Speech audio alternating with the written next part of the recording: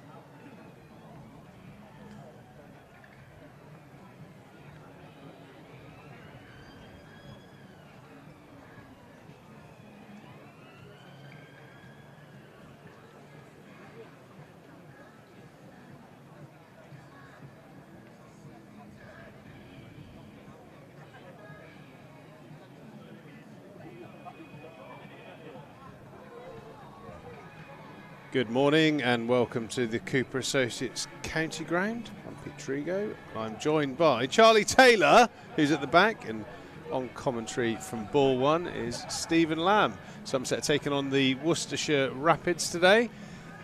It's a relatively warm but overcast Friday morning here in Taunton. The weather's set pretty fair, thanks to our partners WPA Health Insurance for sponsoring our live stream.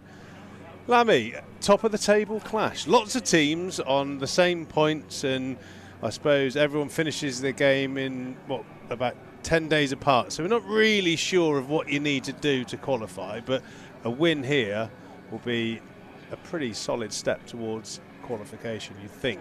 Well, it would, and just one game left after this one in the group phase, which is at Lords against Middlesex. So a win in the two games and Somerset should be fine, they should be through. But at the moment, 8 points for 4 teams at the top of the table. Somerset are top, in fact, very, very narrowly. It could hardly be more narrowly on net run rate. They are 0.001 ahead of Hampshire. Yeah, that's like the 100 metres sprint final, wasn't it, where they all finished within a gnat's whisker, I'll say. But Hampshire have got a game in hand, as have their opponents today, Worcestershire Rapids. And then you've got Derbyshire, who beat them in the last game here. They're on 8 points as well, and they've played the same number of games as Somerset. So it couldn't really be tighter at the top. Somerset have won the toss. They've elected to field, and team-wise, I can run through both teams. The visitors, first of all, Gareth Roderick and Ed Pollock, we can expect to come out to open the batting. And in fact, I'll go with the screen because we've got the Somerset team up there. Andy Umead and George Thomas, when we get to it, will be the Somerset opening pair, as they have throughout the series. Then Lewis Goldsworthy, James Rue, who's made some significant contributions already, as has Sean Dixon, due to come in at number 5. Then Ben Green is back in the side. I think that's a correction to the card, which is actually the same as the card I've got in front of me. But I believe that we've got a recall for Ben Green, who's returned from Welsh Fire. Then Casey Aldridge, Jack Leach, Ned Leonard and Alfie Ogborn, who produced an absolute jaffer at Northampton, I thought, Triggs, to get rid of Prithvi Shaw, such an important player to dismiss, and it was a beauty. So we're saying that team sheet that came up might have a few little typos in it. We'll look to confirm that. If we go through the opposition next, that was I mentioned a good way to go. Yeah, they've got a pretty strong team on paper, haven't they? Gareth Roderick, Ed Pollock at the top of the innings, both very explosive players. Rob Jones, Jake Libby. Jake Libby's one of those batters in List A cricket averaging in excess of 50. So he's got an unbelievable record. So that is pretty experienced and dynamic top 4 in particular. Yeah, imposing looking. Then Ethan Brooks, Rahan Edavalath, Fateh Singh, Tom Taylor, Tom Henley, Harry Darley and Tommy Sturgis. That completes the Worcestershire Rapids lineup. So the toss took place around 20 minutes or so ago. We've got 10 minutes or so remaining before the start. And there is indeed Ben Green has been reinstated in that Somerset team that's on screen now. We finally found him on the team sheet. He's been lost off of the Welsh Fire team sheet for all of their games as well. He's been on the sidelines, unfortunately, but it'd be certainly nice for us and Ben Green himself to get some match time. And jumping in for Charlie Cassell, Ned Leonard. Yeah, I think one of the notables on the Worcestershire team that you just talked about is Tommy Sturgis. I always thought that Tommy Sturgis over the past sort of 5 or 6 years was almost like the seam bowling version of like a Jake Lintott. It wasn't. He trialled a lot. He'd excelled when he did trial, but no county had really come forward with a contract offer. So I was really pleased when Worcestershire gave him an opportunity, and he hasn't let them down. So it'd be great to see how he performs today. Yeah, games have been coming thick and fast for Somerset. We've got this one and the Middlesex one, which I mentioned, still to come.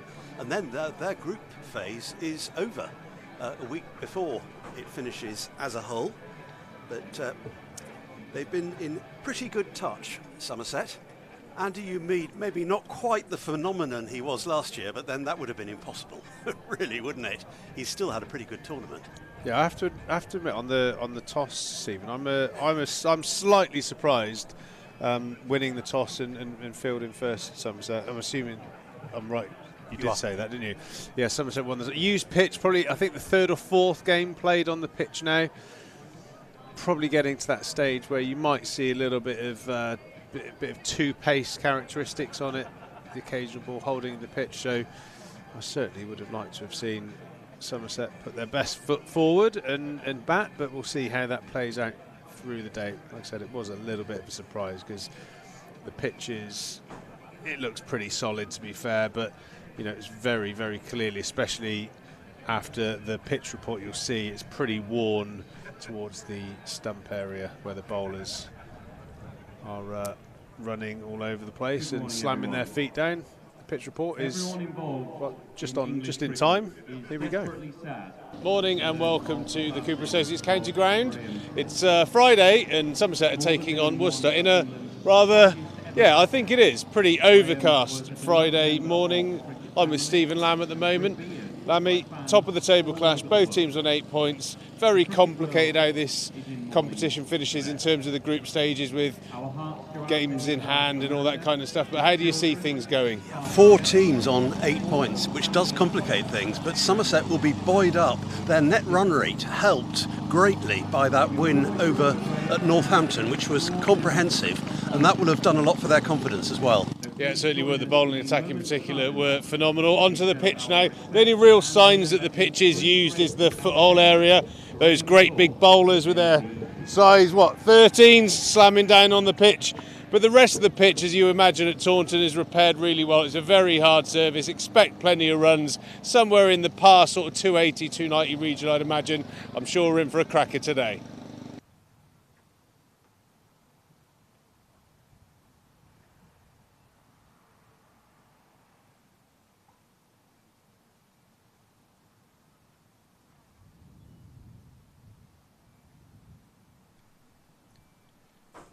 Back live now at the county ground, and a minute's silence being held here for the late Graham Thorpe.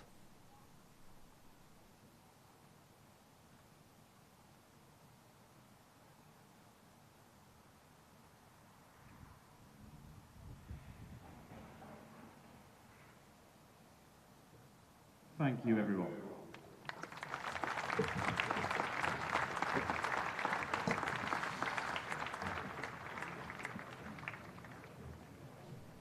Followed by applause from a pretty good crowd here at the Cooper Associates County Ground, and some great pictures there of a great player for Surrey and England. Please welcome today's You'll have seen just a little bit earlier in that reel, as it were, the moment when Nasser Hussain and Graham Thorpe were coming off at Karachi after that amazing win in the dark. Went on to be ECB batting coach, and he was a wonderful cricketer, Triggs. Yeah, terribly sad. Thoughts go out to all of his loved ones. It was one of the great early buzzes I had making my championship debut against Surrey and getting the opportunity to bowl at Graham Thorpe, who made the Kookaburra bubble famous. I mean, he was just a stunning player. I mean, he was one of the first that really broke the mould. You know, in that sort of team that he played, he was averaging in the early 40s, where a lot of the batters were sort of more mid-late 30s. Obviously, the bowling attacks they faced in that era of cricket were absolutely phenomenal. And Graham Thorpe and his Surrey team at Alex Stewart were absolute standouts for England in particular. And yeah, terribly sad. And great guy to have the opportunity to be coached by as well. And I played a little bit of England A cricket. So yeah, really, really sad news the other day. I do remember doing a couple of interviews with him. One was impromptu, actually, trying to think of how to start it. But I was lucky enough to be at the Oval when he made his great comeback century against South Africa. So I thought, well, ask him about that. And he was very eloquent and looked back on it with real fondness. I remember him saying, "You've got to scrap a bit," which he duly did. He was a scrapper. Yeah, he was certainly a man for the fight, and yeah, scrapping definitely a characteristic, but then some amazing cut and pull shots, beautiful to watch. Anyway, today we have the Somerset and Worcestershire players out on the field now. They've had their little team huddle. The Virtue Motors remote control car has delivered the ball out to presumably it's Sam being driven Hollingshead. by Harry Everett. Oh yeah, Harry's Harry co-commentator is probably doing the driving potentially. No, I don't think it is. Might be J-Lo. I think his hand must have repaired. But then Harry's probably offering to drive it out there to earn himself a free lunch later, just in case there are any leftovers. It looks like it's going to be Ed Pollock to take... No, it's not. He's at the non-striker's end. Get this the right way around. Gareth Roderick is going to take the first ball of the match from Alfie Ogborn. I mentioned that delivery he bowled to Prithvi Shaw at Northampton earlier this week. Can he produce something similar? Well, Alfie, I think he's been on a real sort of uptrend. The last game here, I thought he bowled a beautiful spell, especially up top. It was really hard to get away with. Got the rewards at Northampton, but yeah, he's been in a lovely bit of form. Starts with one right on the wide line. I think everyone just needs to wake up a little bit. Rui's just clanged that with his frying pan, so he has to get those off and put his keeping gloves on for ball number 2. It was probably a forgettable bit of cricket, that yeah. First delivery. Nearly a wide. I think that's it. Rui somewhere up on the wrist. I think we can safely say it wasn't the tidiest of starts. And we can start again. No damage done from a Somerset perspective. Ogborn into Roderick. That's better. Beautiful channel there. Beautiful channel. We'll pretend that was ball 1, shall we? Have a look there. Just a little bit of shape back in towards the stumps. That reminds me, Triggs, of a story about Hopper Levitt, the old Kent wicketkeeper, who'd had a rather heavy night out, and they had to be helped onto the field by his teammates. And the first ball whizzed past his left ear behind the stand. Didn't see it. Went for 4 byes. And the next one, oh, beauty! Just feeling for it outside the off stump.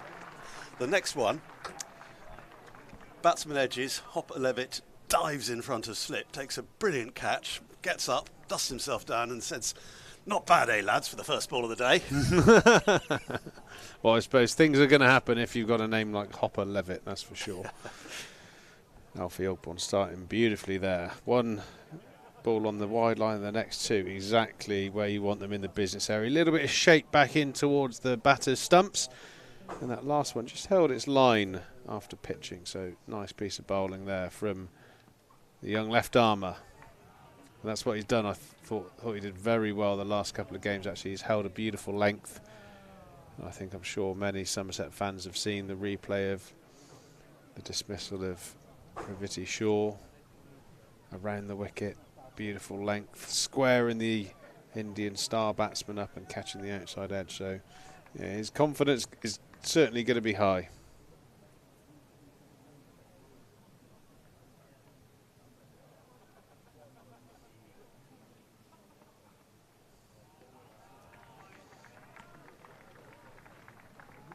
So still nothing on the board for Worcestershire. 1 delivery remaining of this over. Ground is still filling nicely. It's already a good crowd. It's going to get better in the next hour or so. Yeah, I think a lot of the youngsters are pestering their parents to bring them down. There's obviously the cricket on, but activities run by the cricket board out in the car park for the kids to keep them occupied. Nice shot there from Roderick and well fielded by captain Sean Dixon. Yeah, so that'll encourage the home side. Won the toss this morning, put Worcestershire in, and they've yet to open their account. That's always popular, the James Hildreth stand. Yeah, proper sun trap. As you can see, the cloud cover almost right on cue there, Stephen, moving away, basking in sunshine. Make sure that if you are listening on our Virtue Motors earpieces, you are in the Hildreth stand. Make sure you keep the old hydration going, bit of sunscreen from time to time. It'll be a warm day if that sun stays out. Ned Leonard is going to start proceedings from the river end, bowling to Ed Pollock, ex-Warwickshire batter. Favours the leg side, plays some pretty big shots off memory. They come almost out of nowhere sometimes. He can bat like a batter, I say in inverted commas, but then all of a sudden he'll just slog sweep a seamer out of the park. So he's always quite an exciting batter to watch. Very, very aggressive. Yeah, the Worcestershire batters just having a look at things at the moment, assessing the nature of the pitch. Used one. We've got a great weather forecast today. Very little chance of rain at all. And mainly sunshine, hopefully, like we've got at the moment.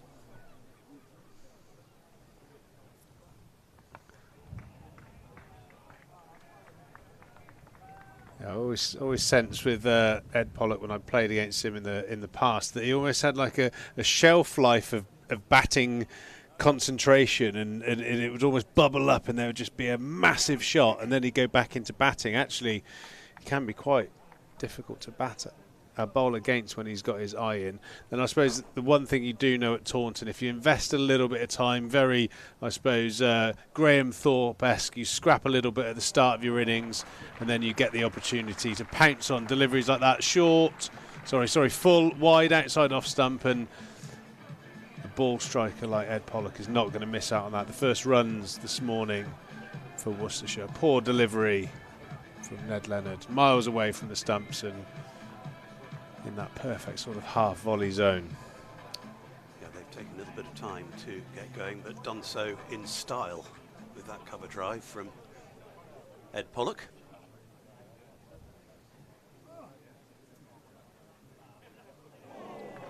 Great reply from Ned Leonard. We mentioned earlier how tight it is at the top of the Group A table. There are 4 teams on 8 points. The way this works, if you didn't know it already, is that the top team in each group automatically goes through to the semi-final. And there are 2 quarter-finals. Yeah, I like that. You get a bit of a reward for topping the group stages. Kind of started with I think the IPL started that trend, didn't they? Where you got, after a long group stage, you got a reward for being the best team. Yeah, and it's a home semi-final.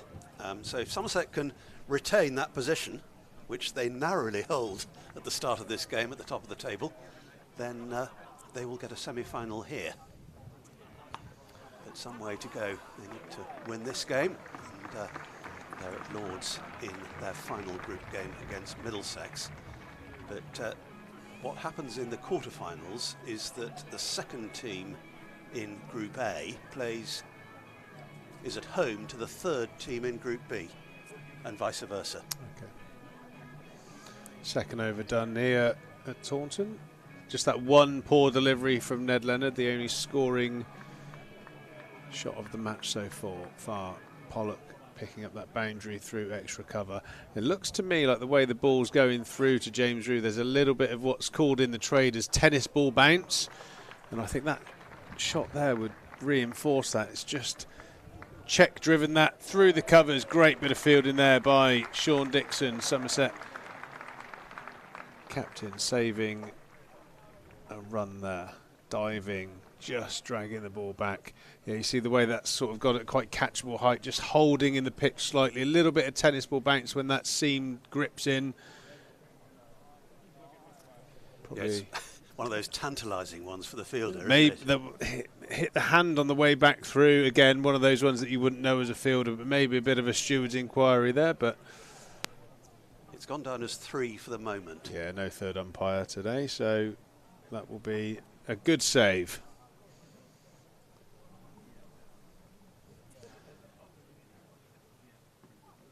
Oh, nice bit of swing towards the slips. Alfie Ogborn's looking more and more confident every time he bowls in a Somerset shirt. Really good to see. Beautiful, immaculate line. If it goes in on that angle, it's challenging the off stump, so you've got to play that as a batter. And that little bit of swing away towards the gloves of the waiting James Rue and the hands of Aldridge and Amid in the slips. Yeah, nice shape. For the left-hander. Oh, that's hammered. Yeah, another slightly loose delivery. He's a really, really clean striker of the ball, Ed Pollock. He's not going to miss out on width like that. It's been punished to the boundary. Just a short, wide delivery there. And Yeah, that's a more comprehensive boundary than the first one. yeah, that's crushed, as they say. Just stand and admire for Ed Pollock. Yeah, I would say that quite possibly this will be the easiest time to bat, the best time to bat on this pitch with the lacquer on. The ball's going to skid on. So that little bit of two-pacedness or usedness in the pitch at the moment doesn't really come into effect until that lacquer's off and the leather starts to grip into the surface. So I think the two power plays in this game are going to be relatively influential. Oh, another freebie. Alfie's just dragged that down. Looking back at the footholes, one thing I did notice, the footholes, they are quite tired, aren't they? I know they put sort of a mixture of sort of loams and maybe even a touch of cement to make them go hard. They tamp them into the footholes, but it does create like an undulating surface that can be a bit off-putting sometimes as a bowler. They powder up quite quickly, the footholes here at Taunton. Yes, probably if you were tuned in time for the pitch report earlier, you'd have seen how worn it is at that end. It's been repaired several times. Well, if you weren't, you could always go on Somerset's Twitter page. I think they've put the pitch report there if you're intrigued by the look of the bit of turf. Oh, big swish and a miss. He was looking for another one, wasn't he, through the covers? Yeah, you see what I mean about Ed Pollock. He doesn't hold back. When he swings, the kitchen sink, the spare car, everything that's in the shed goes at the ball, doesn't it? Yeah, He's great not follow through. He's not holding back. It would have looked even better if he did it. So missing out on that occasion, Ed Pollock, but he's already in double figures with 3 overs gone.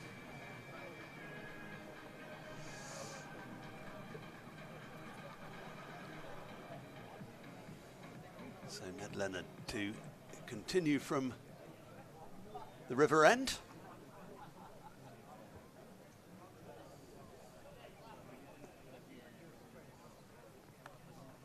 He runs here, at least one. Oh, they want a second and they'll get it. Throw to the bowler's end. And Pollock comfortably home.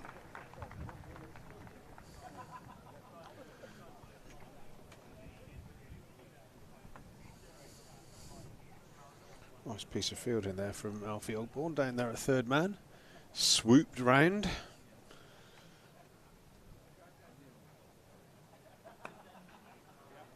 Yeah, there'll be a couple here.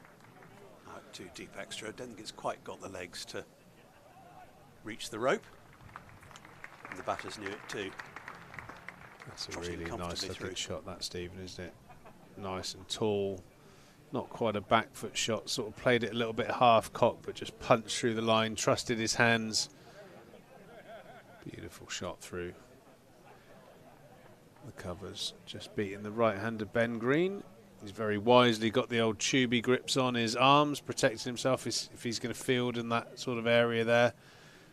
All those rough, rock-hard pitches to dive on. Another one through the covers. That might have a little bit of extra and is going to beat the captain, Sean Dixon, to the boundary. Beautiful couple of shots there from Gareth Roderick. He's been a busy man, Sean Dixon, so far.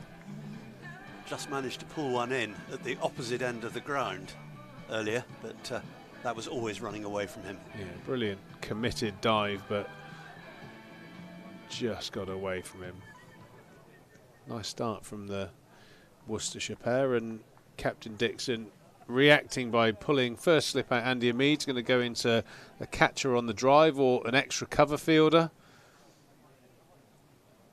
Doesn't look like there are plenty of runs in this pitch. Yeah. Very early days to say it, but it does feel like that. Well, you know that you do a bit of hard work early on at Taunton, and you certainly reap the benefits. It's one of those pitches. If you do get in, you know you see it so many times in the body language of top order batters that get themselves out, make a mistake early. It's almost like being doubly devastated at Taunton, because you know the rewards are there if you can just get yourself into 15, 20 and get your innings going. There's big scores up for grabs.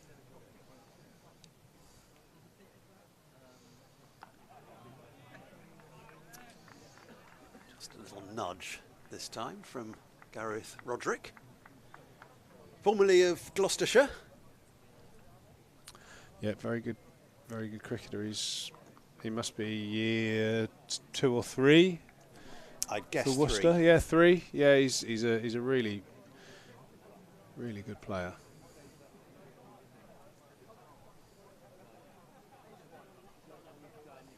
Oh, that must have been a coat of varnish, as they used to say.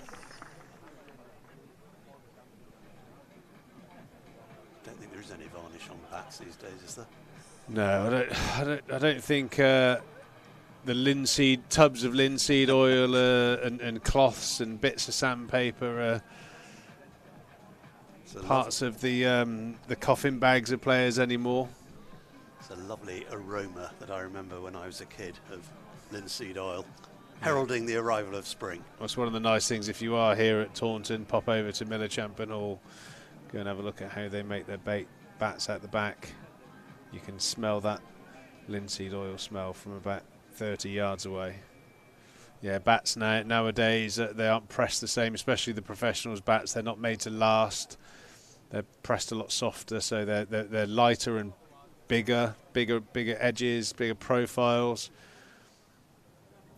Even the professionals' bats back in sort of, I suppose, even the 90s, early 2000s, you know, you cherished it, you wanted it to last, so you'd knock it in. And great shot there from Ed Pollock, over pitched by Alfie Ogborn, and Pollock's just stood and delivered a magnificent shot back over the bowler's head. Yeah, you cherish your bats, you should drive your neighbours absolutely bonkers, just tapping away at the bat, making sure the edges are all rounded off and linseed oiled, and all that nowadays. I think most batters carry about 4 or 5 bats around with them. They don't care if they break. A lot of bottom hand in that shot from Ed Pollock. Really leathered.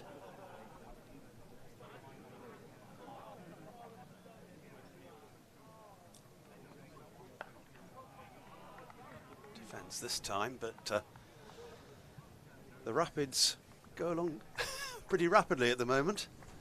27 without loss in the 5th after being put in. Pretty comfortable with that. New ball at either end, of course, in this format.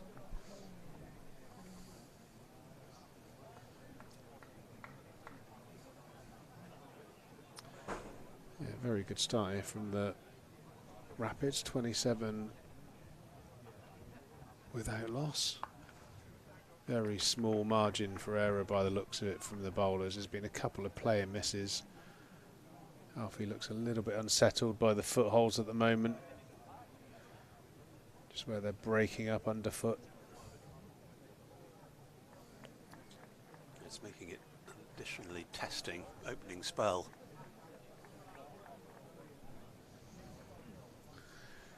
Captain reacting again, pulling Andy Mead out. Just going a little bit more defensive, trying to stem that flow of runs at the moment.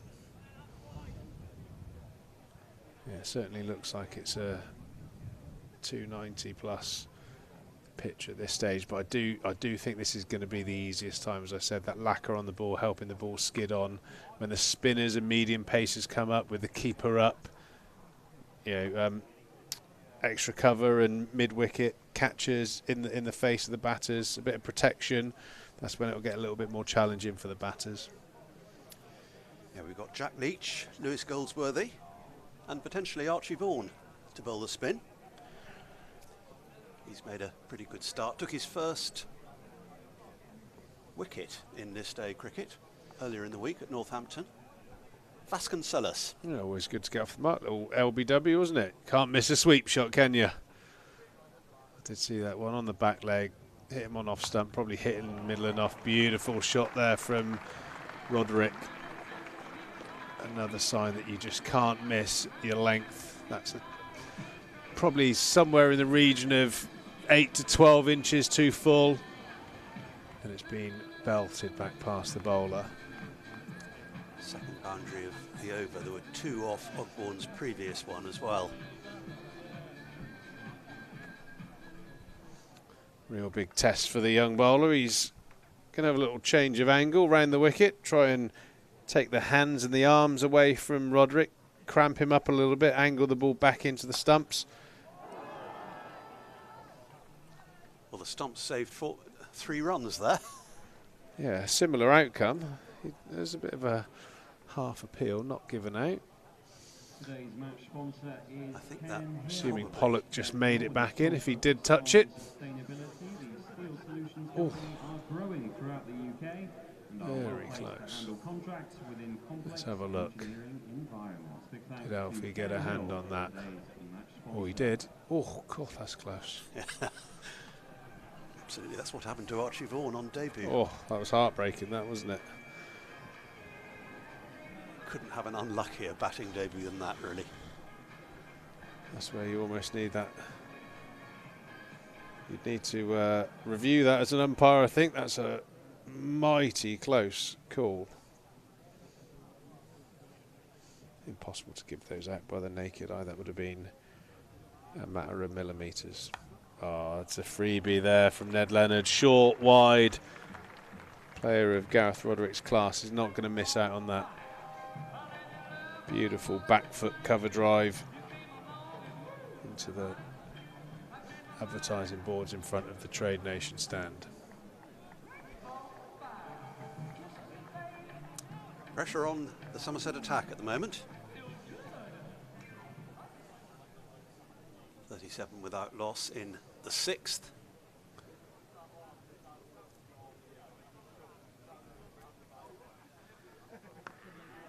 Yeah, this is where Taunton can become a little bit of a mental test. I know whether it's still spoken about now, but it's almost, you sometimes as a bowler have to change your mentality. Obviously every bowler, it's very obvious to say that they want to take wickets. That's what you aspire to do when you stand at the top of your mark, get a wicket, and that is the positive thing to do. But also a side motivation can be fight for 5 and over. If you can get your figures to 5 and over on a pitch like this, you know, you're probably doing a pretty good job as well. And sometimes chasing wickets can lead to the runs flowing. So it's important to keep yourself motivated as a bowler, not get disheartened when the ball's not doing a great deal. But like I said, you know, sort of turn yourself on by keeping the runs down as well as taking wickets. It can be something that you almost have to do at Taunton sometimes. Sean Dixon will be thinking about how to manage his varied attack. Oh, that's a beauty. Yeah, that's a super delivery. Good comeback from Leonard. Little bit of nip away towards James Rue. That's where you just need that little bit of luck. Run rate nearly 7 and over at the moment. There are plenty of options for Sean Dixon. There's Ben Green, Casey Aldridge, to bowl seam, and the 3 spinners I mentioned.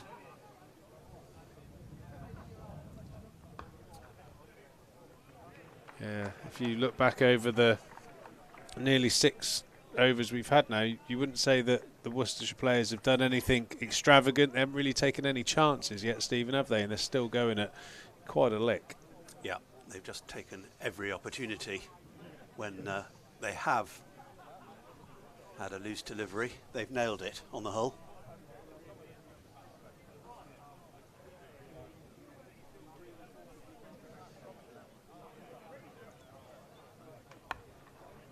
Didn't quite time that, but he'll pick up a single. 7 boundaries already in that 38 without loss. So Worcestershire Rapids going along nicely.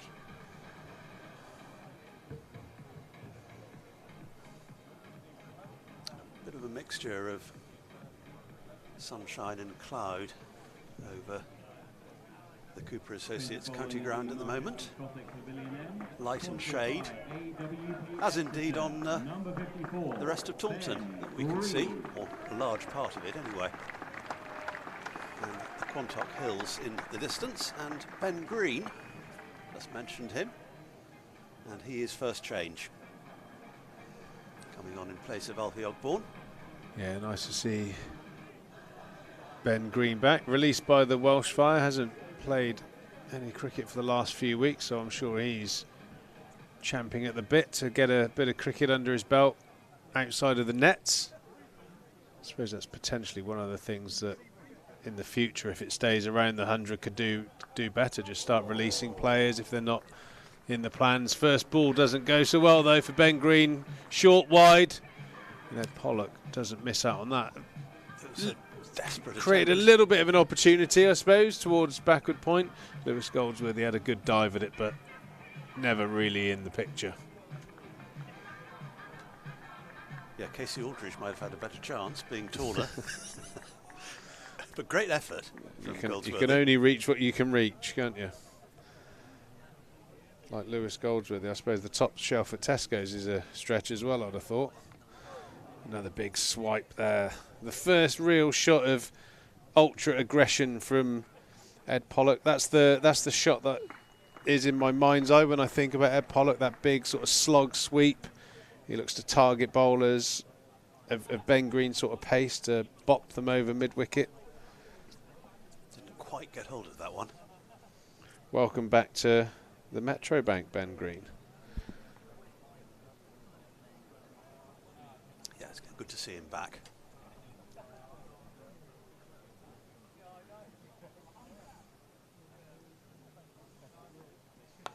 There it is. Ed Pollock is tucking into Ben Green at the moment. 2 bounces into the fence in front of Gimlet's Hill. Ed Pollock is lining up Ben Green at the moment. He's going to have to use all his skills to get out of this one. Yeah, 10 off the first 3 deliveries. Yeah, he's reacted. He's brought 3rd man up into the ring, and he's going to put cow corner back. Leachy's going to go back on the cow corner boundary. Stump line at the bowler's end. Ed Pollock is ticking at the moment. Beautiful shot out to that fielder, so good bit of captaincy there. A nice piece of bowling. I think this is where you see someone like Ed Pollock who plays a lot of these great shots, and you sort of stand there and go, geez, this kid can play. Then he overhits. Then he does too much, and he gives his wicket away. Around this sort of time, quite a lot. I think the next level for Ed Pollock is to turn these starts into bigger scores, because he's a really, really natural ball striker, very good player, but often goes a little bit sort of gets the old gear stick stuck in 5th gear and can't ever come out of it. Do you know what I mean? As soon as he starts hunting boundaries, and maybe that pull shot along the ground out to Leach is just a sign that he's hungry for a big score today. 50 up for the Worcestershire Rapids. Yeah, he's got 6 of those boundaries already, Ed Pollock, going at better than a runner ball.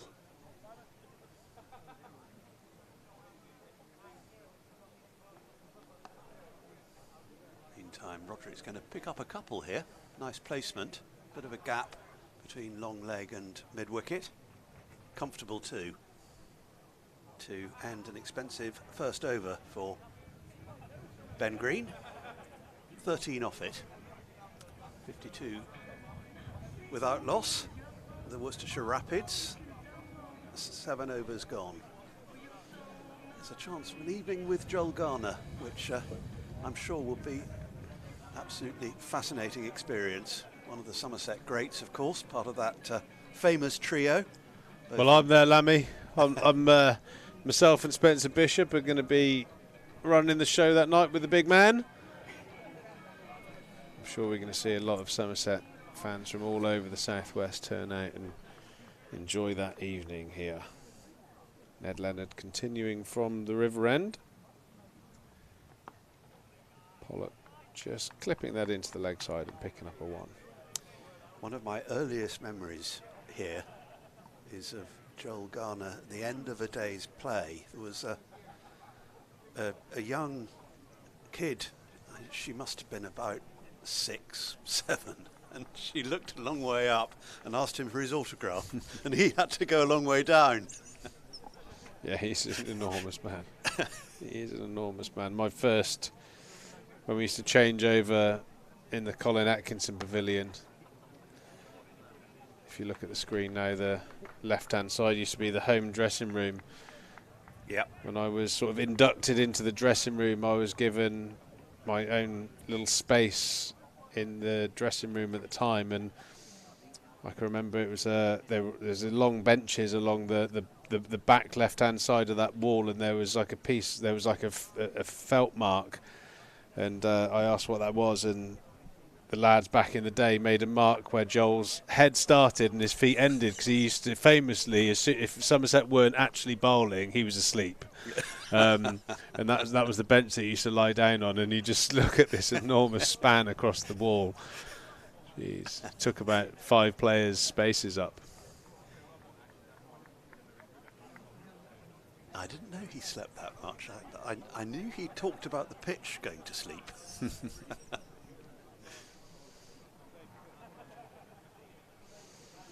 Yeah, in that era, there's a lot of stories of Viv just getting his pads on, getting underneath, batting at 3, getting underneath the table and falling asleep, and the lads having to tell him that the wicket's fallen, he's next into bat. Pop a chewing gum in, and he used to stroll out, and obviously more often than not churn 100. Very, very relaxed. It made you think, were they really relaxed in those days, or were they doing something in the evening that made them tired in the day? I'm not sure. What do you think, Stephen? Smoking Joe was one of Viv's nicknames. That's a lovely piece of fielding, incidentally, off that last delivery by Alfie Ogborn. Right, he's done a couple down at third man. Yeah, I suppose as the person charged with question and answering Joel Garner, maybe that'll be, I'll pry slightly into that side of professional cricket in the 70s and 80s. You hear the stories. Maybe we'll get it from the horse's mouth of a few little stories that can be let out into the wild. Yeah, I remember there was a World Cup final at Lord's when he got amongst the England batters, and I heard afterwards that he was so tall that they were having trouble picking him up because his arm was coming slightly above the sight screen. Yeah, I don't doubt that in the slightest. Pick up Paul, and exactly as described. I don't want to say I told you so, but that seems a very familiar mode of dismissal there from Ed Pollock. Batting beautifully, 1 shot too many, in the air, gives his wicket away after such a great start. Ned Leonard will care not. Yeah, easy as you like, straightforward catch out in the deep, and that's a relief for Somerset because Worcestershire were going some. Yeah, that's. If you have a look at where that ball was, that's sort of like just at the top of the stumps, maybe even sort of the top 4 inches of the stumps. It's not really short enough for that pull shot. That's a premeditated pull shot. That's when you got the old demon on the shoulder saying, whack it, whack it, whack it, whack it. And he hasn't learned the lessons of previous years. That's a premeditated shot out there, and it's cost him his wicket. Yeah, he knew as soon as he'd hit it.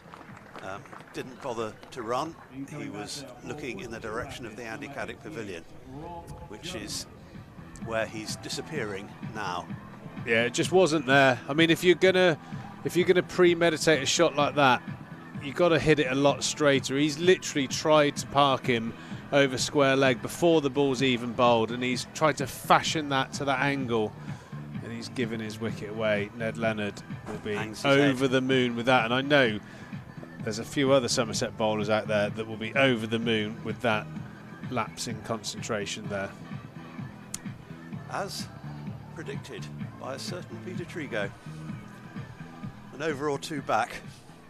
Yeah, I mean, I've played a number of games against him where he'll play that exact innings, and you have that feeling of like, oh, we're in a bit of trouble here. And then, oh, thanks, pal. Just literally gives his wicket away more often than not. So devastating player if he can just continue those starts that he gets. Play some amazing shots. Alfie Ogborne from the Truscothic stand end into Roderick. Rob Jones, ex-Lancashire wicket-keeper batter. Interesting. Doesn't wicket-keep so much anymore. I'm sure he did wicket-keep back in the day. But anyway, from Lancashire, looked a fine player. Obviously moved on to pastures new to create more opportunities for himself. Very good player, Rob Jones. Ned Leonard enjoying that breakthrough. Yeah, I assure you, every other bowler would have been feeling that as well. Ben Green especially. Interesting how Dixon has reacted almost straight away, bringing Alfie Ogborne back at the Marcus Truscothic Pavilion end. It's interesting indeed, because we just saw 1 over from Ben Green. What happened there? Come on at first change and just bowled the 1 over, which was expensive, 13 overs off it, and Ogborne brought straight back on, which is unusual. What happened that last ball? He bowled a ball and then ended up with something in his hand. We'll have another look. Straight away. Was it a sweatband that slipped off, or? I'll pick up a single here down to third man. I wonder if our techie geniuses can bring up that first ball again, or second ball maybe. He handed something to the umpire. It was almost like he bowled the ball and something just arrived in his hand. Yes, something's just... okay, the band, in mark of respect for Graham Thorpe's, obviously just slipped down into his hand straight away. It's almost like a magician's sleight of hand he did there.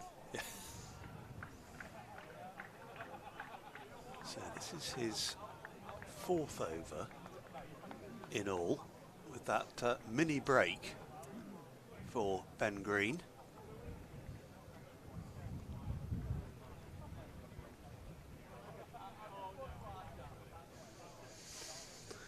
Yeah, that was definitely a needed wicket, that. Stephen Pollock was looking dangerous. Yeah, and a new batter has to just take a moment or two to acclimatise. It's Rob Jones who's doing that at the moment.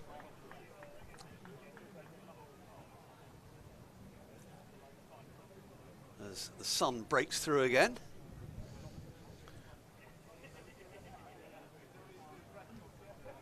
"28 years of age, Rob Jones.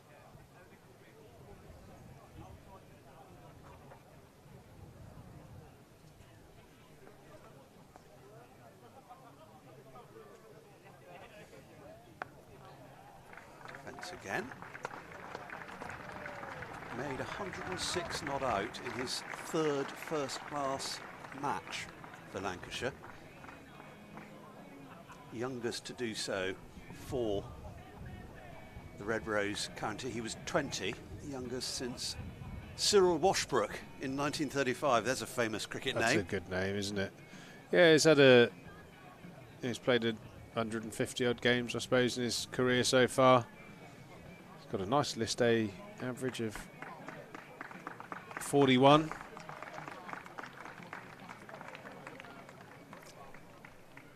Cheshire-born, Warrington to be precise.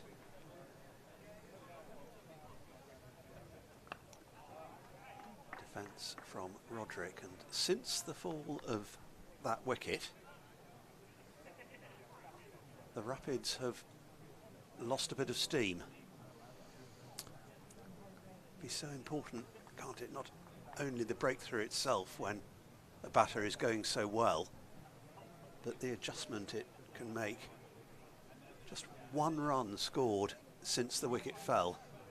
Yeah, that's it's going to have a big impact on the next few overs. I know Rob Jones, Roderick's not going to miss out on poor deliveries like that from Ned Leonard. That's probably the one area that he really needs to work on. Too many release balls. He's got the wicket, and he's given away that little bit of advantage back to the opposition. But I know Rob Jones, again, not saying he hasn't changed, but I always remember playing against him, and he's more of an accumulator. He's not going to do what Pollock did. He's not going to start scoring boundaries all over the place. So you can almost buy yourself a little 5-over period as a bowling team by getting Rob Jones on strike and trying to squeeze some dots out of him.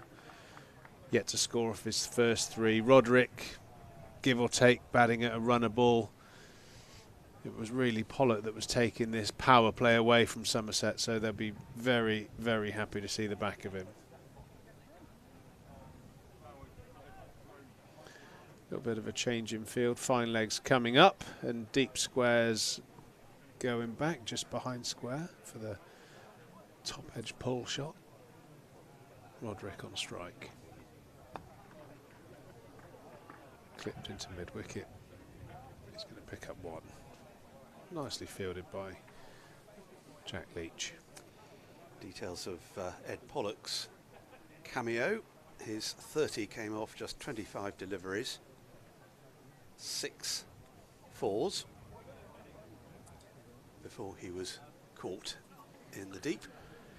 Yeah, it's just, I think it's just that premeditated look about the way he bats. Like I said, off memory and what I saw today, it's almost like, gets a boundary away, the adrenaline's in the system, and he hasn't got that sort of ability yet just to get ahead of the game and then bat. Beautiful line delivery there. Rob Jones just playing down the wrong line. Big appeal from behind the stumps, but it was one of those nothing things from where the umpire. They heard something, although there's no contact between the bat and anything else that I can see. Yeah, they don't look overly disappointed, the Somerset fielders.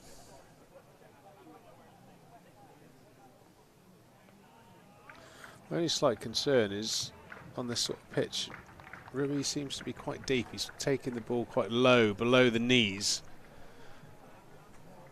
Wondering 10 if overs gone. Knicks will carry if they go to first slip, but we'll see how that develops. 59 for 1, Worcestershire. And Pete's going to have a little bit of a break as the sun shines down on the dugout over to our right in front of the Andy Caddick Pavilion. That's close to where Ben Green took that catch, straightforward as you like, out at deep mid-wicket to secure the first Somerset breakthrough. The other opener is still there, Gareth Roderick on 30. He's going at exactly a runner ball at the moment. Very good morning to Charlie Taylor. Morning, Stephen. It's quite a nice morning, isn't it? Sunshine on the pitch here. Lovely. Great ball from Ogborne, who was very good in this game I watched. When would that have been? Last week, I guess. Friday last week against Lancashire. Bowled very nicely. Somerset as a whole did, actually. Bowled very well. In a game they won pretty easily, really, against I put on social media that it was a lacklustre Lancashire side, which it did feel like, really.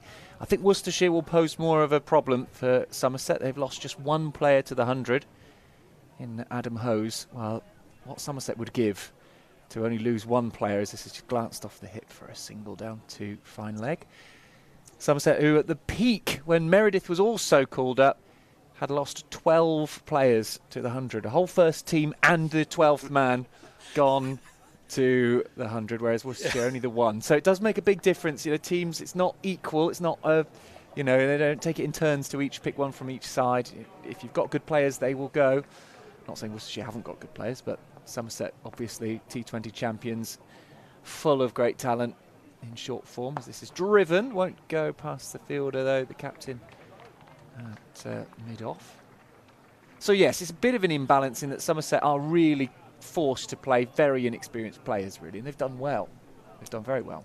Yeah, they've done better this year in those circumstances than they managed last. Much better. In fact, the fact they're still in this competition at the top of the table, no less, only just as you were saying at the start of the broadcast, Stephen, it's very close on net run rate. But the fact they're so well into this and got a great chance of qualifying, especially if they can win today, really does show just how much they've come on, and that's been a great positive of this competition. Was it again? Oh, that would have been taken by a second slip, you'd think. Maybe bouncing just in front of them. It doesn't go for a boundary, though. But Worcestershire haven't had that issue. I realise they've had a few injuries, hence why we're not seeing some of the players you might expect in the Rapid side. But they haven't had to contend with the extra issue of the players heading off to wherever they go. I guess most likely would be Birmingham, Phoenix, the Warwickshire-based side. But except for the former Somerset man you mentioned, Adam Hose. Yes, Adam Hose, the one player that's missing, as you say, former Somerset player. I think where he is. He was at one based in Leeds last time I think I saw him. But they change every year. It's really hard. It's part of the issue with those types of competitions. The IPL's similar. Is that keeping track of who's playing where season by season. And the 100, they have got a clause to keep hold of the players they like, a sort of retention. But it's really hard because you can play for 4 years in that competition and play for 4 different sides. And you don't really get a say in which team. This is what I find bizarre, is that you don't really, as a player, get a say in where you end up playing. Whereas when you're offered a contract, you can sign a contract, or you can say, actually, no, I don't want to go and play for you. But if you sign up for that competition, as Ogbourne hits the deck after that ball was bowled. That could have gone anywhere. Yeah. It could have easily been top edge or something. Again, it looked as though it wasn't far away from the stumps. Oh, it's onto his pad, yeah. Onto his thigh pad. Onto his thigh. He's dragged it down into himself. Doesn't look like he's in any pain, though. For the square leg boundary. Just misread it. Gareth Roderick. Ogbourne's been tighter in this second spell, if you can call it that, because he only missed out 1 over. But he's certainly been better, or more economical. It was a strange decision, that, to miss 1 over, but I guess the captain was trying something. And what you want to do in this form of cricket as well is to keep the opposition guessing, partly. It may have had something to do with the wicket, because Pollock had been particularly severe on Ogbourne in that first spell. Just speculating. Yes, no, that would make sense, wouldn't it? We're going to see some spin for the first time today, and we're going to see someone who is loved and adored around these parts, and that's just by me. It's Jack Leach. Brilliant cricketer. We love watching Jack bowl. We love watching him play all round. He took a fantastic catch here a week ago. Absolutely brilliant. One of the best. You know, I know there's recency bias, and you say, well, actually, I'm sure there are plenty more, but one of the best that will stick in my mind for sure. Yeah, he wasn't the only one going for it either. No, he wasn't. I was worried there might be a collision. There were 3, and it was Ogbourne who was closest, and Jack managed to get some kind of message to Ogbourne to say, no, leave it, it's mine. And Ogbourne could not believe it when Jack took the catch. His hands were on his head. I'm sure we didn't have a camera on his face, but I can imagine there's sort of that shocked face that must have gone along with that. It was a brilliant moment for Somerset. They were already well in control of the game, but fantastic work as this is just pushed into the offside. We've talked about the fact it's a used pitch, Stephen, so maybe a little bit on offer for the spinners. We'll have to wait and see what Jack can elicit from it. Yeah, it's extremely used. Triggs and I had a look at it before the start, and there's been a lot of repair work where Jack is landing that ball. Be a single here. Long off, coming in from the rope in front of the Colin Atkinson Pavilion. A few games going on today in the One Day Cup. It's been a brilliant, I think the One Day Cup's been fantastic this year. Really loved keeping on top of everything. Nottinghamshire 68 for 1 against Gloucestershire. Essex and Surrey is the afternoon kick-off, so they'll be under the lights eventually at Chelmsford.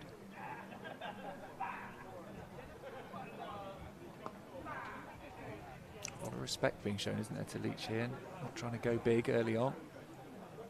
Yes, that just caressed gently out to the same fielder at long off.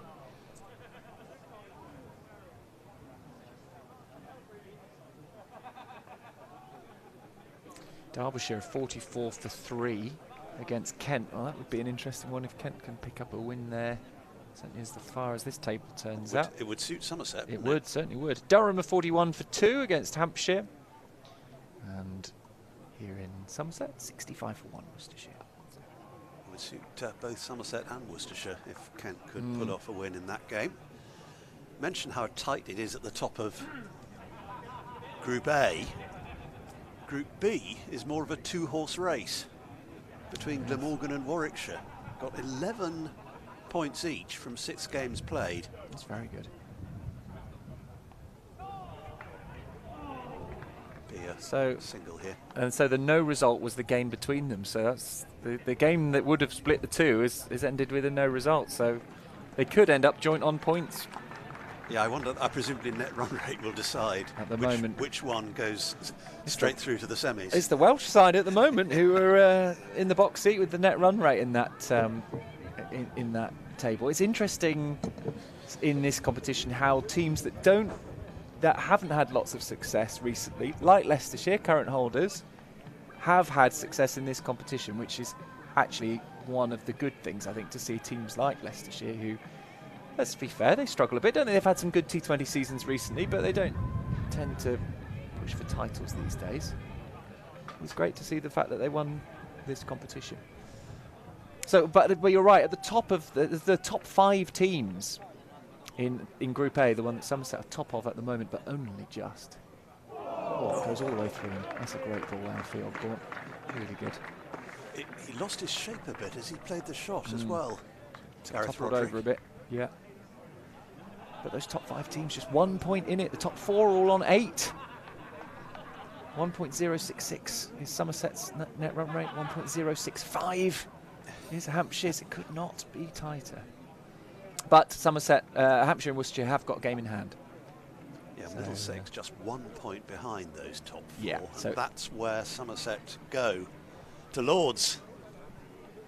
That's where the group stage will complete as far as Somerset are concerned. Yes. Just a few more games to be played after that by other teams. But yeah, Somerset won't know. If they do manage to finish in those qualification spots, they won't know who they've got just yet, because their season, as you say, they finish earlier than some of the other teams. Inside edge on this one. Ogborn falls over again after bowling that delivery. Don't know whether some issue with his footing there. A couple of runs scored. It's a bit strange because all the teams will be playing 8 games. So I don't know why there is this big. It's a week-long gap, isn't it, between Somerset finishing their group games and some of the other teams getting to their end. It is strange. Is it because of home grounds not being available to some teams because of the 100? Would that could well be? Because there's pressure on Lords.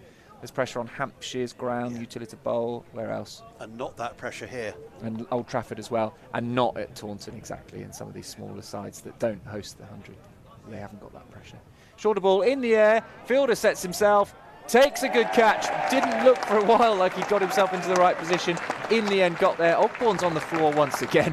His teammates Ben Green and Andy Umeed help him to his feet, but it's another breakthrough, and it's the dangerous Gareth Roderick who has to go. He makes 35, and Somerset very pleased. You can see that big hug that Andy Umeed gave there to the fielder. Trying to see who it was. Was it George Thomas out there? We'll get that confirmed.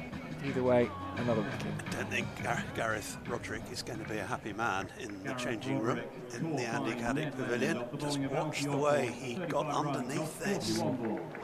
And really, although both openers batted well, they've given it away a bit. Might be Archie Vaughan, I think. Yes, they have really. That wasn't a particularly great shot, was it? From Roderick, as you say. I think he followed it slightly. I think he came across him, and this is the benefit of having a left-hander bowling to a right-handed batter. Sort of followed it across him. He went a bit further, I think, than he was thinking. And Ned Leonard. it was Ned Leonard. There we go. We got that. Thank you, Stephen. Ned Leonard taking the catch.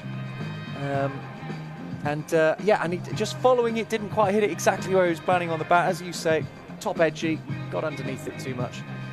And in the end, what should have been a very simple catch, I think Ned Leonard made it slightly look a bit more difficult than perhaps it was, but he took it. That was the key thing. Yeah, he took it inches above the turf in the end. Yeah. Ned Leonard, and it brings in a man who has been in fantastic form in all formats this season. Cornwall's Jake Libby. He is a great product of Southwest cricket. From a Somerset perspective, sadly, bypassing Taunton and heading to New Road via Trent Bridge. Via Trent Bridge, wasn't it? He was a Nottinghamshire player for a while. Now playing for Worcestershire. Ogbourne has a breakthrough. He's fallen over 3 times now. At least. In he comes then, the left armour around the wicket, full and straight, and Libby fires this one into the turf and back over the bowler's head. Worcestershire is my grandfather's team, or was. My granddad was alive. He was born and raised in Worcester. So this was his local side. He used to talk a bit about Worcester when he was around. Worcestershire, sorry. Fond memories of visiting New Road as well. Excellent ground. Shame all the issues they get there with flooding, but always a brilliant trip to Worcestershire. This is just pushed into the offside for a single. Yeah, it's a good call. Yeah. Gets him off the mark as well. It's nice, isn't it, to see a number against your name rather than a 0 staring back at you when you look at the scoreboard. Yeah, it's also a good away trip for Worcestershire fans. I'm sure there'll be a few here at Taunton today, quite a few. Because it's quite an easy journey, isn't it? Taunton to Worcester, as long as the traffic's all right. It's a fairly easy, you've not really got to worry about changing motorways or anything if you're driving it. Too bad on the train. You might have to make a change at Bristol. As this is, again, similarly, there's a bit tight, or if that hit, it might have been close. In the end, Goldsworthy's throw went way over the stumps, actually. He underarmed it, which then took the ball over. There might have been an overthrow there, but he was so intent on making his ground that size what, 13? Another pitch length.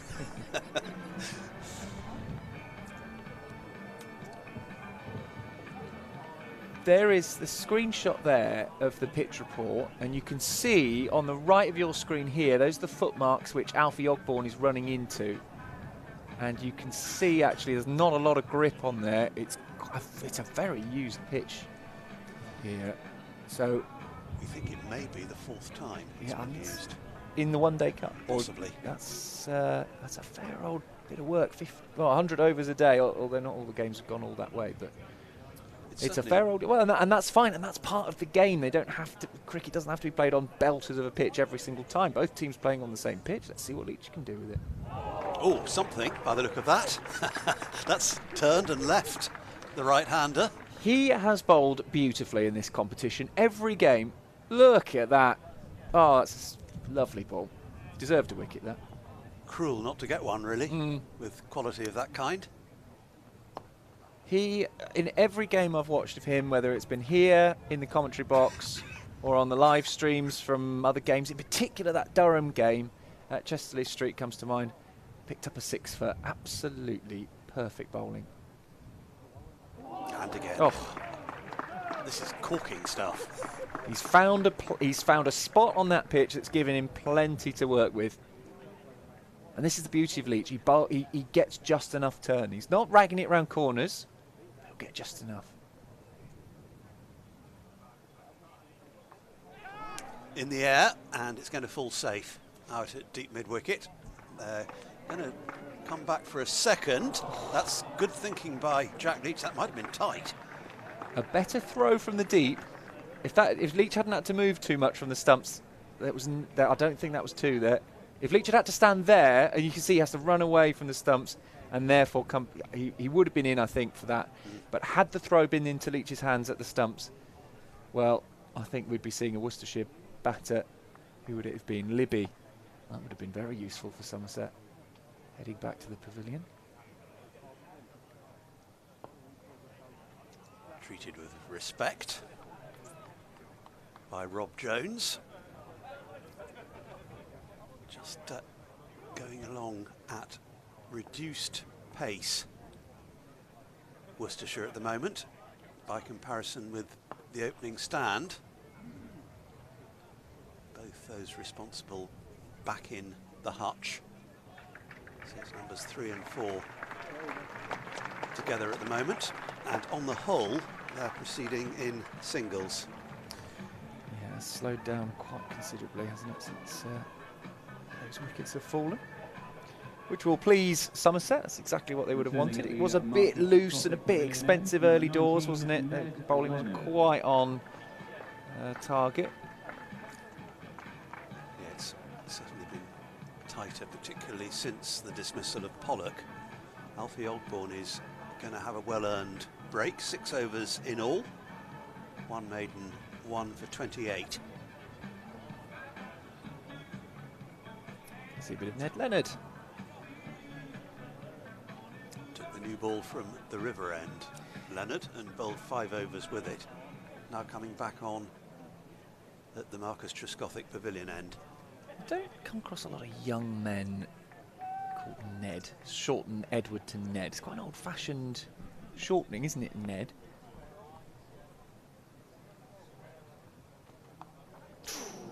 Slashed at, just past the fielder, backwards of point. Throw comes in, they're trying 2 again, and again, they had to scamper at the end. This is how they're going to pick up runs. This is what Worcestershire is saying, is we're going to take risks in the running. We're going to put pressure on Somerset's fielding. I think that was marginally less risky than the one before. Agreed. It was still pretty tight. Edward Owen Leonard is his full name.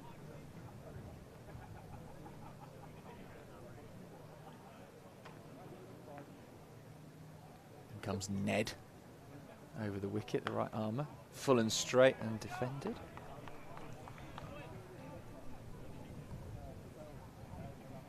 And there is no run added there, so things have slowed down. Leonard finding his line early on, making it difficult. Any width on offer here, the outfield is quick, so there'll be runs on offer.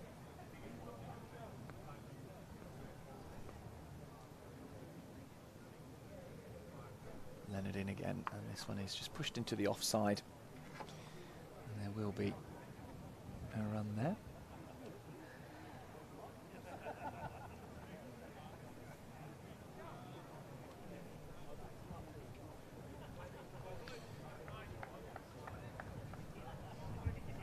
Current run rate just over 5, nearly 5 1/4. That would be good if they kept it along there, that line. They'd be pretty happy with that, Worcestershire, I should think. This is pulled, or hooked really. It's going to be 4. Yeah, he's found a gap there, and it's a well-placed shot. It hasn't really timed it, but no fielder out there. And I think he spotted that. In the end. Yeah, it fetched up at the base of the Ondarchi Pavilion, which is slightly unusual. But good value for the stroke played. First boundary for a while for the Rapids. In comes Leonard, and just stepping into that, pushing out outside off for a single is Jake Libby, who moves to 6. The score 81 for 2. Big fan of the Worcestershire kit. I'm going to say that now. Like the blue and the black combo. Somerset's, I like the Somerset's black kit. Looks very sleek, very smart, but it's a bit. I would like a bit more flash of colour in there. As this is pushed out again, just a dot ball. Do you know what I mean? Just a little flash of something. It's almost the other extreme from Yes. last season. Yes, with the yellow arm and the pinks. Yeah, that might somewhere in between those two. That'd be great. But I do like it. I think it looks very good as a unit here. But there we go. That's my own personal thoughts as we thank Cairnhill. Possibly for, decided sponsorship. that last season's was a bit garish and went to the other extreme. Well, we will hopefully see it in action a few more times than just today and at Lord's if Somerset do make it into the knockouts. My thanks very much to Stephen Lamb, who will rejoin us very shortly as we follow a bit of Jack Leach's bowling from the river end, the Tone end here at Taunton. As this is just defended by Jake Libby. No run there.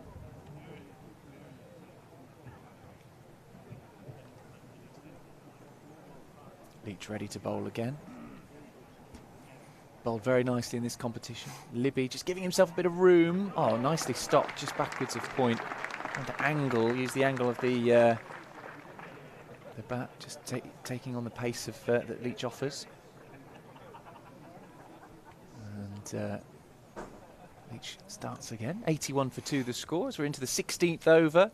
This is driven. There is a big gap out there. Fielder will come round. I think about 2. Yeah, well fielded, well run. 2 fairly simple runs in the end. In a moment, we're going to have a chat about something that one of the Somerset sponsors is getting up to. Quite an amazing challenge. Ties in nicely with what I've been spending a lot of time doing recently, which is watching what's been going on in Paris. Of course, cricket not actually involved in the Olympics this year, but it will be in the next Olympics, which is exciting. And once again, just trying to use a bit of width, which wasn't an offer really, and isn't able to get it past point there that time. Libby. 83 for 2 it remains. Worcestershire, they've got a good platform here, Worcestershire. If they can build on it, they'll be in a nice position. Somerset, they too will be fair. I think it's quite even at the moment. Somerset will be happy they've taken 2. If they can get another couple quickly, then they will feel like they're very much on top. Evenly poised at the moment. Last ball of Jack Leach is over. Here he comes, and just carved through point for a single. So that is the end of that Jack Leach over. Very pleased to say we're joined in the commentary box here by a representative from Eurolay. What's your name, sir? It's Craig. Craig, nice to meet you. Nice to meet you. I'm Charlie, lovely to speak to you. First of all, thank you very much for the speed gun. I feel like we ought to say that. You're welcome. The Eurolay speed gun has been a revelation for us here. As a fan of Somerset, I'm as excited as anybody to be seeing some of the speeds come up. It's great. It is really great. As you can see, here we go. Look at that. It's on the screen right now. It's you can actually see there, the 4th ball, Leach has dropped his pace by about 7 miles per hour compared to his first ball. So it is, even with a spinner, we can see variations. It does just make a big difference. We'll come on and talk, Craig, about what you're up to in a moment as Leonard continues from the other end, and this is just defended. So first of all, for those who don't know, Eurolay, what do you do? So we're an importer of cheese to the UK, based locally, supplying supermarkets, restaurants. So most of you, although you wouldn't have been aware of the name Eurolay, would have eaten our cheese, I'm sure, whether that's on a pizza, in a lasagna, or just one of the private labels you bought from M&S, Sainsbury's, etc. So we're owned by a dairy cooperative in France. Just missing the stumps there, taking an inside edge. Well, Craig, I can guarantee I'm probably eating some of your products every day of my life, because I'm a big cheese fan, in fact, probably to an unhealthy degree. But that's another interview for another time. So you yourself, when did you get into the cheese industry? How long have you been in it? So I've been with Eurolay since 2008, so a long time. And I was actually selling cheese for about 5 years before that. So cheese has become my life. Did you expect that when you first started your job in cheese? You'd still be here in 2024? I'd like to see him. I'm passionate about cheese, but I'm a salesman at heart, really. There's Leonard's in again, and this is on the pads, but sort of a half appeal, possibly taking a bit of bat maybe on the way through. Just have a closer look at that. So here's the replay. What did that? Yeah, bat onto bat, I think. So you import cheese. And so you work very hard. Presumably the first bit of your name comes from the fact that you deal a lot with Europe. Yes. And with France in particular, I should think, given that you're dealing in cheese. Is that an important part of the market? So, yeah, it's hugely important, but we do a lot of halloumi and manchego, so anywhere around Europe, really, but predominantly a lot of French cheese. My Spanish girlfriend will be pleased to hear that you mentioned manchego there, as we tend to eat a lot of that when we're over there. So tell me about this challenge then. This is the link to France, isn't it? Tell us what's going on. Absolutely. So as I alluded to, we have parent companies in France. And as a senior leadership team, we're undertaking a cycle challenge where we're cycling from our office in Somerset to Paris, where we have our annual meeting once a year. So that sounds nice. An annual meeting in Paris once a year. That sounds lovely. It's a lot duller than it sounds, I can assure you. Even though it's about cheese in Paris. Yes, oh, true. Wow. So where are you based in the county, out of interest? So we're near Shepton Mallet in a place called Evercreech. So probably about 50 minutes from here. Yep, lovely. I'm sure we've got some fans watching along in Evercreech. Lovely village. I was there actually on my birthday this year. Did a cheese and cider tour around Somerset, including a trip into Evercreech, which is a lovely place. So you're based there. So how far is it, do you know, from Evercreech to Paris? Yeah, so miles? It's going to be just over 250 miles.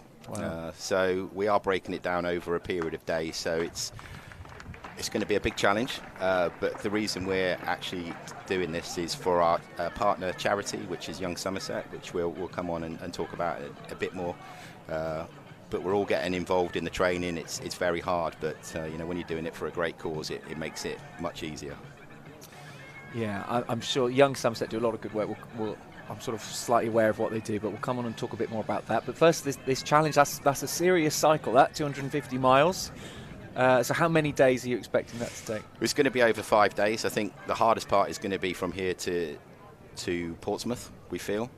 Well, that's not 1 day, is it? No, it's going to be over 2 because we have to catch an early ferry on the second day. Good. Okay, couple of days, yeah, to Portsmouth. Lovely. And then it's 3 days, and we arrive midday on the final day. So where's the ferry come into in France? So it can't. Right. Okay. Yeah. Normandy. Yes. So then, from there to Paris. Yes. Another 3 days of cycling. I've been assured it's relatively flat, although having watched a lot of the Tour de France, I'm not sure much of France is that flat. I'm not sure you're going to be... They're not going to send you up the Alps, are they? That's the wrong direction. Yes. Right, okay, so how's the training been going? Are you a big cyclist anyway? For those who can see me, I'm not built for cycling, so I'm much more built for eating cheese, drinking cider and watching cricket. But I am trying to get out a lot more and actually really enjoying it. It's been great. Great for me, actually. So something I hope to carry on, I think. Good for you. How many miles do you reckon you've done in training so far? Do you know a number on that? I would say I'm aiming to do about 100 kilometres a week at the moment, on average. That's pretty good. That is very good. And how are you finding? Are your legs aching, or have you sort of noticed? Kind of getting past that stage now. Okay, I think the first few weeks were difficult. I think if you invest in the right equipment, it does make a big difference. But I really do feel like 5 days on the bounce is going to be a challenge as well. I managed to do my training with a day apart. I know there's 10 of us from work doing it, so it's the whole senior leadership team. So it'll be a great opportunity to do some team building as well. Yeah, great. What are the sort of more junior members make of the senior guys doing this? Is there a lot of, I don't know, is there some doubt as to whether you'll make it, or are they... Yeah, a couple of people have asked if I've got a motorbike on an engine on my bike or not. Which it's like an e-bike. Yeah, that would do it, wouldn't it? Get one of those then, yeah. Unfortunately not. But no, I think because the charity is so key, it's so key to all of us, they've bought into it. We had our company day recently where we had our whole business there, and Young Somerset came and introduced the challenge and spoke to us. Let's bring Siobhan in at this point. Nice to see you as well, Siobhan. So are you cycling as well? I'm not actually. I do cycle though in my personal life. So would you fancy doing it then? A trip from here to from Evercreech to Paris? Yes, we might have to talk nicely to our CEO to see if he'd give me the time off to. There's definitely space. So tell us about Young Somerset then, and the charity, the work that you do, and what this will be funding. Yeah, so Young Somerset are a charity. We've been providing youth services across the county since 1997. So our key areas of work are mental health and wellbeing, targeted youth services, alternative provision, enterprise and work-based learning. So we have teams that work across the county in delivering therapeutic interventions in community and education settings. We have youth workers that are working with some of the most in need young people in the county. We also have early years teams. We run parent workshops. We have enterprise job coaches working from Bold and Brave in Taunton, in our cafe and our shop, offering those supported employment opportunities. So the key that we're so grateful to Eurolay for undertaking this challenge and committing to raise money for us. It's really, really amazing.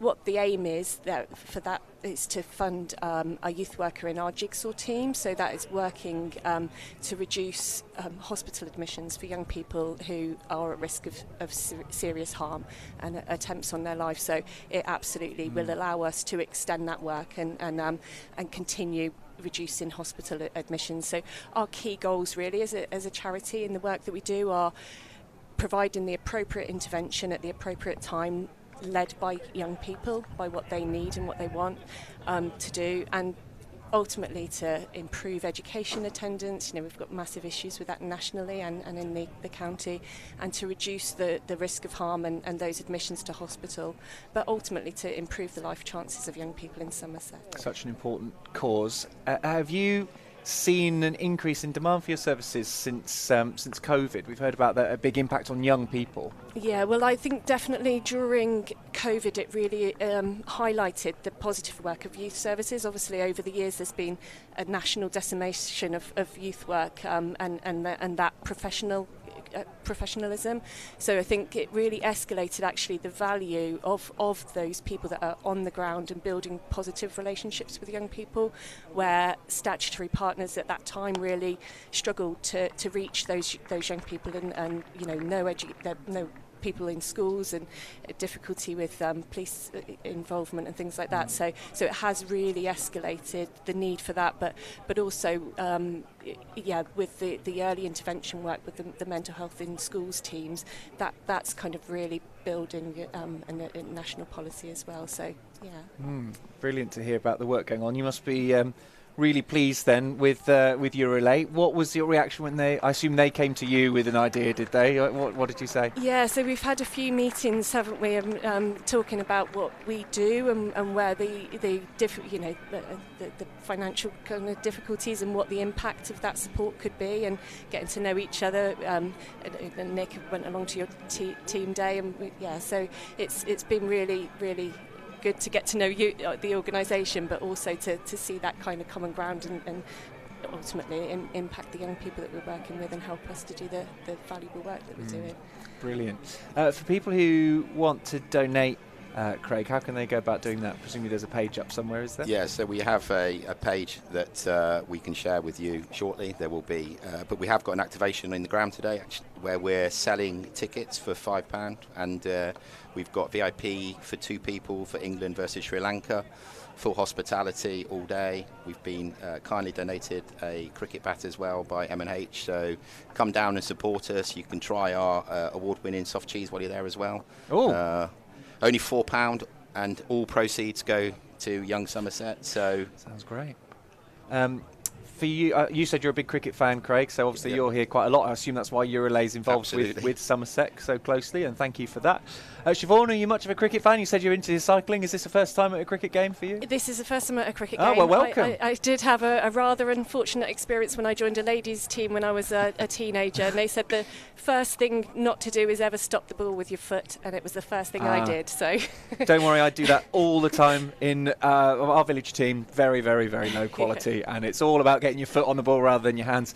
In the actual game, you'll very rarely see that. It's all the other way around. Well, it's nice to have you here. Thanks so much for coming in and telling us a bit about what Young Somerset does. Really important group, especially I think as well in such a rural county. There'll be a lot of young people growing up in much more urban settings who've perhaps got more access to things that in rural areas it is hard. Speaking as someone who grew up here in a very rural part of Somerset myself. That's exactly how the charity started, though. It was reaching those rural communities. So yeah. Yeah, really important stuff. So thank you very much for coming in. Craig, big question then, when is the big day? When do you leave? So it's the last weekend of September. We leave on Friday, 27th, I believe, and into October. So the time is not great from a sunshine perspective. I'm hoping the rain stays away, but we've got a few weeks left of training. You'll be all right. I'm sure you'll get that done. Craig and Siobhan, thank you very much for your time today, for coming in and chatting to us. Thank you very much. And best of luck. So whereabouts are you in the ground, Craig? So we're just in the fan village down. down there in a Citroen van, a French van. We're easy to spot. Ah, très bien. With the French soft cheese or whatever it is. Thank you very much, Perfect. Craig. Great to meet Thank you you as well. Thank you to Craig and to Siobhan. Craig from Eurelay. How would you describe it? Cheese, what? Sellers to the... It's hard to... How do you describe what your role is? 9942. Cheese solutions. I like that. I feel like my name, my life needs a bit of cheese solutions in it. Thank you very much, Craig. Good to see you. Thank you. And to Siobhan from Young Somerset as well. Great to hear about that work. Stephen Lamb's going to come alongside me after Ben Green's bowled this ball, which is just played into the offside. Didn't miss a lot, actually, of cricket there. I was keeping an eye on it. Not a lot happening, just the runs slowly accumulating, and I think slowly is the word here. They're not running away with it, Worcestershire, who moved to 100 now for 2. That sounds like... I've got to say, it's going to be a hard challenge, but as a cyclist myself, that sounds like an absolutely brilliant way to spend 5 days. On the saddle, heading to Paris. Fancy joining them, Stephen? I'll sign you up. There you go. I can probably put a word in, as this is once again. I saw Charlie, actually, because I follow you on what we should now call X. Oh, yeah. You did a bit of a tour of the county yes, on your bike recently. I did another one as well, which I didn't put much on social media. But yeah, I did a tour around, because there's a ale trail, it's called, of pubs around Somerset, and if you visit a certain number of these specific pubs, you get entered into all sorts of prizes, all through CAMRA, the Campaign for Real Ale. And I decided to make a bit of a bike ride out of it. It seemed like a good idea, so I was visiting. It was on a lovely day. It was on that little patch of really great weather we had. And yeah, visited all sorts of lovely pubs. Actually, very close to Evercreech on one of them, just down the A37 from them, so or the A371. So yeah, lovely. It's a lovely ride. Sounds like a great way to spend a day. Well, I ended up missing the train at Taunton, because I live in Burnham-on-Sea, and I ended up missing the last train by about 6 minutes, which is very frustrating. And the last train is very early on a Saturday. It's before 10 p.m., which to me feels quite early. It seems silly to me. It does seem early.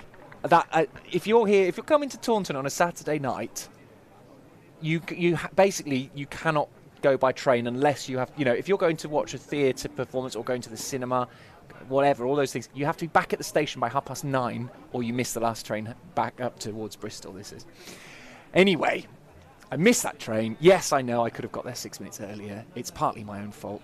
So I ended up cycling back to Burnham as well, which turned a sort of 35-mile ride into a 55, 60-mile ride, which was a bit too much. My legs are very tired the next day. So for them, doing 250 miles in 5 days is very, very impressive.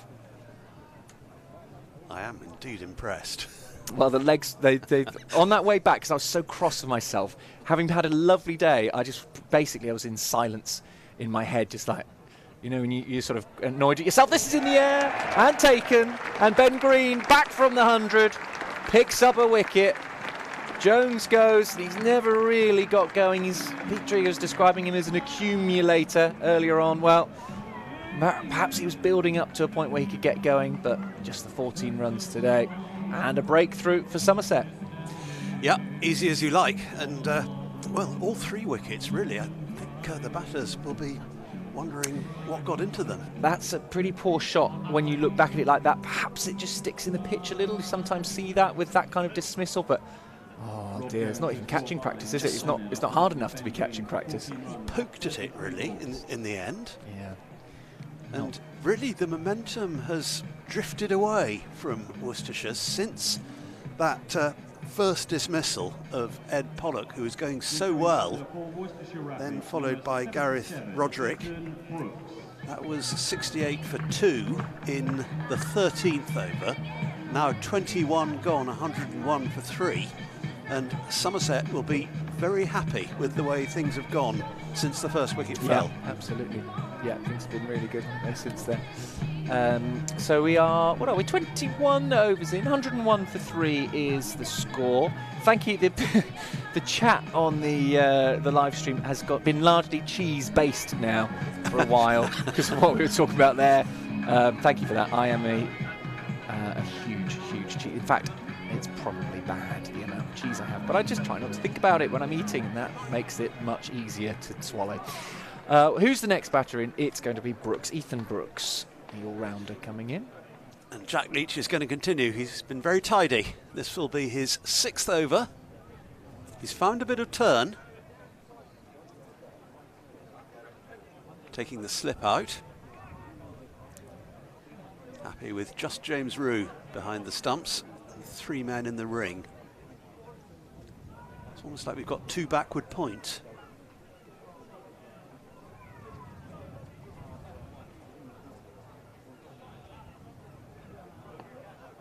Nicely done. Jake Libby, who's been going along pretty well without exactly being on fire. 22 from 28.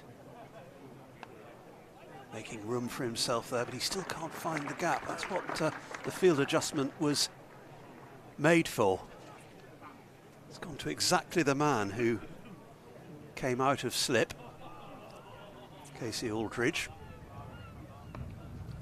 Not this time though. He's got it in front of square, out to deep extra cover. They take a comfortable single.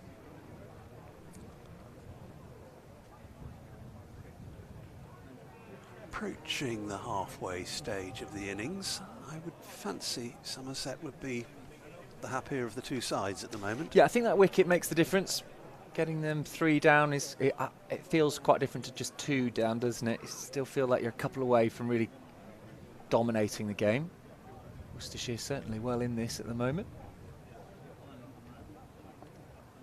Of course, it does Nicely played. Yeah, that'll be 4 runs, I should think. Yeah, good placement, good timing, everything right about that stroke. What a new batter does, and I know we've just seen him score 4 there, but it does slow things down a little bit. Not that they were racing at the start, but just pegs them back a little. It's a nice way to get off the mark. Yeah, they've left that large bit of the field there empty, so they're inviting it, aren't they? So trying to tempt him into that shot, wafting outside off. Hoping for the edge. They've got the slip in now as well. Yes, that's widened the gap. Aldridge back in there. It's an attacking decision, isn't it, to leave that empty there? Through extra cover and cover.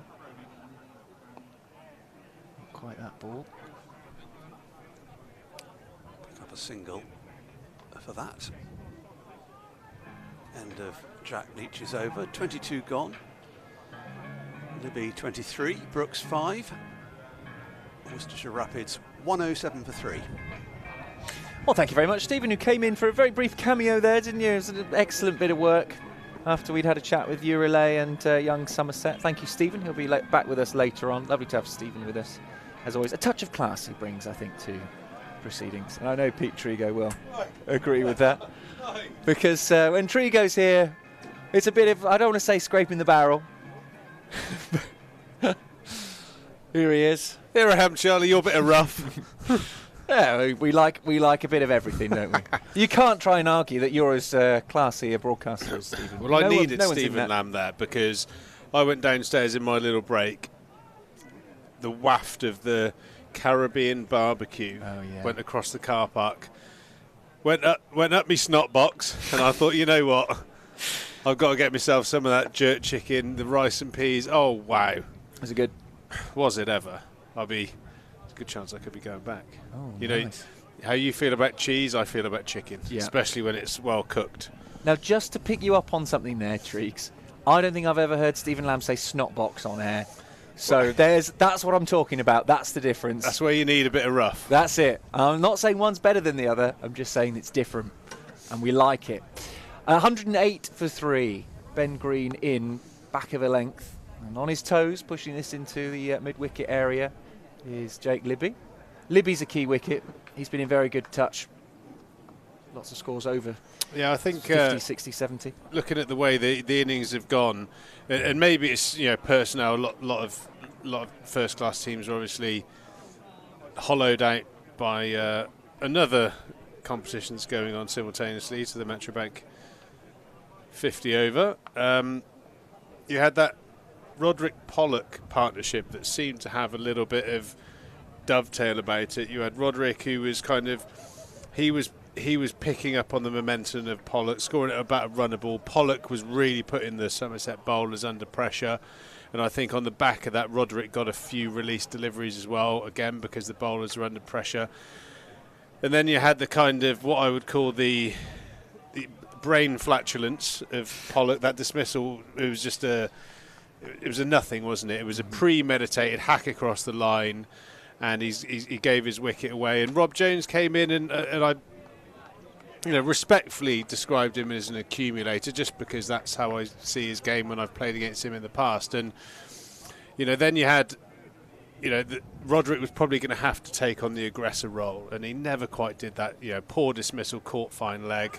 Oh, another poor dismissal there, and that is the big wicket of Jake Libby.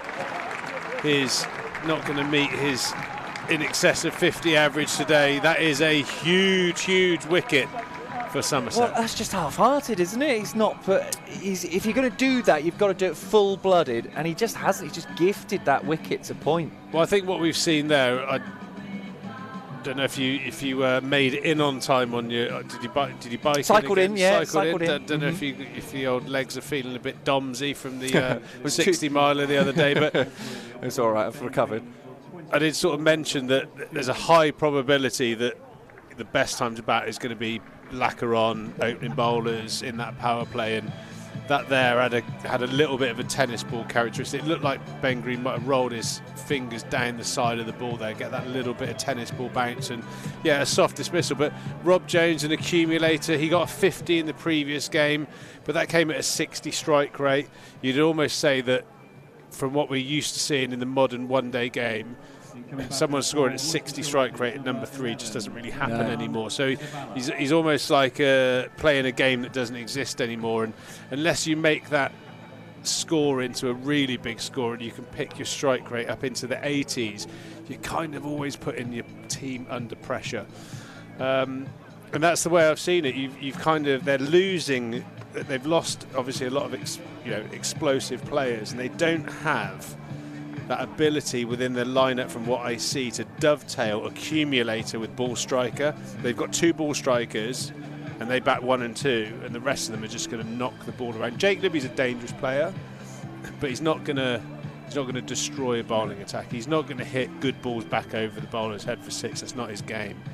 So Somerset have done great here, and Worcester are in a bit of bother. Well, let's just look at those scores here. Roderick 35, Pollock 30, Jones 14, Libby 24. They've got in. They've done quite a lot of the hard bit there, and I know Roderick went hard at the top, but they've got themselves in, and they haven't capitalised on those. They've taken a little while to get in. Strike rates of 42 for Jones. Let's take a look at these wickets then, as we take a quick look back at some of these. Yeah, this is where Pollock just started to get going. He was hitting good balls for 4, and me and Stephen were talking about it, and I did say that the danger with someone like him was he would play that one shot too many.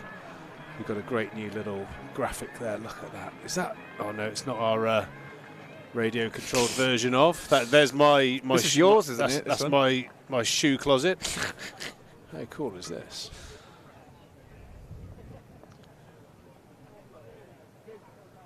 All in maroon and silver as well. Look at that. Nice. Would you like one of those, maroon and silver Somerset? You'd get your personalised number plate on the front of that. Oh, class, wouldn't it? Yeah. Do like a toy. Leach continues. This is his role he's been playing throughout this competition, sort of bowling his 10 overs on the bounce mostly, and using up a lot of these middle overs. As soon as the power play's over, we're seeing Leach come in and squeeze opposition, not necessarily taking wickets. He did in that Durham game, took 6 of them, but other than that, it's just been tight bowling.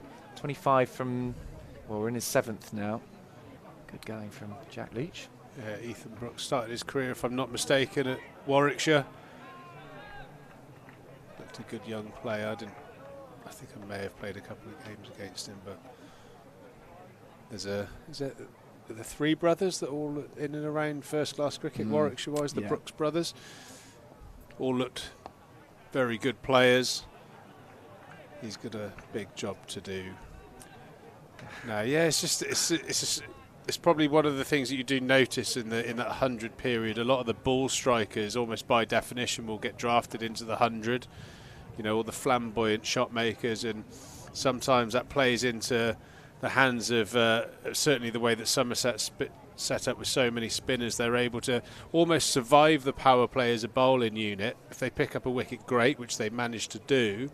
But then you get the double spin on, you get Ben Green and George Thomas who bowl medium pace with the keeper up taking the pace off the ball, and all of a sudden, you know, I think to counteract that you almost need ball strikers, and there aren't any in the lineup, and then that sort of knock the ball around style of cricket is really quite counterproductive to the old run rate, as we've seen. It was in excess of 7 at one stage, now drifting down towards 4.5.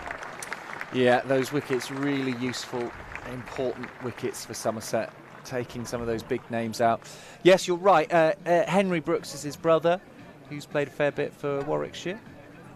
Ethan Brooks. Here are the wickets then. So this was the first one on the boundary. Yeah, just sort of set up perfectly for that Somerset. They were very pleased to see that ball heading out that way. And Ogbourne, left armour, got this one. Roderick just following the ball a little bit too much. And then we've seen Ben Green pick up a couple. This is what he does. He takes wickets. He's been doing it in the T20s. That one just a loopy delivery straight to Leonard, who picks up another catch. I think both of Green's wickets do have a scent of holding in the pitch. Yeah, he's definitely bowled. That's an off cutter. Run the fingers down the side of the ball there. Yeah, the pitch will respond to that. I think, as we've said, it's well used. The ball sort of picking up a bit of grip as we go through the game.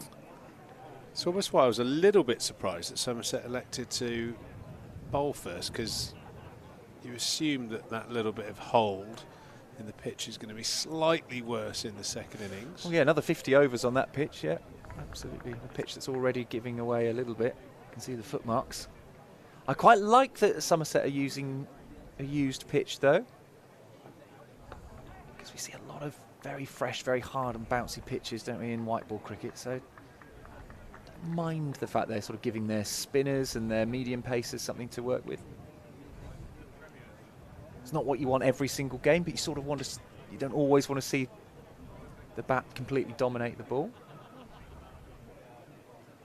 Been really impressed with Somerset this year in the One Day Cup, considering their resources that they've been shorn of. The fact that they've lost out a lot again to the 100.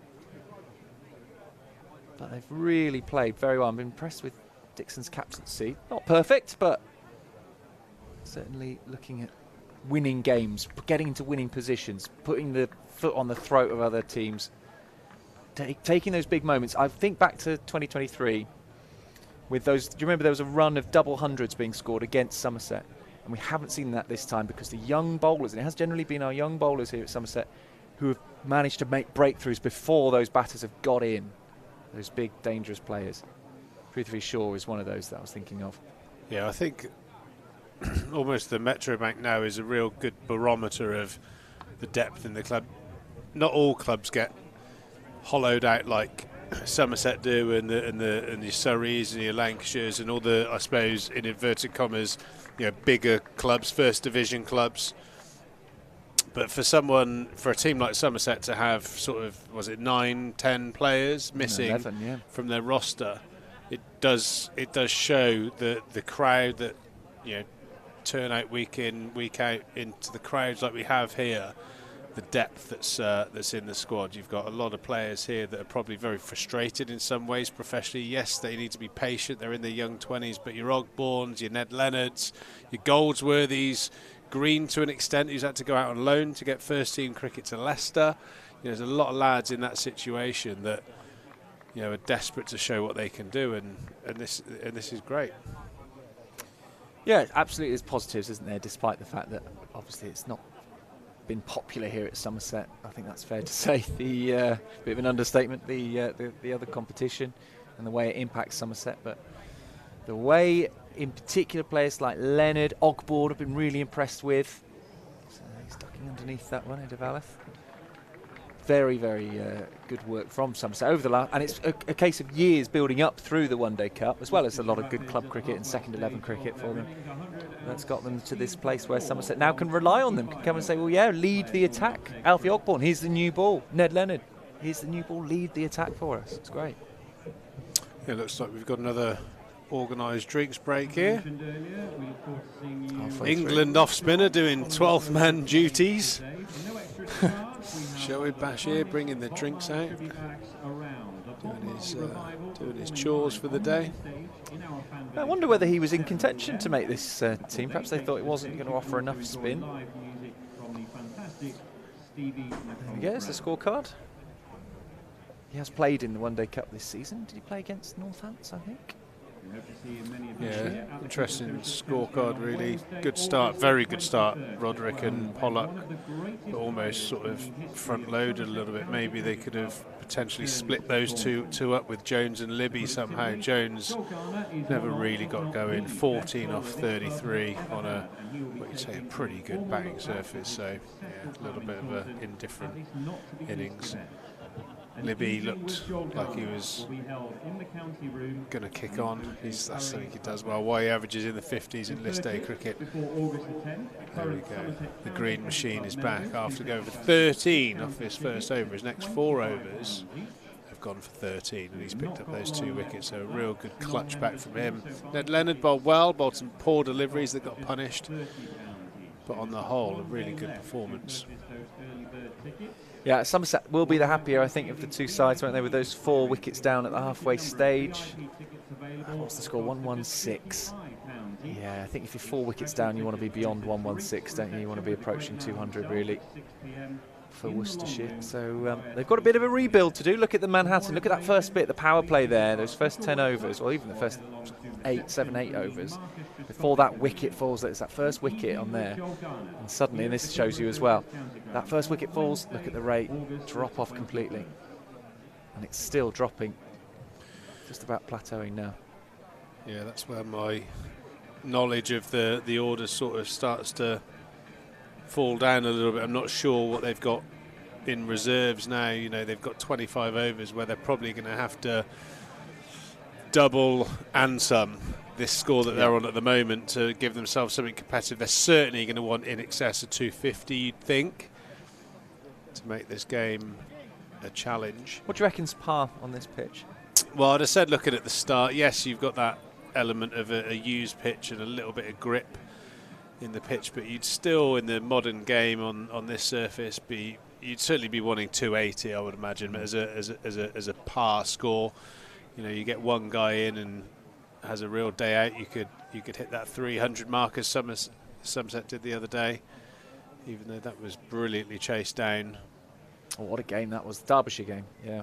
Yeah, that was 650 runs there or thereabouts scored. 19 wickets, was it? Somerset was Somerset bowled out in there one? Yeah, cracking game of cricket. Yeah. What was that, Sunday, I think, wasn't it? But yeah, I wouldn't imagine the pitch has changed dramatically from there. You could maybe just knock a few off it. But again, I think the big element to par in scores at the moment is all the real ball strikers aren't available to a lot of the counties this time of the year. They're obviously quite attractive for the 100. Yeah, so when you were playing one-day cricket for Somerset, when there was no other competition on, and that's an easy wicket, he's just palmed it straight back to Leach, takes the catch. Leach will not get an easy catch in that. He was able to set himself up and just wait for it to come to him. So it's the end of Edevaleth, who only adds 1 to the total, and Somerset are well on top now, 5 wickets down. Let's have a look at that again. Used bottom hand, he's tried to play that across the spin a little bit. He's got a slight leading edge. See how he's tried to get that to Leach's right hand. He's tried to beat the stumps on the onside instead of maybe just opening out and playing it with the spin. See how he's tried to tuck that into the leg side. It's brought the leading edge into play.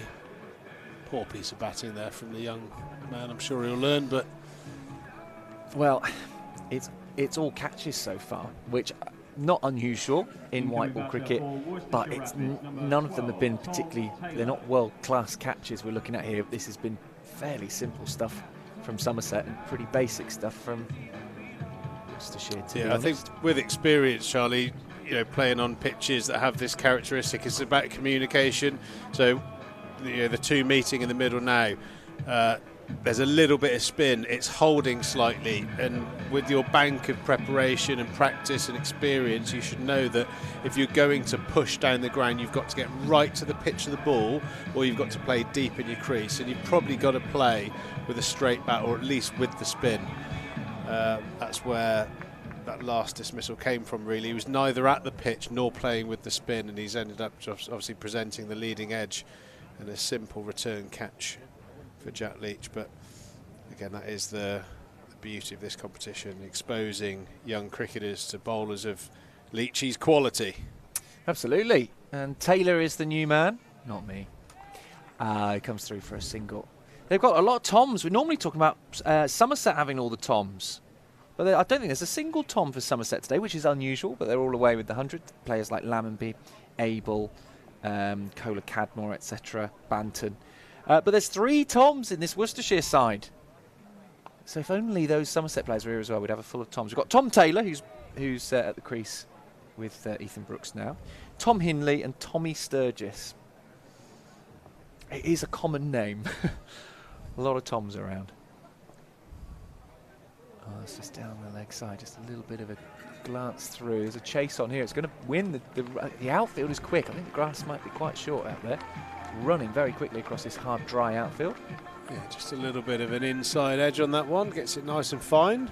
Benefit to the batter there. He's just played with nice, soft hands, a deft touch. Ben Green continuing his spell from the Trescothick stand end. 26 overs gone.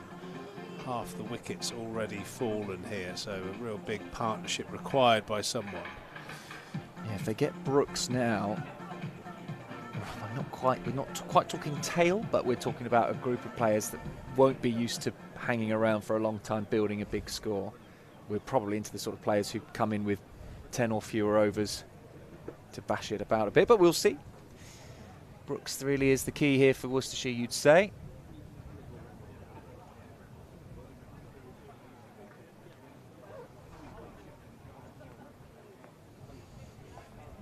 No, Fateh Singh was at Nottinghamshire when I was there. I think he's on loan for this competition. You're right. He's he's an accomplished batter, left-handed, can give it a whack.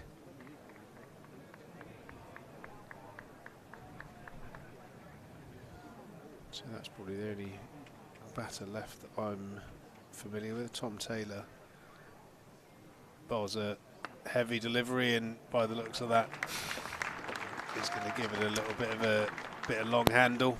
Big strong lad. Maybe he's that little bit of impetus they need in this innings to put the bowlers under a bit of pressure. It's interesting that Fateh Singh is on loan from Nottinghamshire, given that Worcestershire have only lost 1 player to the 100. I know they've had injuries as well, so that's probably the reason. But Notts, you'd have thought he'd have been a useful left armour for Notts. That's before, just helped on its way. Stealing 4 runs there. Can't roll that straight. Ben Green without cover in that position. Yeah, a bit of a freebie there from Ben Green, just at times showing a little bit of ring rust. He's obviously been with the Welsh Fire and probably bowling an awful lot in the nets.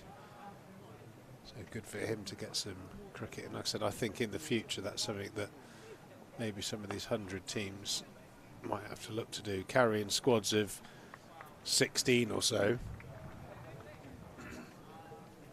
making sure you're getting a volume of cricket into the players that aren't going to start.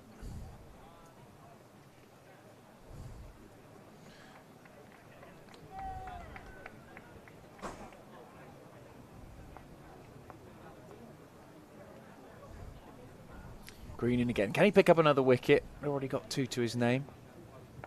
A slightly slower ball. I'll have to have a look on the Eurolay speed gun when it comes up. He's not out and out pace by any means, is he, though, Ben Green? Very much a faster medium pace bowler.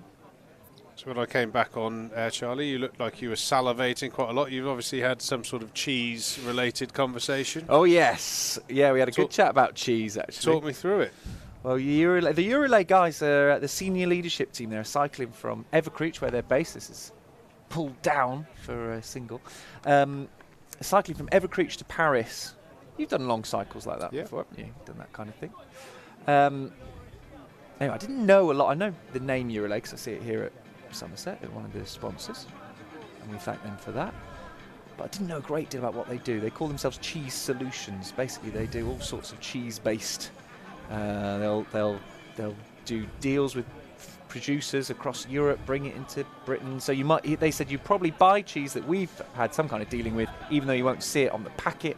It might be on your pizzas, or it might be on the sort of the brands of cheese that you buy. It may well be that we've sort of had a dealing with that, or in any other food that has cheese in it. I mean, is that almost the definition of a first world problem, that you need a cheese solution? Yeah, I mean, exactly. It's not, when you're setting up society, it's not your first thought, but it's not far off. Oh, they're thinking about getting another single off the ball ricocheting off the stumps. In the end, they don't. Yeah, I mean, it's it's a nice problem to have that needs a cheese solution. But yeah, they're great guys actually, and good luck to them doing it towards the end of September. 5-day cycle to Paris. When was your last big cycle? What was the one you would have done?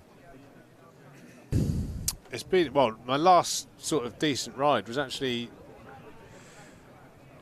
here and back on a match day last season. And do you know what? I've charged my electronic gearing batteries, pumped up the tyres the other day, and I'm thinking about getting back on it because I know some motorists get frustrated with the cyclist, but you know what? It's one of the best ways to keep yourself trim, and especially, I know we've spoken. It's a nice sort of social event, isn't it? It's relatively, easy on your knees if you're getting a little bit older, and you can cycle out somewhere, get down the old Strawberry Line, Cheddar Way, stop off and grab yourself a little scone, jam and cream, and a cup of coffee. Yeah, you can take it as seriously or as not as you want, really. But you see a lot of Sunday morning riders out on the A roads of Somerset enjoying themselves. It's a nice way to keep yourself fit. I personally prefer a round of golf at the moment, so I'll stick with that for now. Fair enough. I'm close to getting the old bike back up. So when you say you've charged the battery, so you've got an electronic gear change. This isn't an e-bike, just to be clear. You're not using an e-bike. No. I have. It's called SRAM Red E-Tap. It's the gearing system on my bike. You know me, Charlie. It's not just any old bike. Even though all the gear is that. Even though my cycling abilities are modest, I would imagine. I have the bike that Geraint Thomas won the Tour de France on. So you don't mess around. Do you know what I mean? You don't do things by halves, do you? Of course you're all in. So what is that? So you press the button and it does, instead of sort of manual, actual changes. How does it? I haven't seen one of those before. Do you know? I suppose it's very efficient in terms of putting the bike into the right gear, which is obviously a benefit. But you know when your cable's slightly stretched, if you use manual gearing, and you get that in between gear. And it drives you absolutely crackers. I don't get that. That's the benefit. I was tinkering around with gears the other day because I was getting exactly that, and it was on my bike. And I know which bits I'm supposed to fiddle with. Is that you get a screwdriver and play around with the screws, or you can use the little twisty things on the. It is that's one of the downsides. Well, it does sound like you know what you're doing when you're referring to them as twisty things. So it sounds like you're the man to get rid of the ticker. If you need your bike sorted, no, do not come to me. Do not come to me. I'm going to be booking my bike in for a proper full service soon because it's done a few miles this summer. Goldsworthy into the attack from the Trescothic stand end. Coming very wide on the crease, doesn't he, Goldsworthy? Yeah, he creates that. I haven't watched him from this perfect position too many times. It'd be interesting to see if he uses the crease a little bit. He's not known as a massive spinner of the ball. He'd be looking to target that pad. That's a really good sweep shot there from Brooks. But it's one of those, if you don't connect with it, LBW is certainly in the game. Yeah, if you're missing that, you're on your way back. So that's what Goldsworthy will be hoping for. Wouldn't be discouraged to see the occasional sweep shot, I've got to be honest. Yeah, so he executed that one fairly well, certainly connected with it. Goldsworthy, who is, when you see him up against, when he's sort of by himself in the field, you can't really tell. You can see he's not massive, but you can't tell he's quite so short. But he was up there against Andy Umid, who's a tall guy. And he is tiny, isn't he? Yeah, he's a little guy. He's a short fella. I don't know what his vital statistics are, but I can't imagine he's much more than about 5'6". I'd have thought a slight build, but very effective cricketer. He's done brilliantly when he's gone up to Leicester. I think I've waxed lyrical a couple of times about the conversation I had with Claude Henderson up at Leicester, how complimentary he was of both Ben Green and Lewis Goldsworthy, and the positive effect that they've had on the Leicestershire Foxes environment. So credit to the club, even flying the flag of Somerset, even when they're off on loan elsewhere. So good to hear. Yorker length, that one. Thought it was going to be turned into a big full toss then, but in the end, Brooks couldn't get much on it. Managed to dig it out. Another bowler that's given up on the armband, in memory of England legend Graham Thorpe, passed away sadly this week. Yeah, if I had to take a vote as to whose bicep wouldn't hold up that armband, Goldie would be right at the top of the list.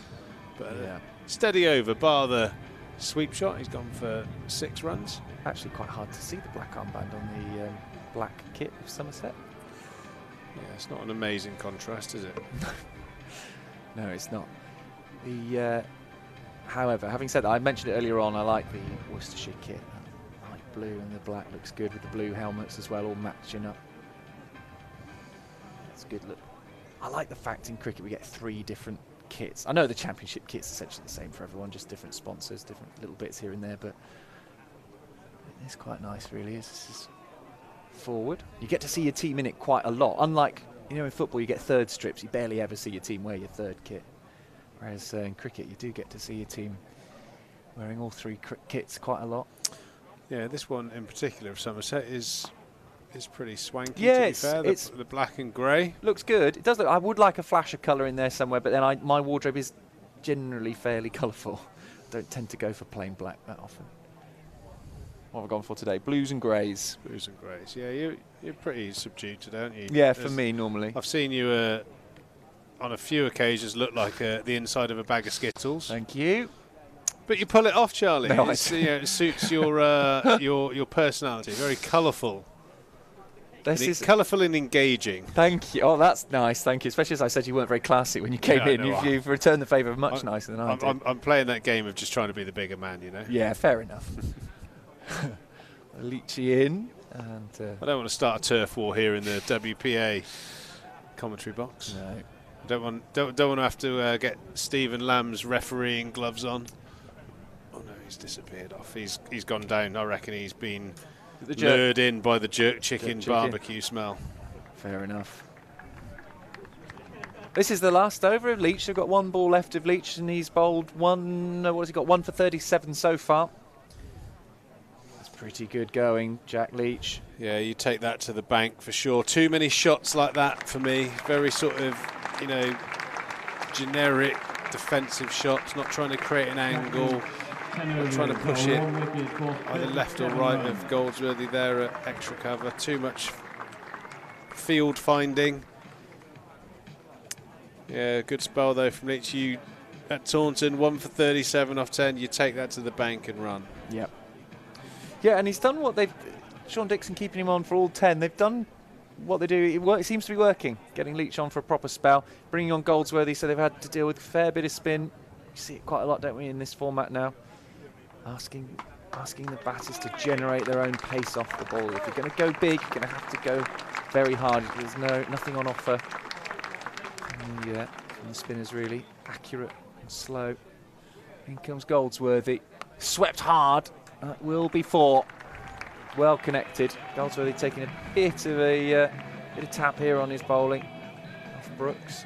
Nice batting there from Brooks. Exactly what the doctor ordered there. You're going to have to take calculated chances, and I think that's what the coaches will want to see out of their players. You know, if that's a shot that you put into your You have a defensive game, you have an attacking game, and that's obviously a shot that he comfortably plays.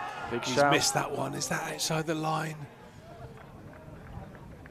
Well, with the left armour coming around the wicket wide of the crease, you've got to get this right. Yeah, it's got to straighten. Yeah. You think outside the line or going down, and Yeah, it's not bad. It isn't bad at all. tough from the angle though, isn't it? Really, if the umpire's sort of tuned into how wide of the crease he is. Keeping on sweeping it up though at the moment, Brooks especially. Yeah, so you have a defensive game and you have a number of shots that you put into your sort of scoring locker, and if you practice it, you play it well, you've got to be brave to use those shots, and Brooks definitely looks like a man who's going to get the broom out. How was that? Oh, he must have hit Got a it. bit of bat, I think. All right, I'm going to head off and let Stephen come in and do the next 20 overs alongside. Cheers, well, 10 Charlie. of You've them been with very you. colourful and engaging. Thank you. You're a great man. Have a lovely little 10 overs off. I'm going to miss you.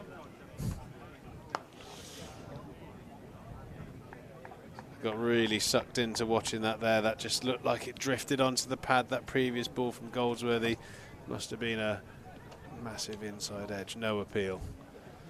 The line was good. Brooks on to 31 at a runner ball.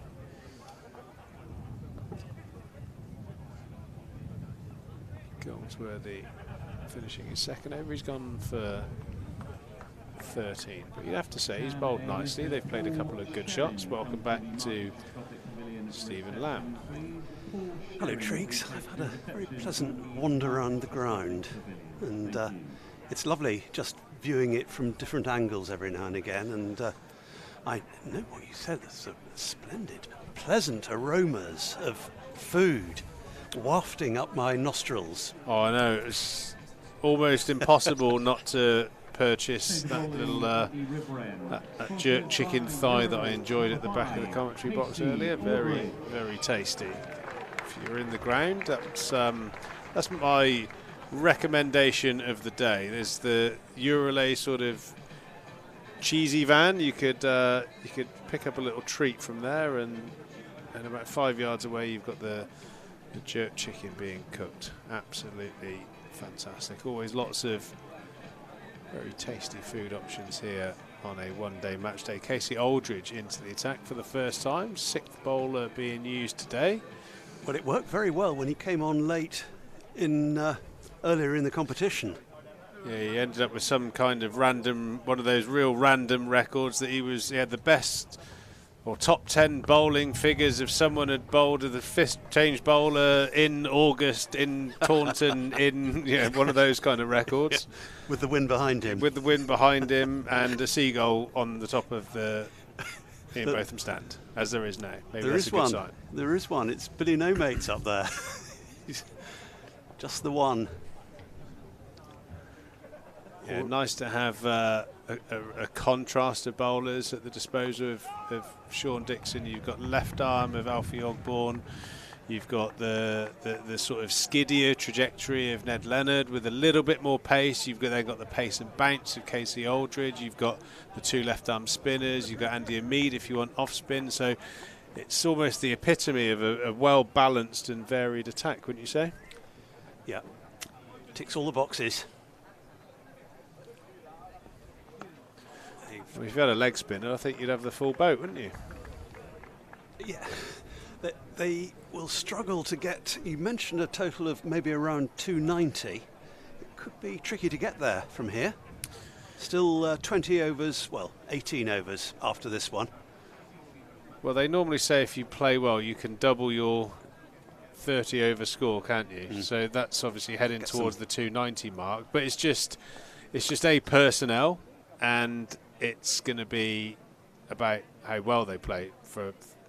That's pretty obvious to say. And you have to say that Brooks in particular has just looked a cut above the rest of the batters so far. Obviously, maybe taking the openers out. I think Libby looked like he played well, but Jones really did sort of stall the innings, didn't really get going in any way, shape or form, and didn't really look to get going either.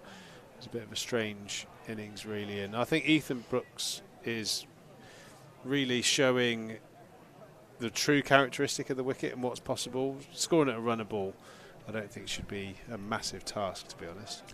Yeah, can he make it count, though, in the way that his predecessors haven't managed to do? It's on 33 not out at the moment.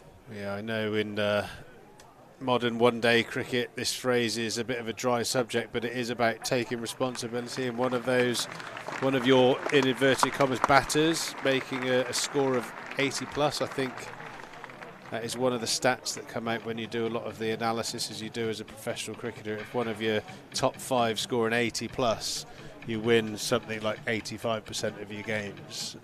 So just an idea of what someone anchoring the innings can do. Obviously that 80 can't be too slow, but if players bat dynamically around that anchor, that really does propel you up towards that 300 mark, which will be very competitive.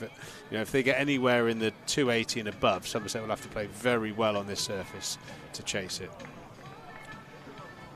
You can get a second innings ticket for just £15. So that's a tempting offer. Good to be Goldsworthy to continue. In the air and taken. Oh. Wicket number 6, and it's really, we were just saying, weren't we, Treeks? It's Brooks who's gone on 33. It's happened again, a gifted wicket.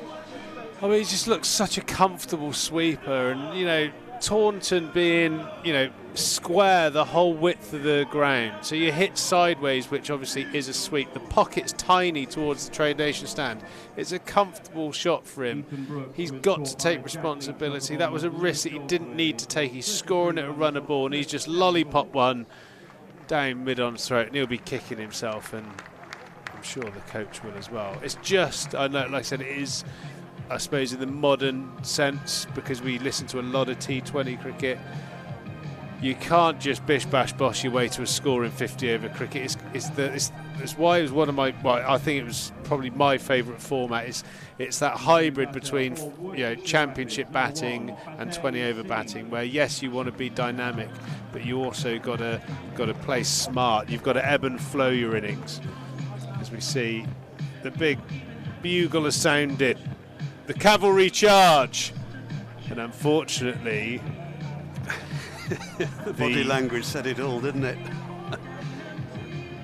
Jack Leach, his second catch of the day. Yeah, the cavalry charge, and unfortunately the musket is misfired. Yeah, we'll have another look.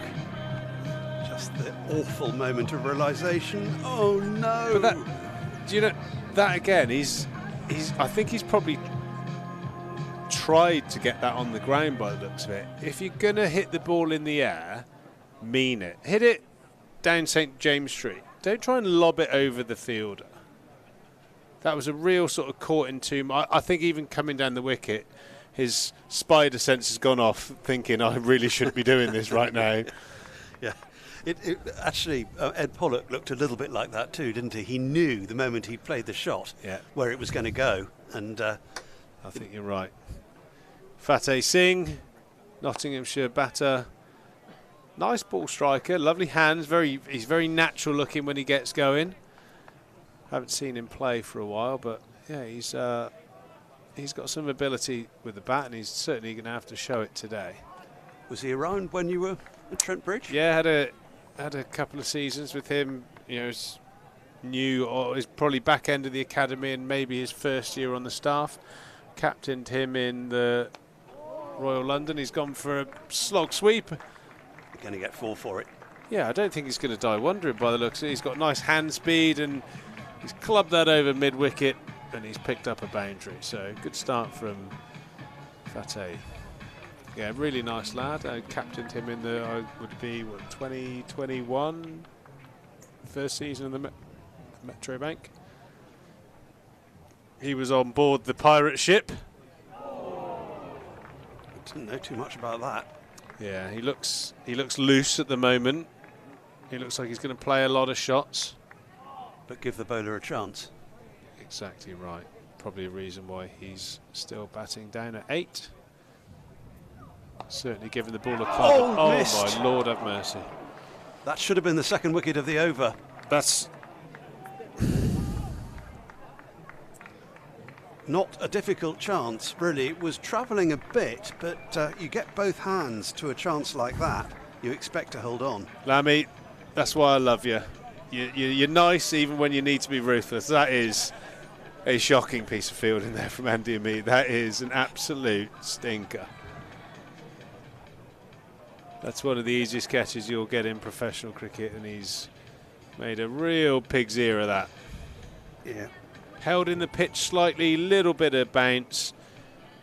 Fateh, again, as I said, looks loose with his bat swing. He might score a few runs, but he's going to give opportunities as he did there.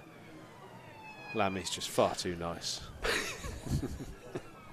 Just after we'd said he gives the bowler a chance as well. That's off the outside edge and is going down to third man. Jack Leach is in place there, so just the single. Get a slip in, Dicko. Trying to telepathically connect to him. Anything just bouncing outside that off stump. Be brave, get a slip in. Andy Hamid's got safe hands, put him in there. I'm not sure about this. I'd have personally stuck with that over the wicket angle, getting it across him, bringing that outside edge. They'll pick up a single here, out to deep extra.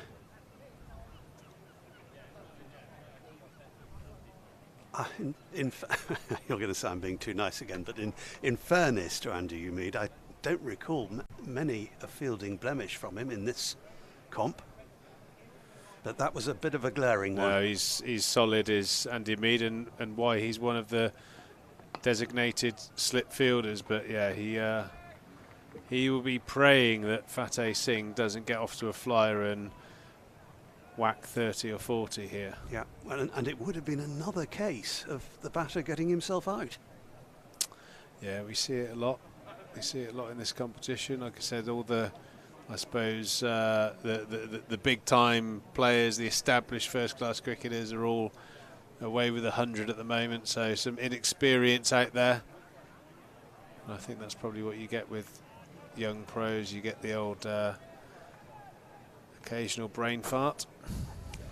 The individual scores say it all, really.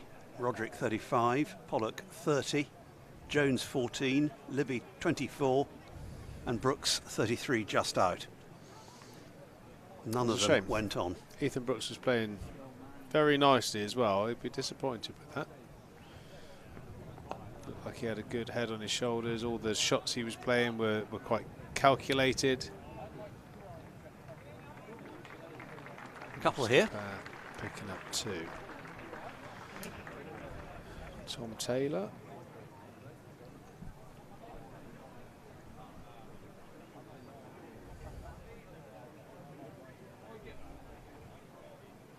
Aldridge could bowl all the way through to the end of the innings if Sean Dixon wants him to.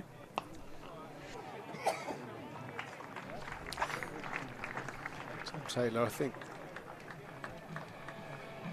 started at Leicester, went to Northampton. I think that was the right way round. Bowls quite a heavy ball actually, and quite surprisingly, he's only got 800 odd runs, but his List A batting average at the moment is 51. He's got a couple of hundreds to his name, so can certainly play. Very respectable bowling figures as well. Goldsworthy, who will be feeling a little bit aggrieved not to have 2 wickets from his previous over. 2 straightforward catches, only one of them held. But he is going to continue. We've got a little bit of a hold up at the moment. Not sure why, but I think whatever needed sorting has been sorted. So 16 overs remaining for Worcestershire, But another key figure is in the wickets column, because they've only got 4 left, and that's going to condition their approach.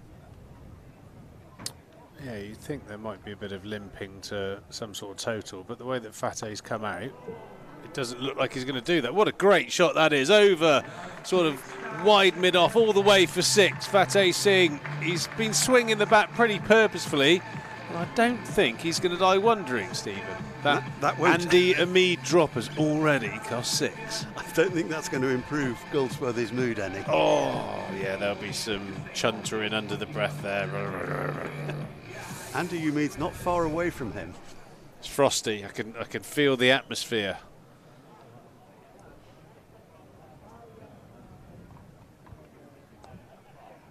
Didn't quite get hold of that, but will pick up a single down to deep square. Plenty of animated conversation going on around the ground when I was having my little potter around by the Andy Caddick and on Dartshire pavilions. Fully engaged, the Somerset faithful, with how this game is going. They'll probably feel they've got the better of things at the moment, but yeah, Singh has got other ideas.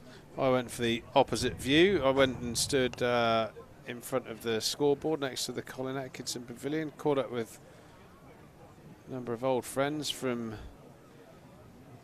Cornwall, had a bit of a chin wag down there. Lovely view. We obviously spent so much time looking this way down the pitch. It was quite nice having that other view with the churches in the background. I think I was down there when Roderick just top edged that pull shot right to Ned Leonard, who was fielding about 10 yards in front of me at the time. I saw the Leachy caught and bowled, which was well, just as Leachy would do it. Nonchalant, wasn't it? Absolutely. It's a nice view to look back on, this new Marcus Trescothick pavilion that we're sat at the top of. It contrasts nicely, the building, with St James's Church right beside it. Then you've got Taunton Minster, or St Mary Magdalene. There's a section of this excellent crowd here at Taunton. I remember televised games years and years ago. They always started with St James's Church. The camera was in on that tower and then gradually pulled out to reveal the rest of the ground. Yeah, opposition today also have a beautiful scenery with the Worcester Cathedral just across the river, always in the eye line when the players are on the balcony. Beautiful ground, New Road. Yeah, it is. It is, and both these two grounds are beautiful in their own way, different ways, individual characteristics. It's always this strange New Road, though, in terms of the issues they have every year, where they've got to build everything on stilts and the ground gets flooded, and I mean flooded to the point where you could probably canoe around it for a month or two of the early season when that river bursts its banks, as it seems to consistently. Well, and increasingly often. I don't know exactly what the stat is, but since somewhere like 1900, the regularity with which it gets flooded has gradually increased. And it's got to a point now where they're seriously considering doing something different. I mean, it's got to be either flood defences or a move. And how can you defend a ground that's so close to the River Severn? Yeah, that's a lot of sandbanks, isn't it? Oh, there we go. First slip, that would have been in his back pocket, off the top edge. Decided to be a little bit defensive against Fateh Singh, but I just fancy that ankle would bring in. Yeah, he wasn't in control of that at all. No, that would have been a very comfortable catch to any of the slip fielders.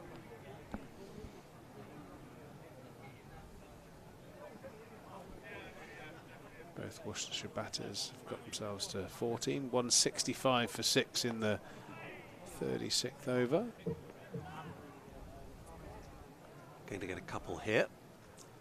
Yeah, there are various, as we have different pavilions here at Taunton, there are several at New Road.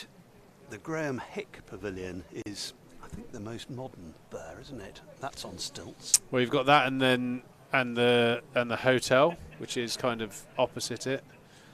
And a bit of an eyesore to It be wraps round. Yeah, it's brutal. I suppose for those who Well taken.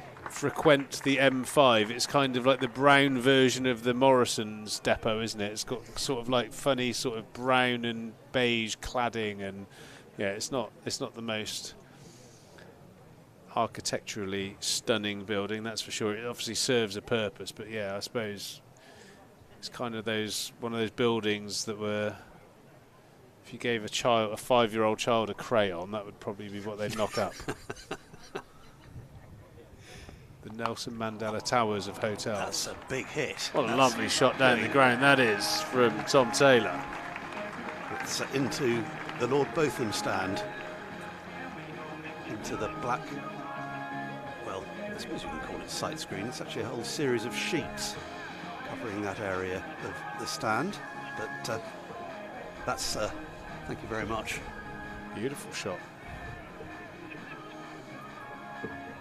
Really cleanly struck. Yeah, you see a few buildings pop up on cricket grounds that sort of raise an eyebrow, with all the beautiful buildings that are generally around the place, and then all of a sudden the occasional monstrosity has popped up. I always think It's going to be very difficult to find that ball, I suspect. the pavilion at Headingley, I think, is probably, it's got NCP car park vibes, doesn't it? It just doesn't. Yeah. Oh, well done, sir. He's managed to unearth the ball. Yeah, I think, just looking round here, I would say probably the Botham stand is the least sightly. Yeah. Although I wouldn't say it was ugly. No, it's not. It's not as bad as some of the more modern ones. It's almost like, you know, a couple of the designers have really got their Milton Keynes energy. You know, do you know what I mean? Like straight lines, square windows, nothing else. Bit of render. Yeah, and one thing the Lord Botham stand isn't is in a straight line, because it's conditioned by the direction of the River Tone behind it, which doesn't flow at right angles to the ground.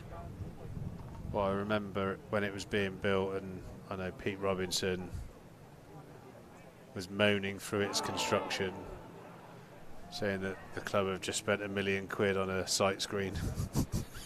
Because obviously, look at it now, the majority of it you can't sit in. Yeah.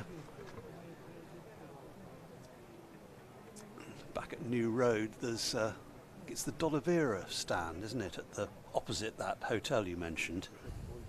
And then you've got the Ladies Pavilion, which sounds rather quaint.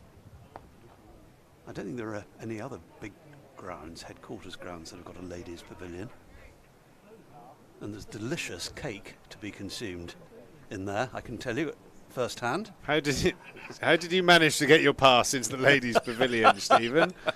You are allowed. Oh, okay, right. I'm just looking at your shirt now. I'm just imagining you in a nice little blue gingham check dress. I'm sure it would look very fetching. No, men are allowed in. The ladies make the cakes, though, and the tea. It's rather an old-fashioned thing. Beautiful. Nice to have a bit of tradition in the game as well, isn't it? What was very sad, actually, at New Road was that there used to be a whole clutch of horse chestnut trees round about where the ladies' pavilion is. That'll be a dot ball. So they have a temporary sort of marquee there now, don't they? They did, yeah. And unfortunately, several of those trees got some disease and had to be cut down. Pulled away. Oh, that's a poor piece of bowling there from Goldsworthy, and appropriately dealt with by the powerful Tom Taylor. He's gone into the Somerset stand all the way for 6. This is a useful stand developing now between these two. Came together at 147 for 6. Yeah, it's amazing how a few trees that end up being taken down because of disease. I think the disease is called get out the way itis, isn't it? It's kind of all You really want to build that. Oh, it's got a disease. Yeah. What are the odds? But it was very sad because they looked gorgeous in May, those horse chestnuts with different shades, you know, where they flower at that time of year, pink or white. Well, I suppose it's a good time to engage with the live stream. Any Worcester fans that are listening, if you could give us your opinions on your favourite stands and your thoughts on the, I think is it a Holiday Inn? I think it may be a Premier Inn, or the posh version. What are your thoughts? What are your favourite stands you have at New Road? Beautiful ground. He'll be disappointed only to get 2 for that. He was looking for another maximum, was Singh, and didn't get the whole bat on it. It was in the air, perfectly safe. Never any danger of going to hand, but he'd have fancied more than he got there. This is looking a bit dangerous at the moment for Somerset. Both these 2 batters going at around a run a ball. Be another single here. Yeah, keep your eye on Andy Ameed at mid-wicket every time Singh scores a run. Missed him on 1. He's now on 18.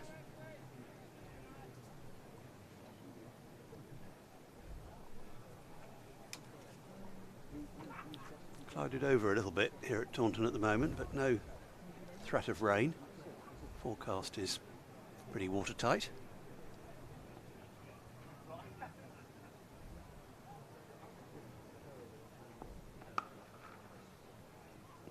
Nicely played by Taylor, but straight at the aforementioned culprit. That's the one drop catch of the day so far. Yeah, just that little look of guilt. Just hoping that no one noticed. I'm sure he's due a few runs and he'll make up for it. 183 for 6 here, closing in on that 40 over mark. But these two really starting to motor. Tom Taylor's a real powerful man, and he's swatted another short ball away, making the most of every loose ball out there. I suppose the positive within that is there's plenty of runs still to be had out here at the Cooper Associates County Ground, and fortunately from a Somerset perspective, the Worcester batters haven't really made the most of it. Well, run rate hovering around 5 runs and over. I'll certainly have an eye on 260, 270, providing these two can spend a bit more time together. Looks like there's a little bit of damage to Tom Taylor's bat. Couple more birthday messages coming. Well, like it caught him high on the stickers, which could sometimes make the splice fail on a big happy 13th birthday. Cricket bat. So the bats exchanged. Got a new one, or a different one at least. But yet again, these two have got starts. Apart from Rehan Edavalath, who made just 1. He was the Jack Leach victim. Everyone has got starts in this Rapids batting lineup, but no one has got beyond 35. That was Gareth Roderick up at the top. Taylor is close. Leachy coming into the ring by the looks of it, coming up to short third man, so an extra fielder has gone out on the leg side boundary. You now have 3 scouts out. You have fine leg for the top edge. You have deep square leg 5 yards behind for the, I suppose, well struck / top edge pull shot. And then you've got what we call in the southwest the cow corner position out there towards the far left hand side of the Somerset stand. Tom Taylor does look very strong through that region, so combination of protecting that boundary and maybe hoping he can pop one down his throat. Yeah, demonstrating what's true around all the counties nowadays. You get down to 7 and 8 and you're not through it. You always feel a little bit exposed as a seam bowler without a third man, just a little bit of width, a little bit of touch. I think Taylor's just tried to create that little bit of room there so he can get it through sort of gully region and pick up what would be quite an easy 4. Yeah, I think Aldridge did well there, followed him and tucked him up, cramped him for room. Oh, someone saying thanks for watching our live stream. Mr. Filbert, snacks beyond expectation. They are lovely. They occasionally deliver the odd little box of snacks. They don't make it past the first floor a lot of the time. So there's a bit of a discount code on the website if you want to go on there and get yourself 20% off. That was my failing earlier. I spent my first little 10 overs off near that little Caribbean barbecue there. Jerk chicken, curried goat, which I don't like the sound of. Well, I have tried curried goat. It's not my favourite meat. I'm sure it's very nice if you don't mind a bit of goat. Chicken got my vote. Archie Vaughan into the attack from the Trescothic stand end towards bowling to Fateh Singh, who I think is going to play quite a lot of shots at the young off spinner. Yep, he's scored 17 runs since the catch off him was dropped. 18 not out. Goldsworthy finishes, well, for the moment anyway, with figures of 5 overs, 1 for 33. Should have been 2. Bit of turn there for Archie Vaughan. Just be a single. We're very well placed to see whether there's any turn, because we're almost exactly behind the bowler's arm up here in the commentary box. But there was a little bit of shape away from the left-hander there, which would encourage Archie Vaughan.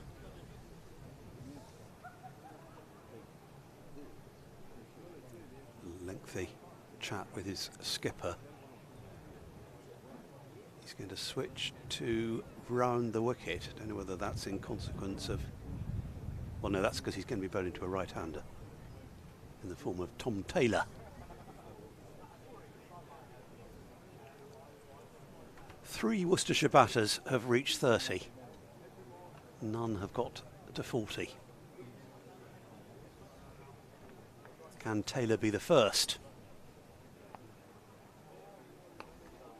I'll pick up 1 towards it there. Nice batting there from Tom Taylor, using the depth of his crease. Puts the left-hander back on strike, and off-spinners tend to prefer that. Oh, Fateh, that's a poor dismissal there. Archie Vaughan picks up his 2nd wicket in professional cricket, very well bowled. Fateh Singh trying to create some room and guide it to that vacant area in front of the Colin Atkinson Pavilion, and he's got that horribly wrong. Top of off stump. Archie Vaughan's in the wickets today. No one's going to be more relieved than Umeed, who was racing in from the boundary, whether he'd been banished. Yeah, he could breathe again. There we go, he's created a bit of room. Nice bit of spin there from Archie Vaughan. Actually a pretty good delivery. Not the greatest shot you'll ever see, but Archie Vaughan and the Somerset team will not be that fussed. There was no sort of stroke to that delivery. Nah, a bit of a nothing shot, wasn't it really? Still a little bit of time here in the 39th over, just to, you'd say, sort of accumulate for maybe 4 or 5 more overs and then have a little bit of a speculative dip towards the end, try and get yourself up to that 270, 280 mark, 260 mark, but another player now that's going to have to get themselves in and do some hard work and somehow support Tom Taylor at the other end. Yeah, it's going to be Tom Hinley. So 2 Toms batting for the Rapids at the moment. And yeah, fancy looking to give Taylor as much of the strike as possible. Seem logical. So just 3 more wickets required by Somerset. They've got 11.5 overs to get them, although Worcestershire would be still be fancying their chances of getting through to that 50 mark. 189 for 7. Sun shining on Archie Vaughan as he bowls again.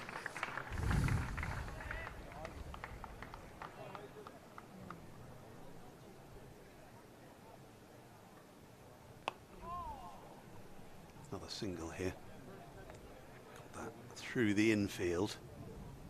Out to deep extra.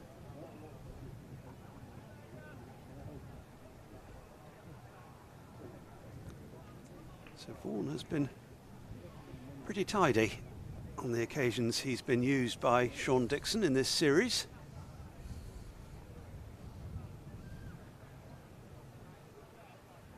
Bowls in the same style as his father.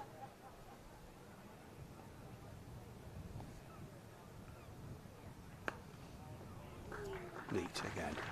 That's a good over. Yeah, very good over from Archibald. Yeah, looks like he's got some nice attributes as an off spinner. Obviously his main skill is his batting, but he's nice and tall, rangy, long arm, not dissimilar, I suppose, build wise to Shoaib Bashir, and just looks very classical, gets a nice bit of turn, he's accurate. Yeah, so he's started well his bowling career. Obviously he wants the runs to follow, but they'll come. Yeah, 1 for 3 off his first over. He'll settle for that. He's been very happy. Here's the one again. Yeah, he just got cramped, didn't he? Didn't know. Yeah, again, I think he's seen an opportunity to slide that one off the face to third man.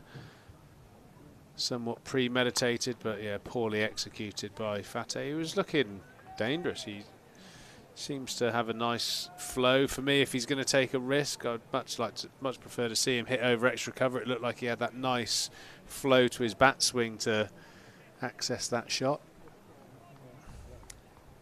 Casey Aldridge into his 5th over now. Wonder whether he will bowl all the way through. Certainly if he can keep it tight, that might well be in Sean Dixon's mind.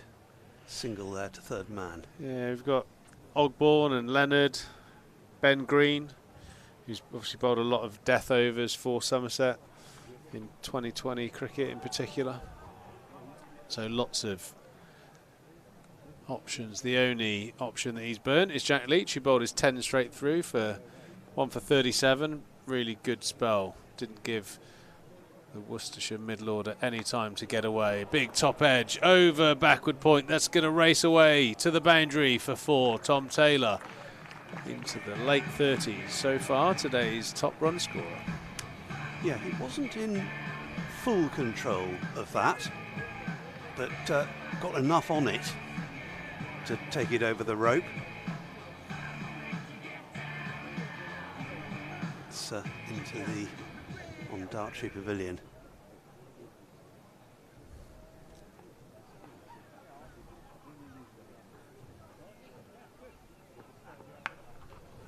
In the air again, and safely fielded out at deep mid wicket by Ben Green.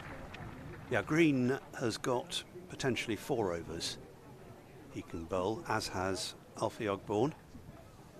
Ned Leonard has 3. Lewis Goldsworthy 5. Archie Vaughan should certainly get another over after taking a wicket with his first. In the air again, and the chances of Aldridge bowling out, I fancy, are diminishing a little in this over.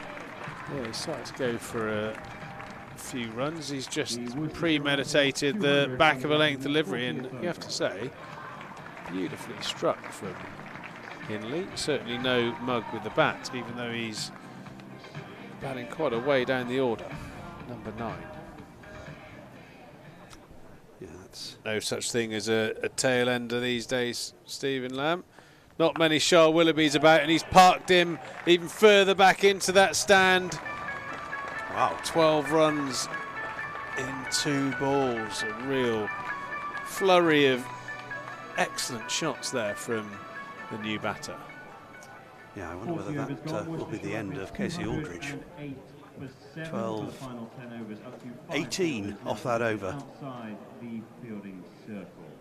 So you fancy that Dixon is thinking seriously about a change at that river end. That's given Worcestershire a much needed boost. Hindley, in the twinkling of an eye, has gone to 14. It is going to be Archie Vaughan to continue. In bright sunshine, ground looking an absolute picture. And he's going to be bowling to Tom Taylor, who is the top scorer of the Worcestershire innings on 38 not out.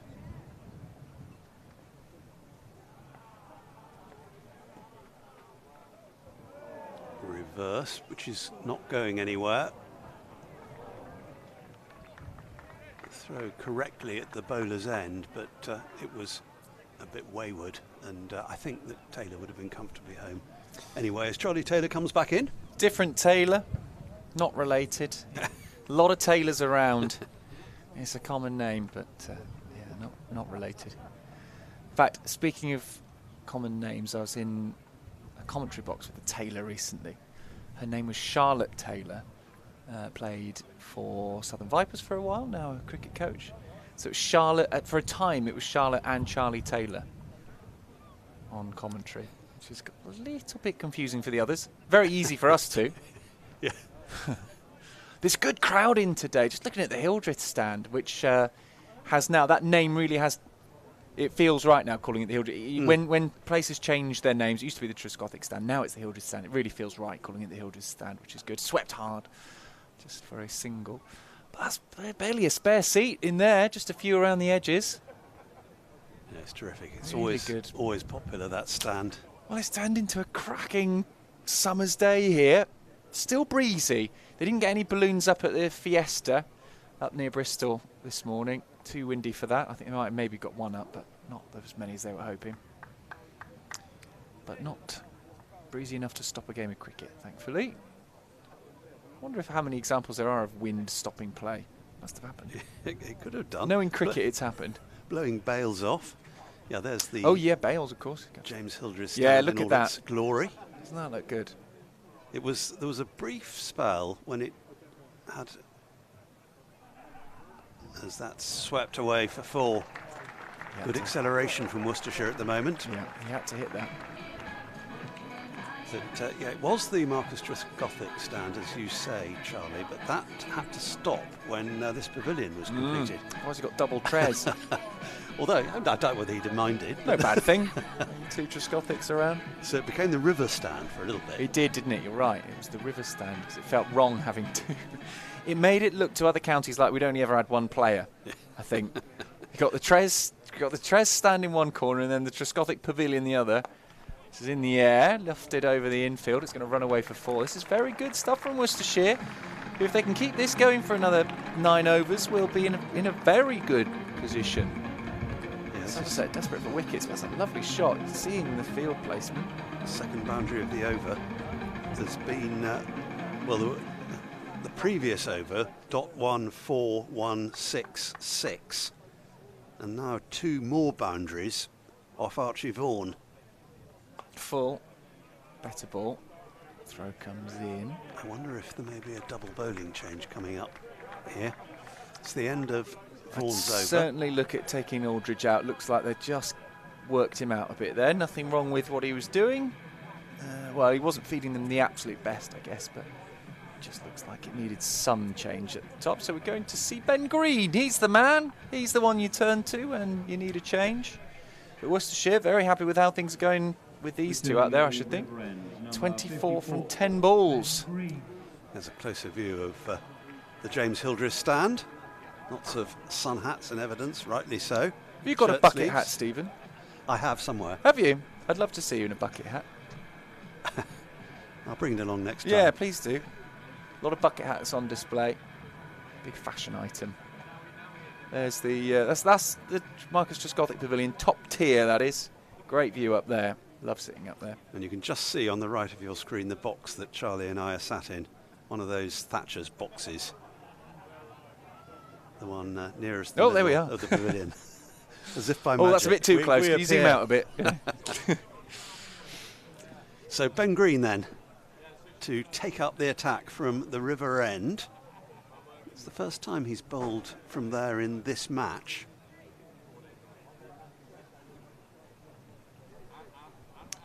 There we are. Give you a wave. Down the ground. Could be 4. Fielder will cut it off. Just the one. They wanted to, but wasn't quite there. Would have been high risk. He hit it well enough. Didn't quite get all of it. Good fielding. Taylor back on strike on 39 not out. Top scorer. That really tells you something, doesn't it? No one getting to 40 yet. 7 down, Worcestershire. Field spread far and wide. James Rue lonely behind the stumps. We've got someone going out to long leg. Deep square, deep mid-wicket, deep extra cover. That's going to be picked up by one of the outfielders, and they've got a chance of a second. Very defensive, isn't it, from Somerset here? I guess that's what they're thinking about with these 8 and a bit overs to go, is just restricting rather than... Well, I mean, if you get wickets here, they only need 3. Yeah, it's going to increase the number of 2s, isn't it, this field? You'd think so. The offside is actually more actively patrolled. There are 4 men in the ring. From third man to extra cover. Another single. They're not really in catching positions as such, are they? Attacking. They're saving the one. Yeah, exactly. But that's fine. This is, I guess, what Somerset feel they need to do is strangle Worcestershire here. 2-2-4 for 7. They're not in a bad spot to put on what would be a defendable target here. Oh, stumps again. That would have been a couple, I reckon. Yeah, I think so. Dead straight. Didn't get a hand on it, though, Green. Just too far away. I think he would. Had he managed to get a fingertip on that? Let's have a look at the off-strike. He's out. Oh, yeah, he would have been out, wouldn't he? He would. Yeah, but didn't get anything on it. Yeah. Archie Vaughan will be jealous. Poor old Vaughan. That was so unfortunate. Hadn't even faced a ball in his career of professional cricket. Single here. Didn't get all of it. Not the most attractive of strokes in the end by Hindley, but that won't bother him. Picks up another single. Gives the strike back to Taylor. It would make you very careful, wouldn't it, about backing up when you've got out your first ever time getting out in pro cricket, and it's like that. You'd suddenly be very careful with how you back up. Keep that bat in somehow.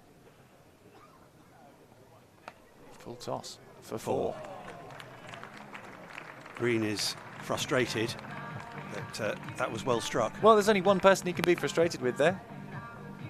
He's just served up a lovely full toss. So that's certainly not the fielder's fault. Yeah, it must be about the most unlucky way to start a batting career in this day cricket. Yeah, you've done absolutely nothing wrong really there, have you? To backing up like you're supposed to. I remember John Jameson, who was here actually for the day earlier this summer, former Warwickshire and England Oh, yes. batsman, and he was run out 3 times out of 4 in his first 2 matches for England. Now that suggests there's a deeper problem there. Well, one of them was just Backing it up. was an Archie Vaughan. Was it? Oh, It was. no. It was. Well, that you can't say too much about that. The other times, well, run-outs are funny, aren't they? Because they can be your partner's made the mistake Yep. and you're called through when there's Or not it can a be run on. brilliant fielding. Brilliant fielding, yeah. Or it can be very sloppy running or not putting your bat down. Got to have a look back at seeing what was going wrong there. Yeah, some batters are better runners than others. Name Geoffrey Boycott comes to mind. Yeah.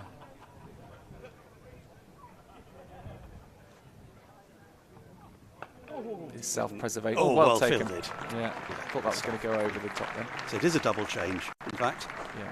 Alfie Ogborn back on in place of Vaughan. Got the wicket though, Vaughan. Did well to pick up Singh, who if he'd hung around a bit longer, he was 19 off 18. He'd hit 1-4 and 1-6. If he'd been around much longer, could have really rocketed the score. Although Hindley has come in and hit 26 very quickly. Up and over. Going to be 4 more here. It's gone into the dugout. It's not the easiest of times to come back on, is it, this? Well, Hindley's on to 30 off 15 balls, going to 2 a ball at the moment. It's those 2 sixes that have It helps, yeah. his innings rocket feel. Yeah. Current run rate 5.5. Well, that's a perfectly good run rate.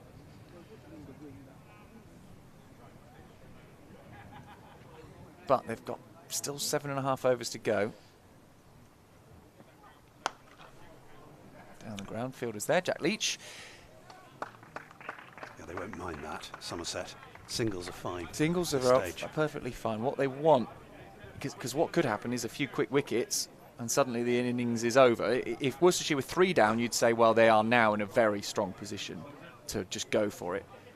Whereas here, 7 down, and any mistake, and suddenly you're at risk of not completing your overs. So, although they are in a good position, and if these 2 go for a long time, then they'll be I think they'll get a good score. But you can't afford to lose wickets early on here now. But there's a bit of pressure on Somerset already. 2-3-5 at least to be chasing down. Yeah, and this stand is worth 45 already. It's been good. It's been quick as well. Not wasted any balls.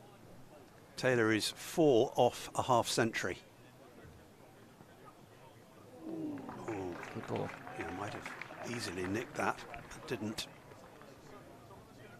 Haven't seen a catch to James Rue yet in this innings. No, pretty much everyone else has got one. Leonard's caught a couple, Green's caught one, Goldsworthy's caught one, Leach has caught a couple. Meads missed one.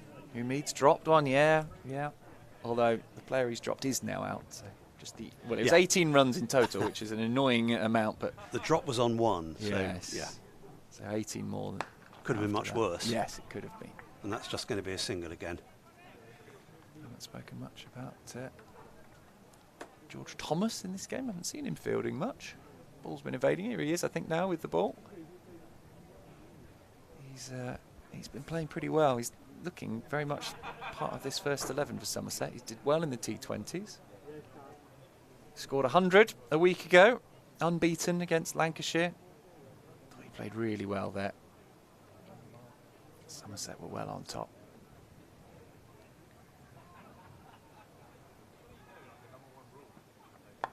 Full and straight. 1 run added. Yeah, well stopped in the end. I was worried a little bit when fielders go down with just the one hand. But he grasped it in the mitt. I know what you mean. You see the ball race past the hand, not quite going to where they expected. Hindley on to 32 from just 17 balls. Great innings. Yeah, it's given impetus to Worcestershire, hasn't he? Yeah. They could still get to 290 from here. Yeah, absolutely. If these two hang around for the remaining 7 overs, then I think there's a good chance they will. The way they've been playing. Still Green from River End. In the Big air. hit. Is this going to be taken? I think it is. In front of the Colin Atkinson Pavilion, the 8th wicket falls. Well, I said if these 2 hang around, then there could be trouble for Somerset. But misjudging one, eventually Hindley, he'd hit several 6s, haven't he? He'd hit 2 6s and 3 4s in his 18-ball innings where he's gone for 32. And this time not getting the distance. Fielder had to take, not far in from the boundary, mind you, a couple of steps in. But Ben Green, he's the man, isn't he? Takes the wickets. Look at that, it's close. If the fielder wasn't there, it might even have just dropped the other side of the boundary for 6. Let's have a look. How close was he? This will tell us. No, it would have been a 4, but still not far off. Anyway, Ogbourne takes the catch. And Somerset make what was eventually quite a key breakthrough, even though they'd already made the 7 breakthroughs. That stand was looking pretty dangerous. Incoming batter And for there's Worcestershire. yet another batter dismissed in the 30s. Yes. Although that was a really handy knock from a number 8, number 9. Yeah, absolutely. And that is another catch as well. Worcestershire have been giving a bit of practice to Somerset's catches. Just the one wicket that wasn't seeing being bowled by Vaughan in the off stump, trying to make room for himself and cut it away. Missed it. So that was crucial. There's still 6.5 overs to go, and Worcestershire just have 2 wickets left now. So I think we'll start to see a bit of farming of the strike, probably by Taylor. We'll have to wait and see. It's going to be Tommy Sturgis, I think. Yeah, who comes in. Yeah, the 430s, Roderick 35, Pollock 30, Brooks 33, and Henley 32. Which is a funny score to get out in, and so many of them to get out. It shows that there's a bit on this pitch, I think. There's a bit to be wary of. That's a good ball. I like that. Welcome to the match. Look out. Chin music. Neck-high bouncer for you to fend off. Yeah. We were talking about Joel Garner earlier. That's the kind of thing he did rather well. Well, he could bowl it. He's a bit taller than Yeah, Ben I was going to Green. say, with the bounce he'd get, he could bowl it a bit fuller, couldn't he, as well, to get something up that high. But still, that's pretty... Oh, it's not far away, is it, from taking the edge? That's a great ball. A bit less well directed there, but still left alone. And see, this is the difference now. Hindley had probably already smashed 2 sixes by this point, or something along those lines. Sturgis just going to be a bit more watchful, understandably. They don't want to lose all their wickets. Taylor's there on 47, he's looked good. 49 deliveries, so he's going at a runnable-ish 47. With power to add, I should think, as well. He's ducking under this one again. 3 dot balls to Sturgis. It would have been quite difficult to reach that one, and just being signalled as the one for the over. Fair enough. He's got away with a couple of others, I think. Certainly that first one was close, wasn't it? Up around neck high. They were just full enough. Yeah. But he can't afford another one. Halfway through the over. Will this be... He's got away with it. Yeah. I think Sturgis did duck. Doesn't look particularly tall, Sturgis. Let's have a look at the replay. Yeah, I think that's fair. Don't think that was a proper bouncer, really. It's back of a length, certainly, but he made it look more like one. Yeah. By ducking. We're on it. Look at this wicket. ... It's a wicket maiden for grabs here for Ben Green. Oh yeah, it's still on. I think he's done it. Oh, that is, yeah. Sorry, it's a one behind, isn't it? A wicket maiden. Very good stuff. Well, what a time to bowl a wicket maiden. That is very useful indeed for Somerset with just 6 overs remaining now. As the train goes into Taunton Station above the scoreboard. Very nice. Glinting in the sun. Quite a long one. Yeah, that one, I guess, likely to have come from Paddington. That's where the long ones come from. They're quite nice, the new trains, but their bike storage is not adequate in those. As a cyclist who often takes his bike on the train, very frustrating. Anyway, that's another... Don't let's get started on that. Plenty of cricket to talk about instead. Oh, what's this gentleman got? Is that fish and chips? Looks like it to me. Yeah, that would go down pretty well now, wouldn't it? It's a lovely day to be watching cricket. Ogbourne then, continuing. Got a bottom hand in that stroke, which will bring him just a single. Good fielding from Andy Umid.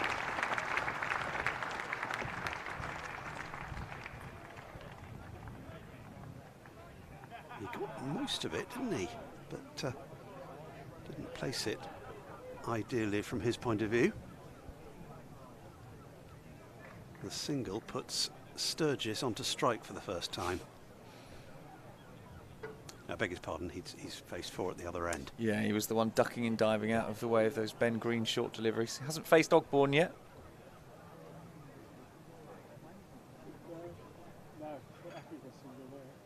Taylor just 2 away from the first half century of the match. Looking on from the non-striker's end for the time being. I wonder whether they considered sort of farming it. Perhaps they think Sturgis is a man who can hit out once he's had a look at the ball. There we go. That will be at least one. The because after what we saw in the previous over, where he decided to sway out of the way or duck, with Taylor there on 48 with just the 5 and a bit overs to go. Just wonder whether you decide, because this is what we saw with Chris Green for Lancashire on Friday last week. Around about this stage, he said, right, no, I'm going to take the strike, actually. He did well, scored 60-odd. Taylor obviously not quite thinking like that. Chasing a bit of a wide one. Yeah, it was slanting across the right-hander. It was well outside the off stump and couldn't make anything of it at all. They're going at around 5.3 and over, Worcestershire at the moment.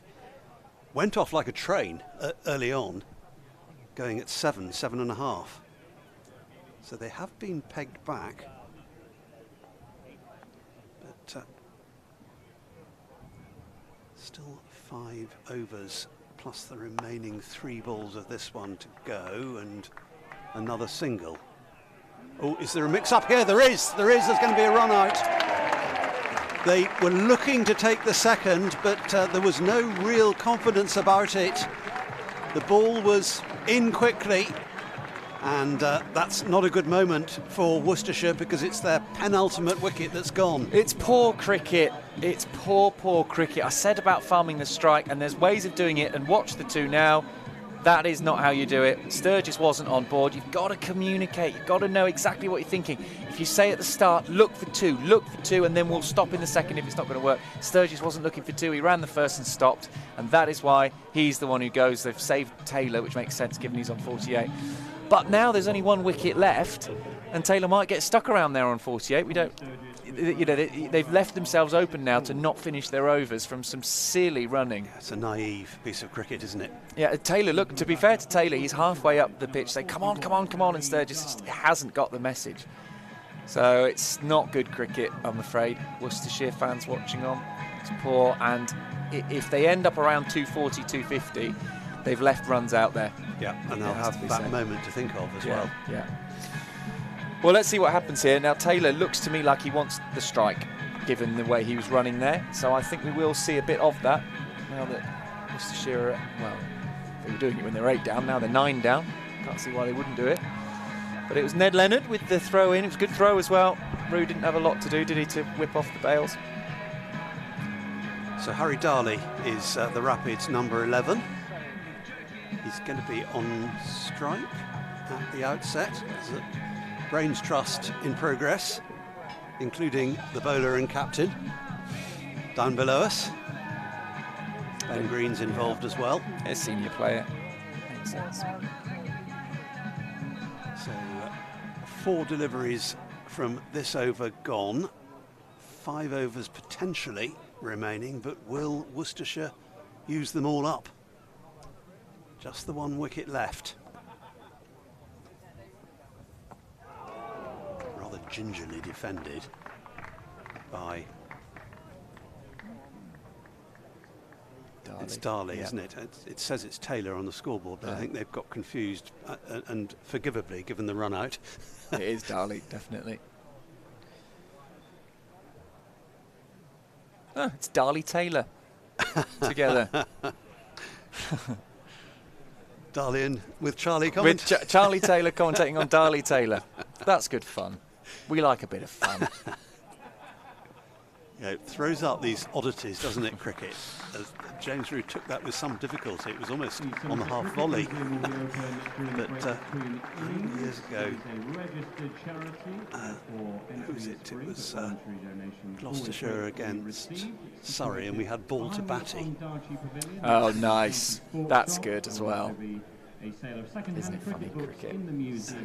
Hundreds of books available, including 47 I'm sorry that the selectors have looked beyond Ben Folkes now. I'm not sure if there's going to be a way back for him, because Jamie Smith has started so well for England as their wicketkeeper batsman, but I always rather liked the idea of Stokes and Wokes and Folkes being in. That was good, wasn't it? Yeah. Just needed a few more with the same sound. Oakes, that must be a surname. Oakes. Yep. Any players we can think of? Can't think of one. I know that my uncle was at Perth to witness a famous dismissal when Dennis Lilly was caught by Peter Willey. Oh yes, off Graham Dilley. Dilley, yes, yeah, that's brilliant, isn't it? Down the ground, nice shot that from Taylor. Brings up his half century. He's played very well actually. The only batter who's really kicked on once reaching 30. And he's the man now who's got to be there for another 30 deliveries. 29 remain now. He's got to be there. He's got to make sure Worcestershire get to this 50 over mark because they're 9 down now.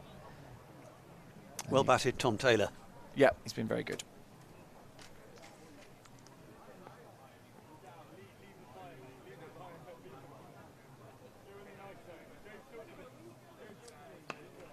That's going to be 4 more. Good chase on. No, won't get there. Excellent work this from Taylor. He moves to 57. 2-4-7 the score now. Had everything, didn't it? That shot. It had timing, it had power, and it had placement. Yeah. Excellent stroke. Came in at number 7 for Worcestershire, Tom Taylor. 8 boundaries so far in that 57 not out. Should get past 250 now, Worcestershire. Somerset be desperate to get Taylor off strike. He's hitting 4 every ball now. Good player coming in at, what number is he? Number 7. Very good. Pulled hard. There is a gap there, but he hasn't quite found well it. done. Well Brilliant. done. Well fielded. That was going some. What's that? Hasn't been out there much today. I think it might be Jack Leach. No? It might be Vaughan. Oh, yeah. It might be a young Archie Vaughan out there.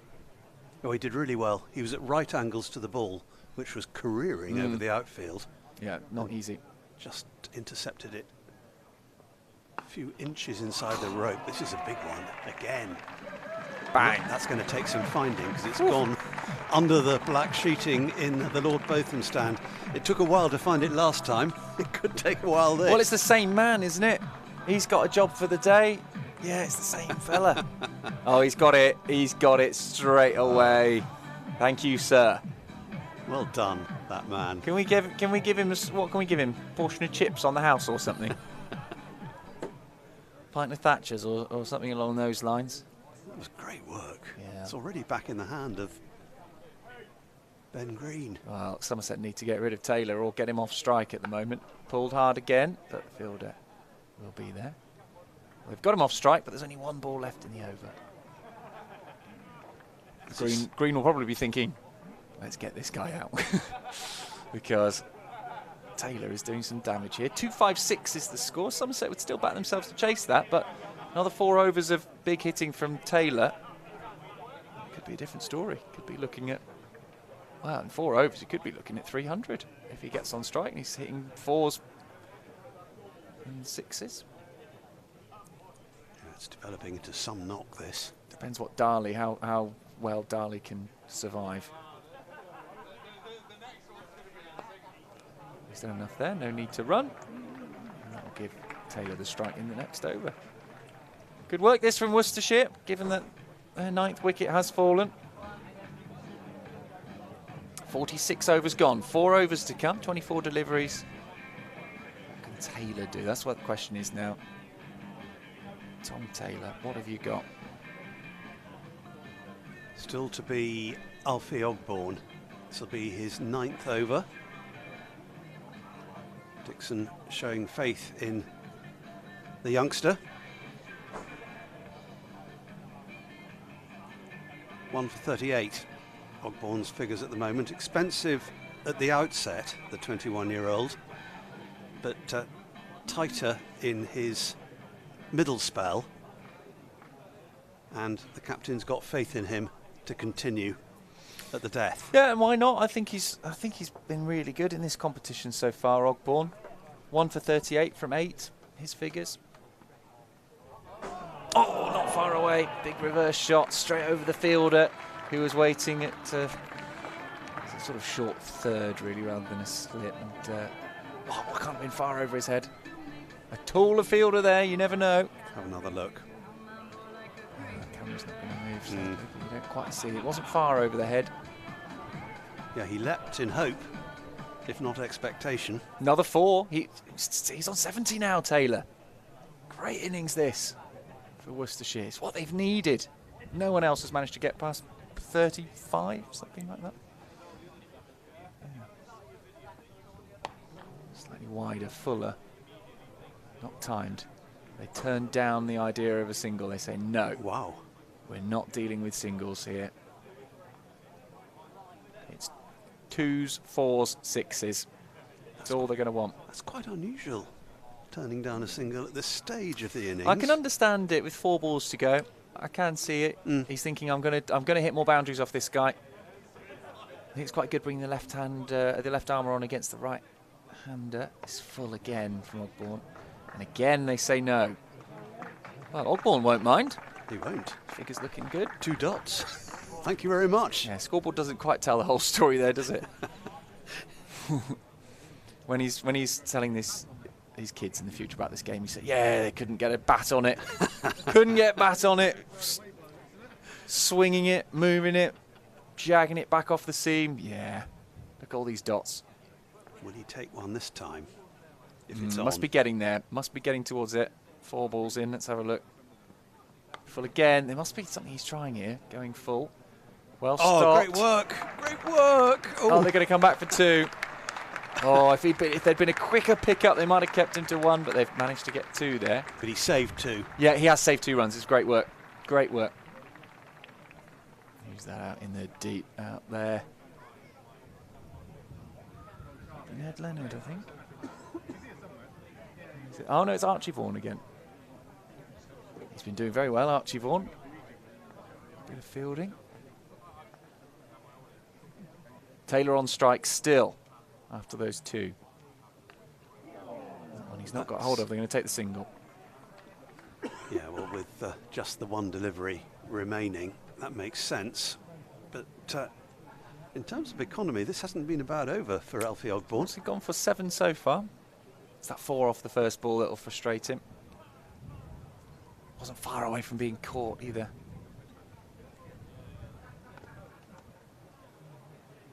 Somerset have done well, keeping the strong Worcestershire side below 300 at the moment. Well below.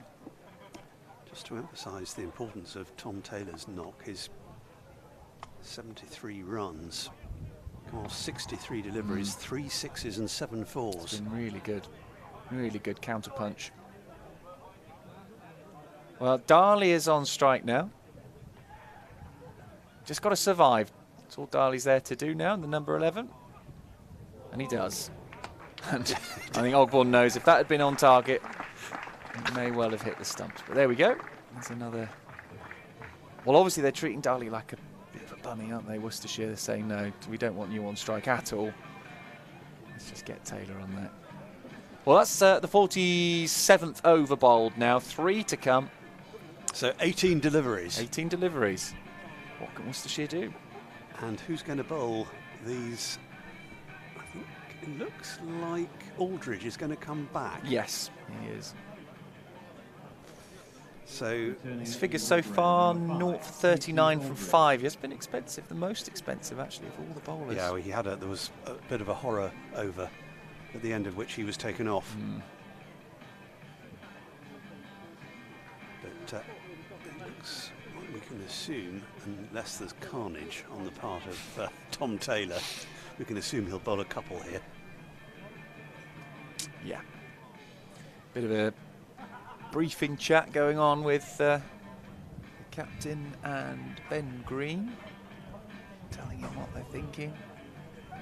See Ogborn's pace there, ranging from high 60s right up to the early 80s, so good variation in the previous over. I think foremost in their minds will be the desire to get Taylor to the non-striker's end. Well, he's not going to run singles, we've seen that. Yeah. So he's not going down the non-striker's end. What you've got to do is try and stop him from scoring runs, I think. because I just can't see them taking a single off the first 3 balls. If the policy is maintained. Yeah. Yeah, they might decide when they get close to the end, perhaps. Just get any run you can. No. There we go. No, Remains thank you. in place. Yeah.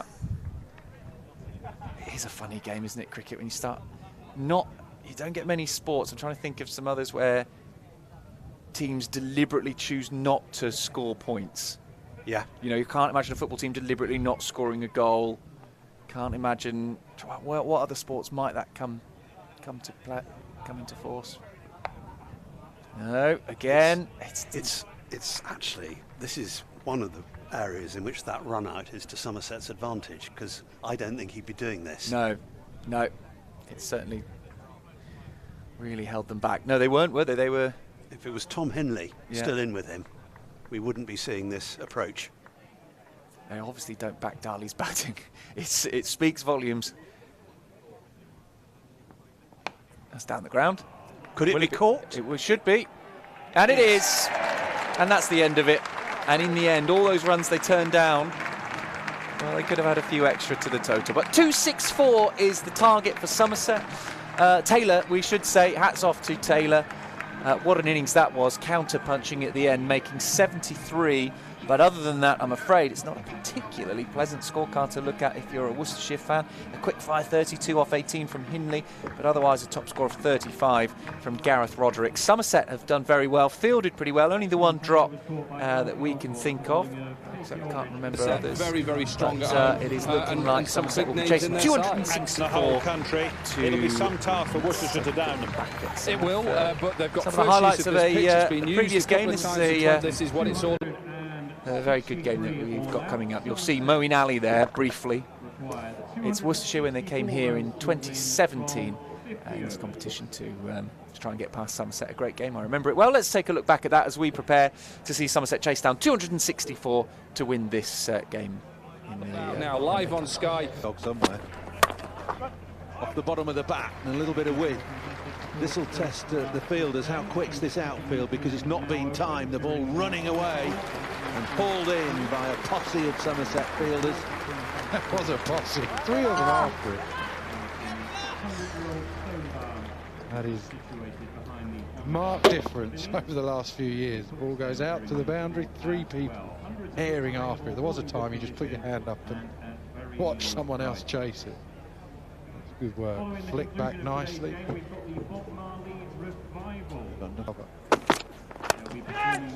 Flicked over mid-wicket, this will be 4, don't bother running for that.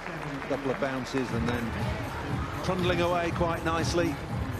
First boundary of the innings. It's an ease in which he picks the ball up, Moeen Ali. He's got so much time. He doesn't move his feet a huge amount, which makes it look like he's got more time than he probably feels, but that is a really good shot. And we hope you can join us on Wednesday, August the 23rd. Flow to his batting. Never really comes a long way forward. Success. What a catch, because slip had just gone wider. They'd moved second slip away, and Jaya Wardener was left on his own there at slip, trying to fill 2 positions, which he's done supremely well. Yeah, 2 hands to it as well. Back to Akola Cadmore so he could try and get it through the offside. That is a brilliant catch. Great finish as well with a little dive to make sure it doesn't. This is the wicket with Cola Cadmore playing an expansive shot, giving back playing now. Oh, and he's edged it between slip and the keeper. It was the keeper's catch, there's no question about that. And I wonder why Somerset didn't put 2 slips back in for the first ball here. Fell gets away at it. Beautifully hit by Moeen Ali in the air through wide mid-off. It's good to watch, Mo Ali. He is good to watch now. So easy the way that he plays this shot. It's too full, but not by that much. You get the feeling that when you play against him, when you watch him, that he's doing that to it. Straight down the ground. Anything that's fractionally over-pitched, Moeen Ali is going to hit through the line-off. It's his 3rd 4. This is how you play an on-drive.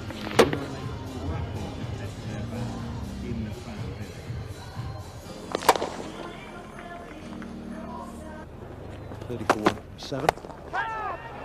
Little pick up through mid-wicket. This will be another boundary and a second one for Fell. Just evading mid-wicket. We've got a change in commentary now. Dominic Courtney. Thanks, Paul. Yeah, they need to get going. Need a few boundaries like that. Just 5 fours in the first 7 overs. Nothing wrong with the pitch.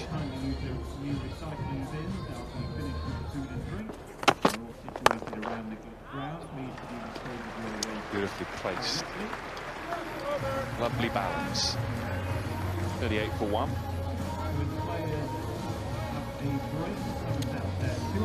Nice balance, timing, slightly over pitch from Davey. And once you beat the infield here, it races away, doesn't it? Difficult for a bowler because you're slight. Simple catch, straight to the man at point. 2 down. Gave himself a bit of room. Tom Fell, shortish type delivery, tried to cut it through the offside, and it was a simple catch for backward point. Easy, simple. Somerset will be delighted with that. Wickets, second wicket in the power play, puts Worcester under pressure. Fell goes for 15. Simple catch again. They continue to pick up wickets. Joe Clark goes for 2. Trouble for Worcester. Simple catch for Van der Merwe at mid-wicket. Length delivery and just played in front, didn't he? Went in the air and diving catch. Delight for Van der Merwe and for Josh Davis. Have to hurry. Direct hit, I think he'd have gone.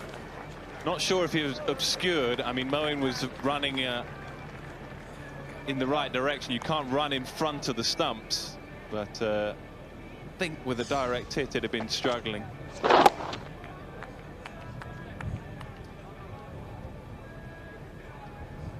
Yeah, direct hit gone.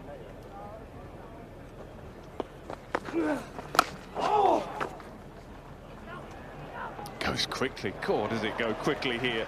Not the middle of the bat. Got 4 more. 50 up as well for Worcester. 52 for 3. Bit full this, wasn't it? Got a bottom edge. Still timed it. He'll look to be aggressive. Big gap. That's edge. This time put down by Jarwar, and it went quickly. It's a little bit. That's a great shot. Threaded it through between the extra cover and the mid-off. Well, the Somerset bowlers will have seen enough of Moeen Ali by now to know that you don't bowl full to him, because he plays that beautiful flowing off come cover drive as well as anybody, and that was a half volley asking to be hit. That could be another one. Back-to-back 4s for Moeen Ali. He's into the 40s now. 41 from 42, 6 4s, 16 overs gone. It's 67 for 3. Really fluent now, Moeen Ali.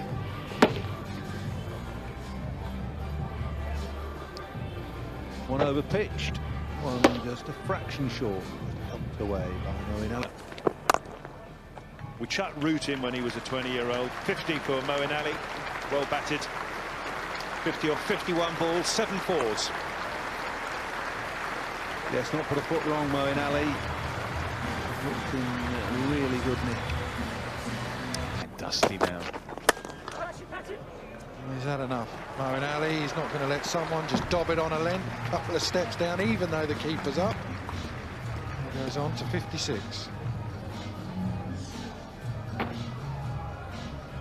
Yeah, brave shot. Always a brave shot with the keeper standing up, because if the bowler sees you coming, he might just fire one down leg side. But such is the confidence. He's happy to take him on. Touch of class. This time, instead of hitting the ball through the covers or over the top, he just uses the pace. Manoeuvres the field and brings up harder work for this Somerset side.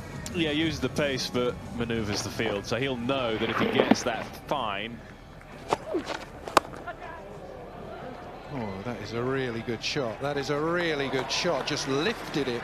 Nothing more than a punch, but it goes all the way. Barely a backswing. Look at that, just a punch.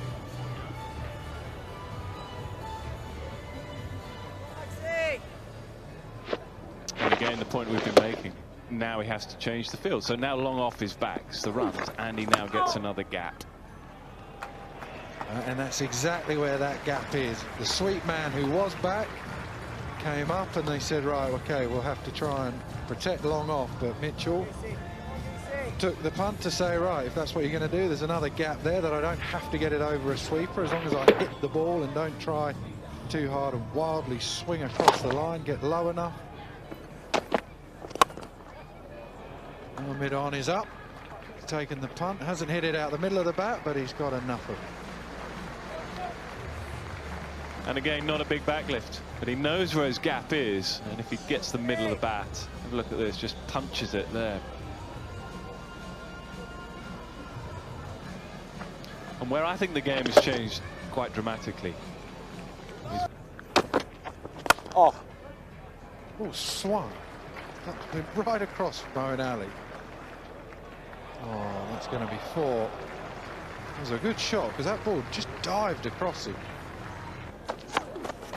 Oh. Well, slight misfield. It means it's a 50 for Mitchell. He'll be back for 2, so he'll go to 51. He might get for 3. Yeah, Moeen Ali's coming back with a bit of a scurry on. Good throw. Moeen safely home. So Mitchell on to 52. And it's been an invaluable partnership. This of 104 off 100 starts to collapse on top of Dominic Cork. Moeen goes straight down the ground for a 6.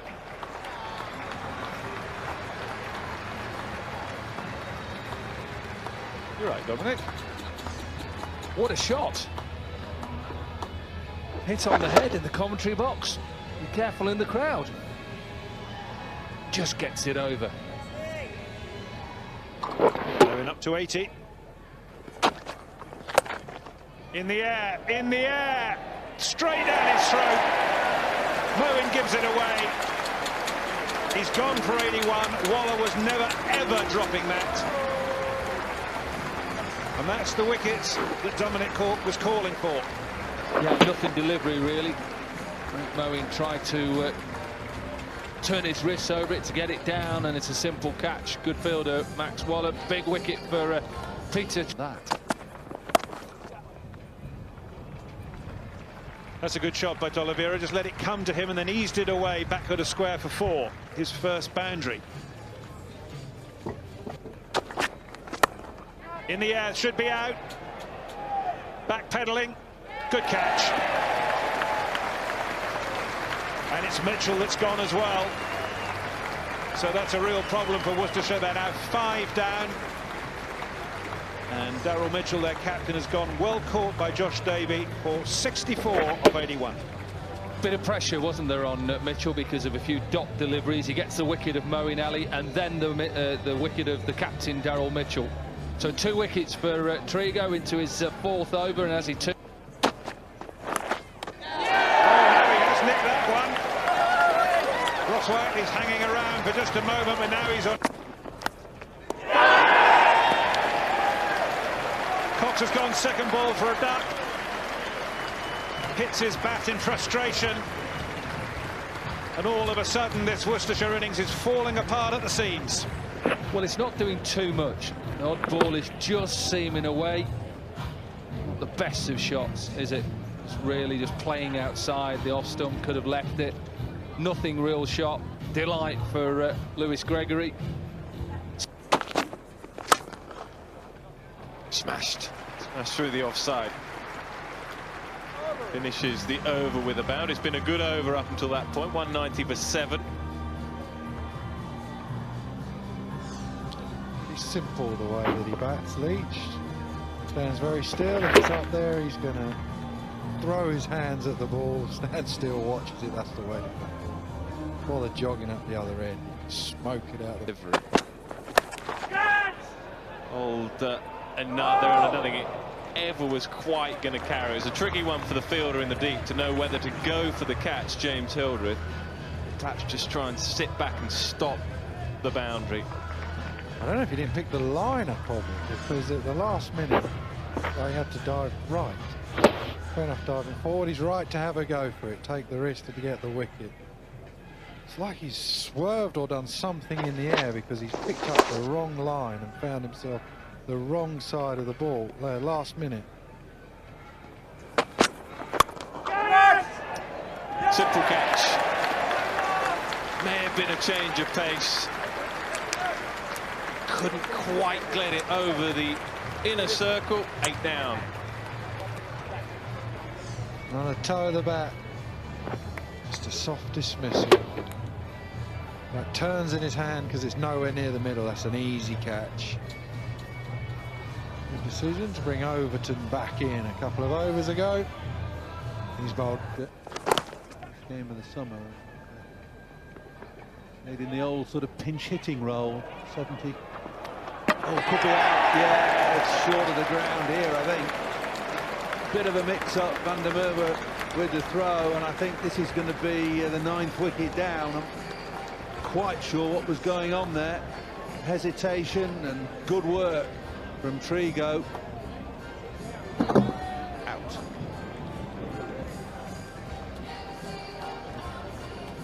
Well, Worcester didn't need that simple decision.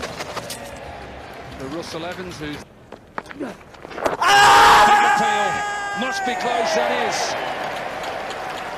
Bob Bailey deciding that that's going to go on and hit the stumps, and the innings is over for Worcester. Good from Somerset, 210 all out, and in a good performance.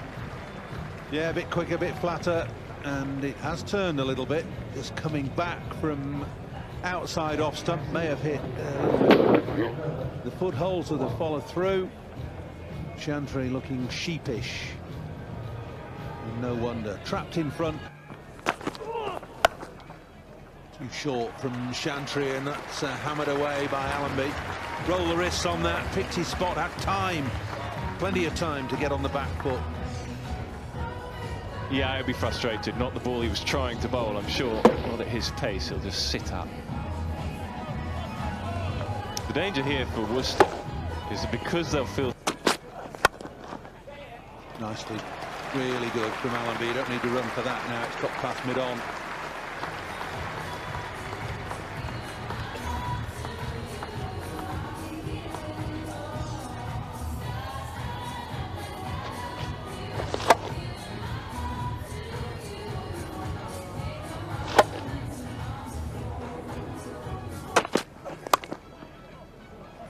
Leg stump half volley, clipped away, plenty of right hand in it. It's going to go for 4 despite the dive. Joe Leach pushing it round the post and over the boundary. 20 without loss. Cool. Well, opens the face, doesn't he, and it will fly away. Controlled, you would say, by Mahala. Perhaps wanted to get it to give him too much of an opportunity. Controlled, Rob? Yeah, I think you're right. He probably didn't want to get it that fine, but that's worked out perfectly for him because he gets a boundary. He's trying to run it down to third bound. Caldwell there. Very good puller and cutter of the ball, back-to-back boundaries now. It's a steady start, is just getting better and better for Somerset and their fans. What was he, 12 or 14? He's now caught up and he's ahead of a run of ball going strike though. Class of Jai Warner, doesn't panic, just waits for an opportunity. Pitch for batting.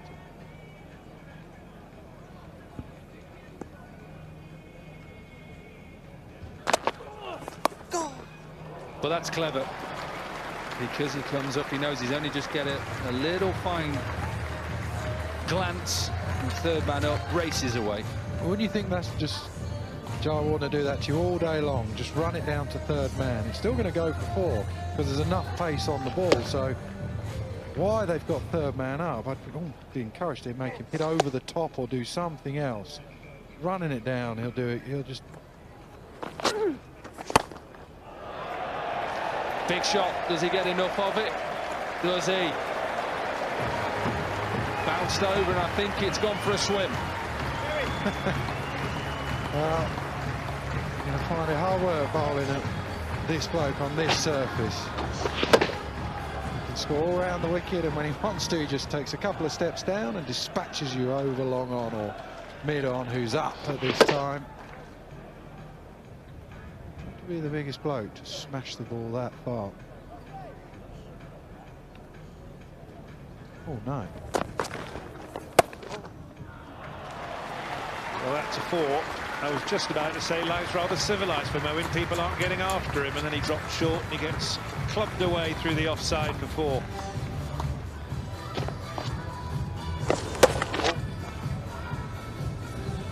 First boundary off Moeen Ali.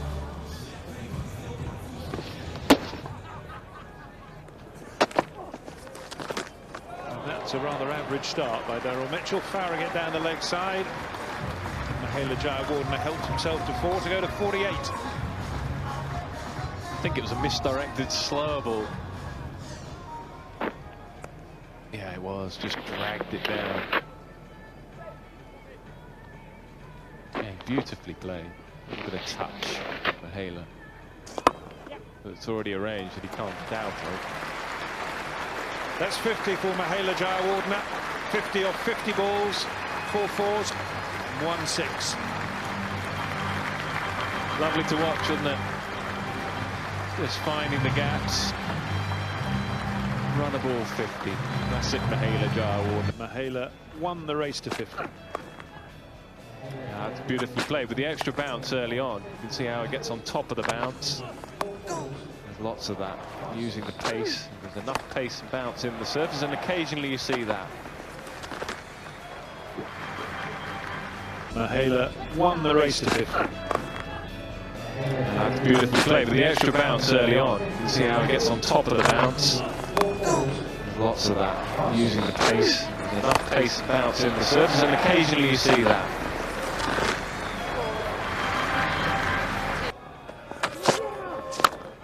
Last played for England in 2005, as that is beautifully stroked away. Moeen's given it up. Would it be so silly? I don't think it would be so silly, actually. If he is the best, and I know he's a great competitor. I think that's what I most like about Gareth Batty. Great competitor, and that clearly is the point you were making about that duel. Oh, there you go. Between keeper and the second slip, it's along the floor, but it's 4 and it's 50 for the Somerset captain. Well, not the best of the shots that he's played so far in this 50, but he'll be happy to get there anyway. He's given his side a good start. Very good with the ball, and now their captain and their overseas player. Although perceived wisdom is runs on the board is the way to go. More runs on the board for Jayawardene with a sumptuous on drive on the up. Yeah, we saw Moeen Ali do it. Now you can watch Jayawardene.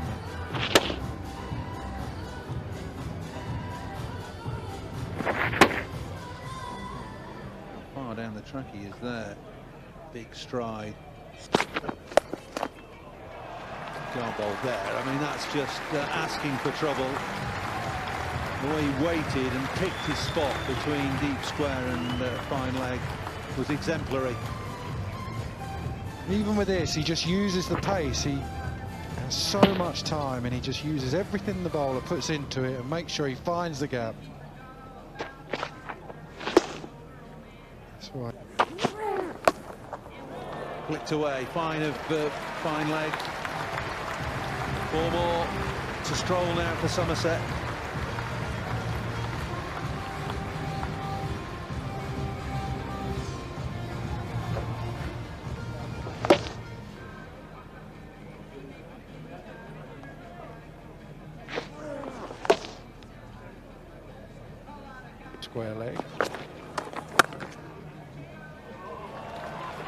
covers up, and Moeen drops short, and it's an easy shot, just a freebie.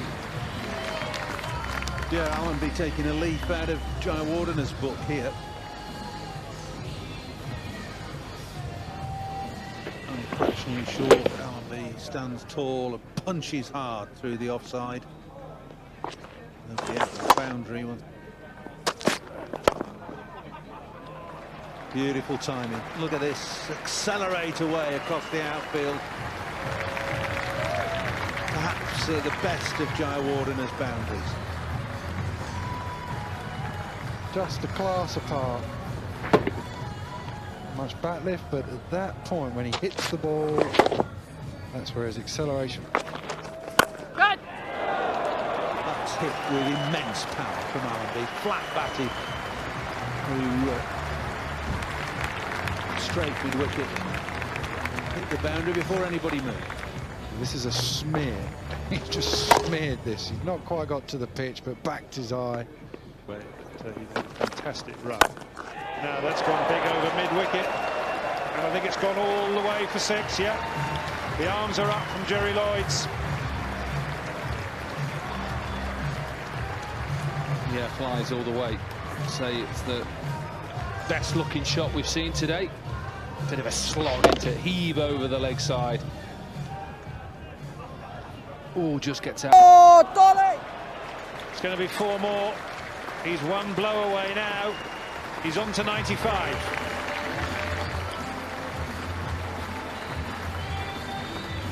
Straight this. You heard the keeper and the bowler screech because they know if he misses, there's a chance. He gets down, doesn't he? A little bottom end.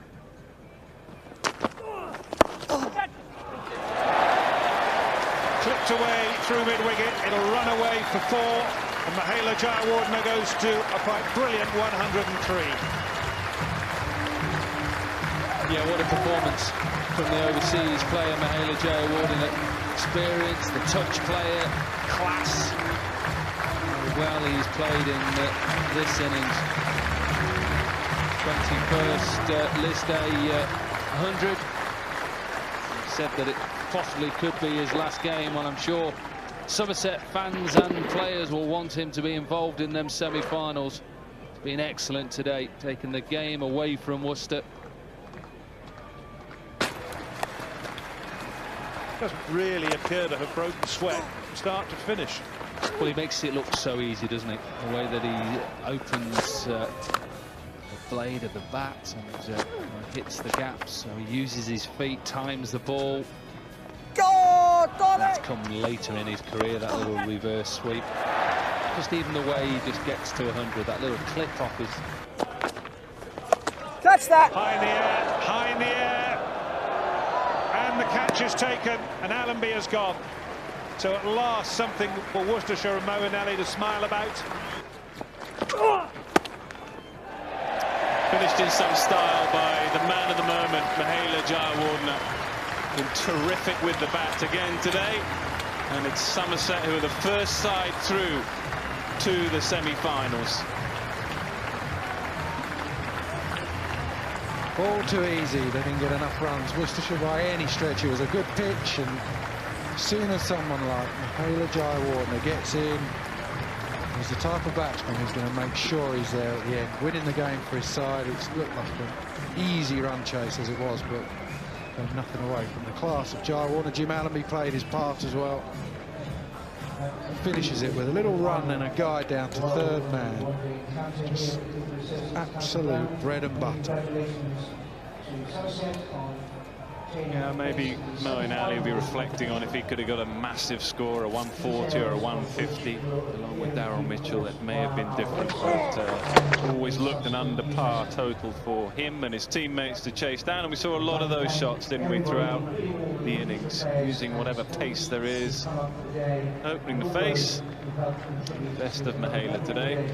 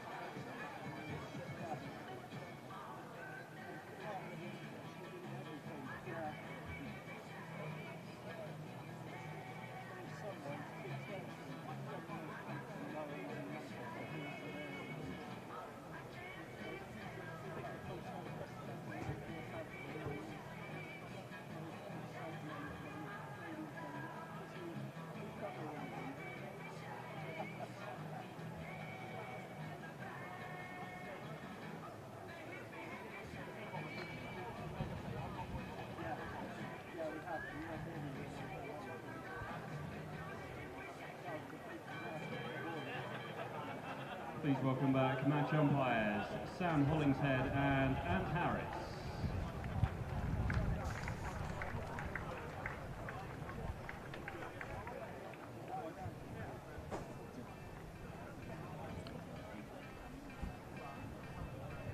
Welcome back to the Cooper Associates County Ground. The two umpires are on the way into the middle, followed by the Worcestershire Rapids.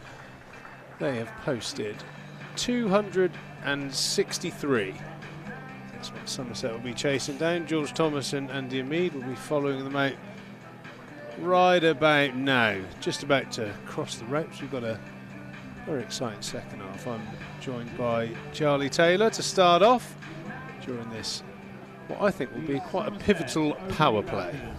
We're not worthy, Triggs. Do you see those highlights we just watched there? 3 for 33 in that quarter-final against Worcestershire 2016. Yeah, I'm going to have to put in a complaint to the production team, and apologies to all of those viewers that missed out on one of the great 10s not out that you've probably ever seen. They focus far too much on Jaya Wardner.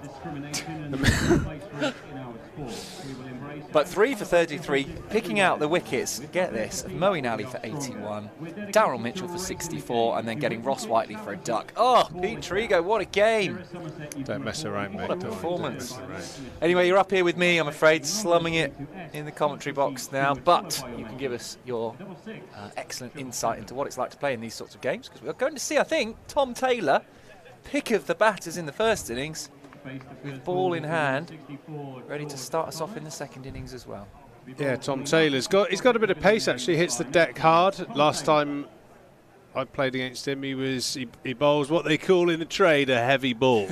Does seem to hit the splice of the bat. He's a good strong athlete, nice broad shoulders, smashes the ball into the pitch, and will certainly get a little bit out of the wicket if there's anything to be had out. But as we spoke about in the first innings, I do think that this new ball period is the time to bat. What a delivery that is! A massive in-swinger to George Thomas. There are two kinds of leave, and unfortunately that is the one you don't want to see. That is absolutely boomerang. This is going to go all over social media tonight.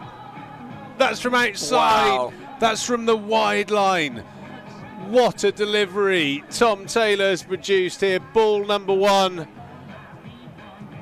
You'd say that's almost unplayable. No surprise whatsoever that George Thomas has gone to leave that. The start line of that was on the blue wide line, and it's clipped the top of off stump. That is a beauty.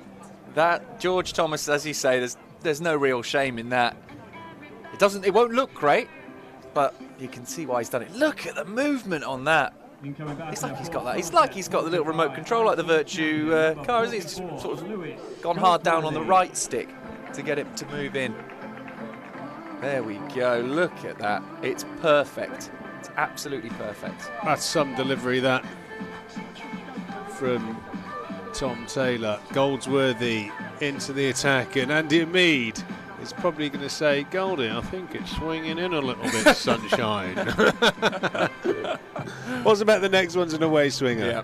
Well, interestingly, because Goldsworthy would have seen that from side on, and he won't have seen a replay. So actually, although to us it's obvious, for them he might just say, well, why has he left a straight one there? Why is George Thomas shouldered arms to that? They do have a screen up there where the stats are being compiled, so you assume that he would have had a little look, but that's a lot of movement, and that's how to play it. But that first ball, you just don't see that coming. The white ball, you get a little bit of swing, but he's got that seam presentation absolutely bob on. The only other player I've seen who really swings it like that with the white ball is Anya Shrubsong, comes to mind. She swings it, she's got not the same pace as that, but she swings. Yep. She used to swing it right in like that early doors in white ball games. I was thinking Sonny Baker. Yeah, Sonny Baker's got a big boomerang, hasn't he? Mm-hmm.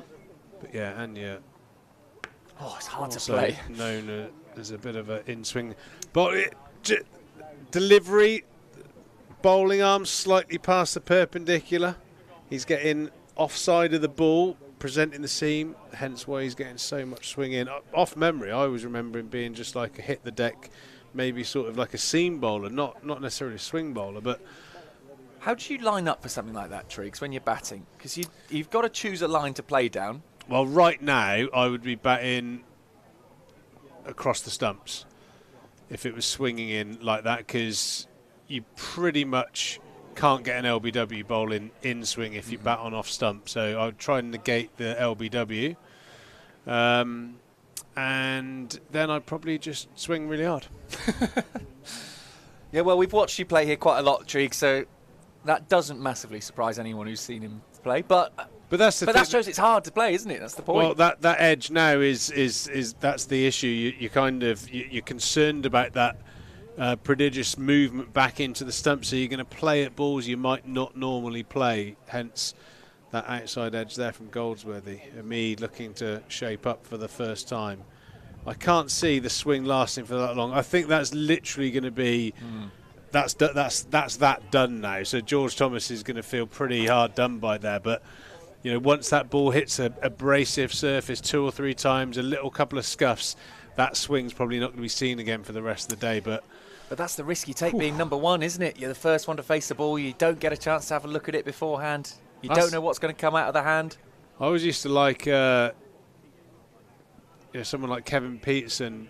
You know, I know he's like batted in the middle order, but he used to walk a lot at his first delivery just to try and take all of this movement out of the equation. Another beautiful delivery, and that's probably one of the better first overs you'll see in the Metro Bank 50 over Cup this season. Tom Taylor has struck.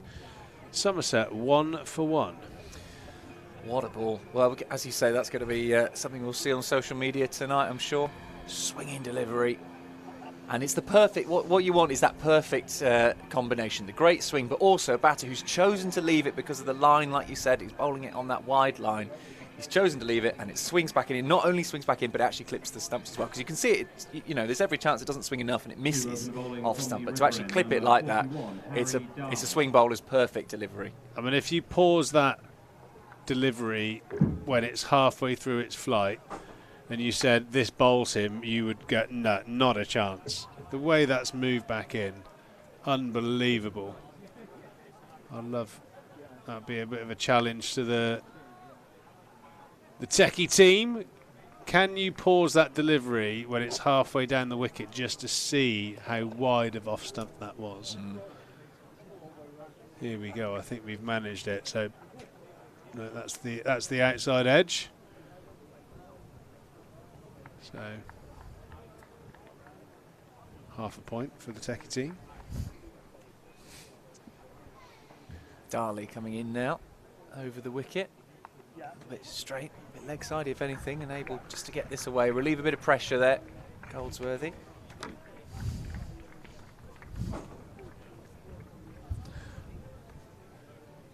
Here we go, there's the first ball. Can we pause it halfway down? Oh, look at that. Almost plumb bob in line halfway down with the wide line, and it's managed to clip the off stump. That is a serious piece of bowling. Yeah, very, very good.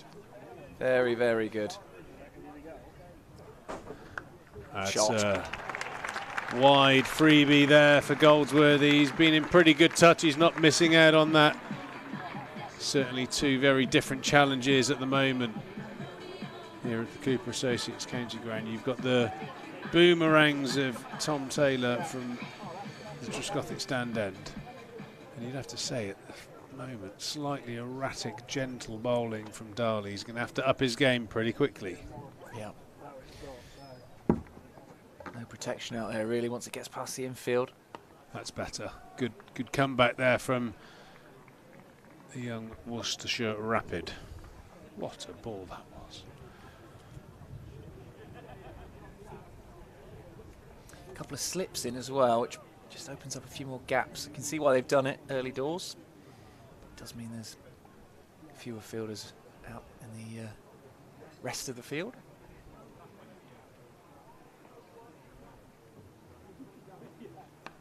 They can just see the ball get a little bit softer, then I think those runs might start to flow. What they've done well here is, Worcestershire, is create a bit of problem in the batters' minds. Coming out, you think, here we go, power play on, white ball.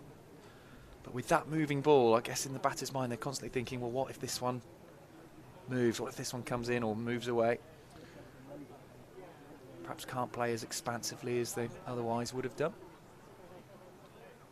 I think the one thing you have seen so far in this tournament that you haven't seen of a couple of the visiting teams in particular is Somerset still play on the front foot, even though they've lost a couple of wickets. They don't go into these shells that you've seen opposition batters do. Obviously, looking at the Worcestershire innings, there was that period of very low scoring run rates, whereas I always think that Somerset like to play on the front foot. Goldsworthy he is Somerset's accumulator, definitely, but I think Omid, Dixon, Ben Green, to name but a few, will certainly come out scoring more freely. James Rue, Casey Aldridge, they're all very, very positive batters. Tom Taylor again, batsman hoping that swing's disappeared. There's a little bit still there, but beautifully played by Goldsworthy through the offside. That fast square, sucking the ball to the boundary. He's going to pick up 2 runs.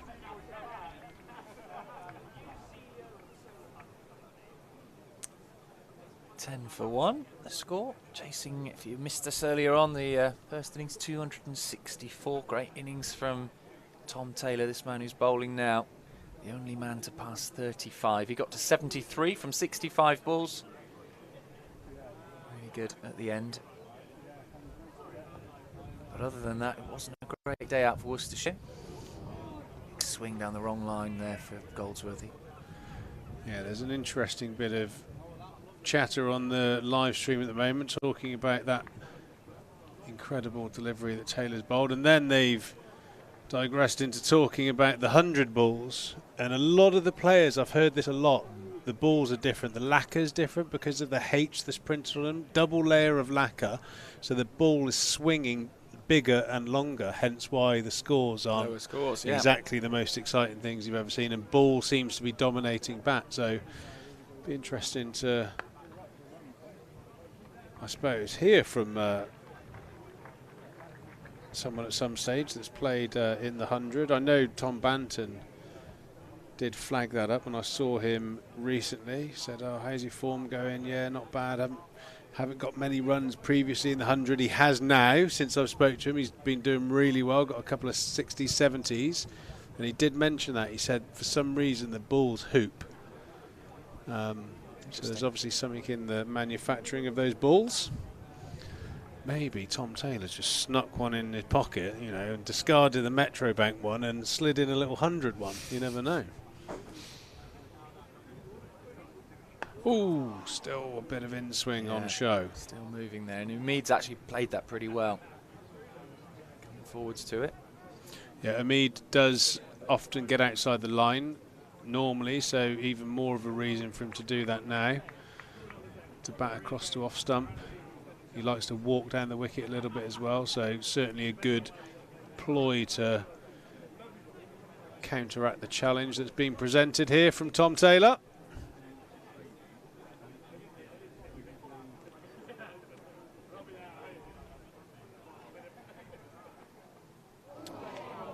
He's making it really hard there. Umid playing inside the line, expecting perhaps a bit more swing. Yeah, the one that's just held its line towards the keeper. Really good bowling here, and this is as close to what you'd see in white ball cricket as the challenge that Jimmy Anderson for years has been posting to right-handed batters. For years everyone's tried to swing the ball away to right-handers and left-handers, but Jimmy's gone to the in-swinger a lot and used the away swinger as a change-up, and it has posed 700 how many opportunities. He's done really well doing it, as Andy Omid is there. Beautiful pull shot there. He's very, very strong when the ball's around his waistband. He's put that away in emphatic style. Yeah, it's unusual to face a right-arm bowler bowling in swing, and I think that was, Jimmy was one of the first that got ahead of the curve. First, him and Broady were the first to go almost solely around the wicket to left-handers and bowl the ball away towards the slips, hence the the Broad Warner thing. And he does it a lot to right-handers as well, just toying with that off stump. Great bit of cricket on show here at the Cooper Associates County Ground. Still the 2 slips in place to Darley. Goldsworthy finding a gap in the mid-wicket region.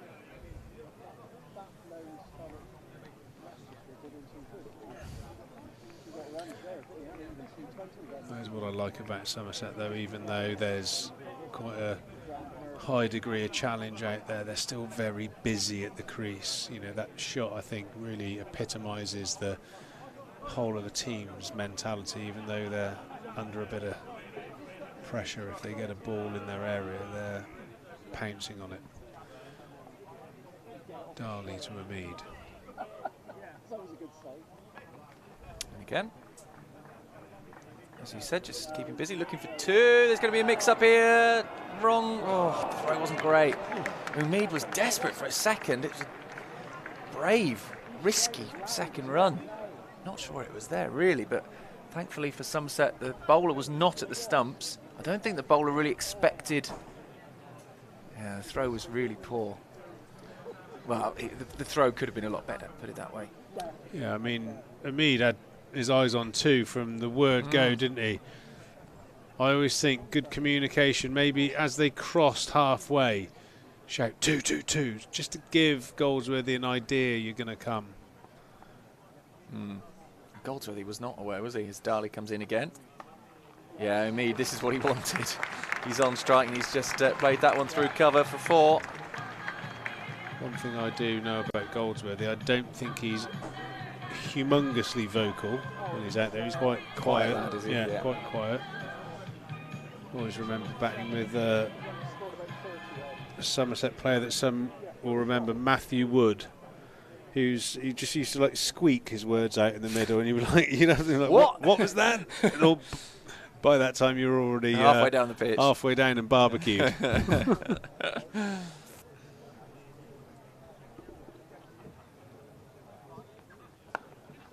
Beautiful shot, Andy Hamid.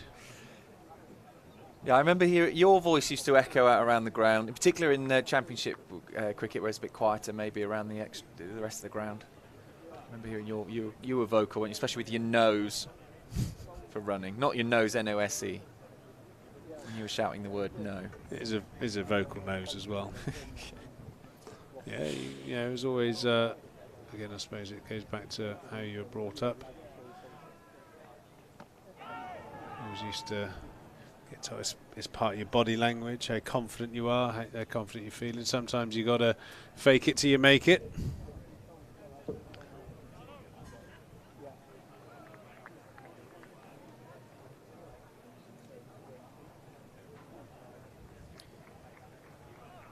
Trez was always quite loud as well, wasn't he? His shouts, although he mostly dealt with boundaries, so it wasn't such an issue. Yeah. Towards the end of his career in. Well, I think as well because there was like Trez and Hildy in particular. Yeah. When you used to bat, we used to run a lot of runs together, just on body language with no call, because they were very good at. There was a trust there because you knew that they knew what a run looked like. There was that trust there instantly. I always used to. It used to be very different when Nick Compton and Errol Sapaya were at the wicket, where they would often, their body language would start running and then they'd eventually say no. By that time you were in a bit of trouble. So there were players, I mean that isn't just picking on those two, there are players within squads, within teams across the country that you know are prone to making the odd error of judgment.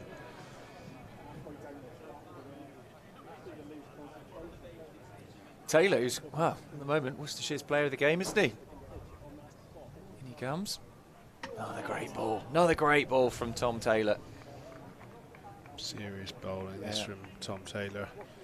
It's fair to say he could already have 2 or 3 to his name. Couple of slips waiting. He's got that one that moves in with the swing, and the one that's just holding its line. Looks like it's a slightly scrambled seam delivery. Fine piece of bowling so far, very impressive. What a great game he's had so far.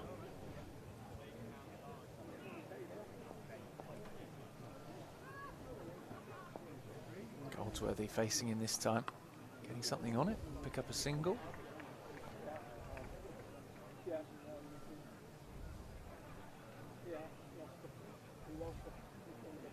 It's a Tricky time this for Somerset. They don't want to lose too many more in the power play, but they also don't want to go without scoring the runs. Got another 221 to win. Sorry, 241. So that's still a fair amount of runs. They did well, Worcestershire, in the end, despite losing all their wickets, getting bowled out.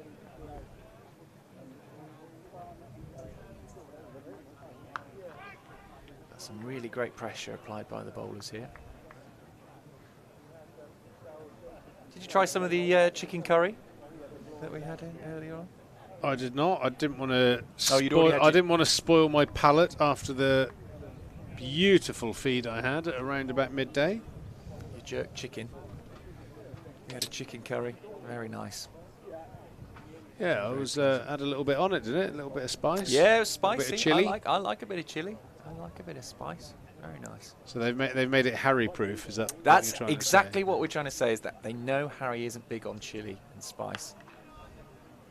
And Harry, for those who don't know, Harry is the one who, even when he's not working alongside us, will still turn up here at lunchtime and be sniffing around. It's remarkable, though, isn't it? Because he wears shorts a lot, and his legs look like little bits of string dangling down. He's got absolutely zero weight on him. I don't think he sleeps. I think he's just constantly either playing cricket, watching cricket, or fidgeting. That's what he does. More meat on a chicken's lip, isn't there? He is a very lean man. Yes, he is. Yeah. But very hungry. Yeah.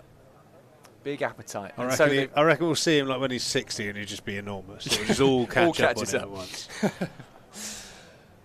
But yeah, they've made it Harry-proof today. Clever. Just offering that one with the open face.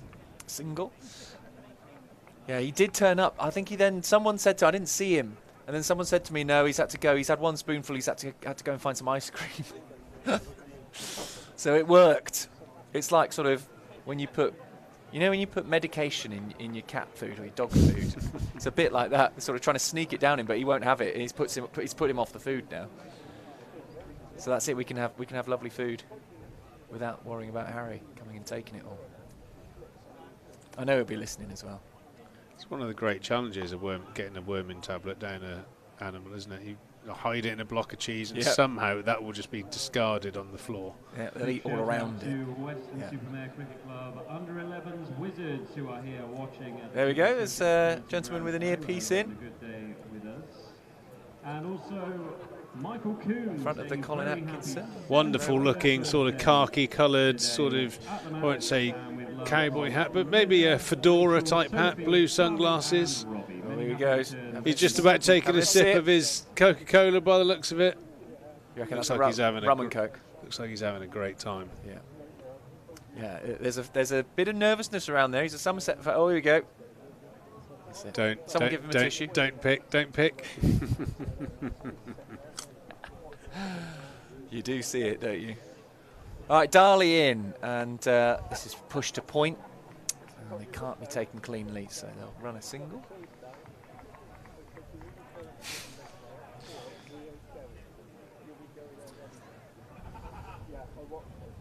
Yeah, the earpieces, if you've not got one, Virtue Motors earpiece, they're £12. You can listen in to us nattering away whilst you're here in the ground.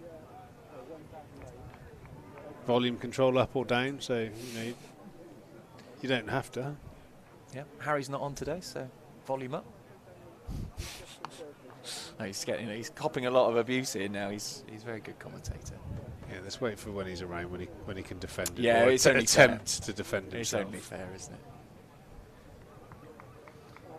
25 for 1. The only man gone, if you missed it, was George Thomas.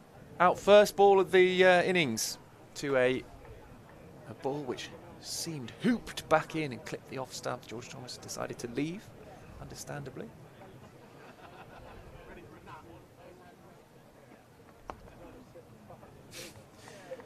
This is played off into the offside for a single. Had a message through my social media. I'm just going to wish a happy 7th birthday, and I hope I'm pronouncing that right. Amelia? Amélie? Is it French? Amélie? It's got an accent. It's thrown me. We'll go with Amélie. I like Amélie.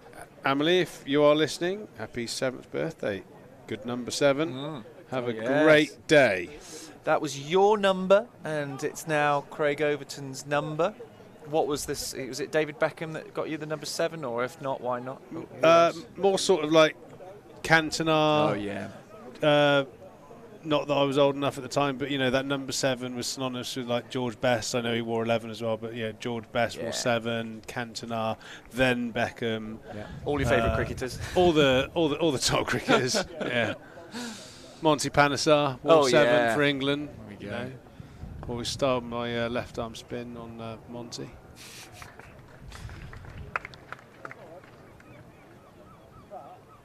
That's a man. That's a man that you want a dinner with one time in your life. Yeah. That's a bucket list thing. Dinner with Monty. He's dabbled in media. He's dabbled in politics. Yeah. Not sure he had a Scooby-Doo what was going on, but he made it great entertainment. I'd love to see him on maybe like a Strictly type show. He'd probably be the one celebrity that would make me tune in and watch Strictly Come Dancing. For the 1 week he'd make it, he'd last. Teammate of mine back in the day, it must be 25 years ago, England under 19s. That long ago. End of the 6th over here at the Cooper Associates County Ground, 28 for 1. Hamid and Goldsworthy putting a nice little partnership together after a rather extraordinary start. That boomeranging in-swinger from Tom Taylor. Did you manage to find some lunch then, Harry? There's Hollow Legs Harry. He's made it back.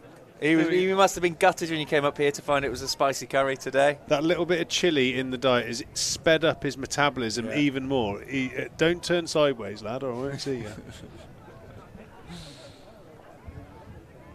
Poor lad hadn't had to figure in what he's going to have to spend money on for food. Thought he was coming up here. What did you get in the end? Or did you just brace it and eat the curry? You just braved it. Fair enough.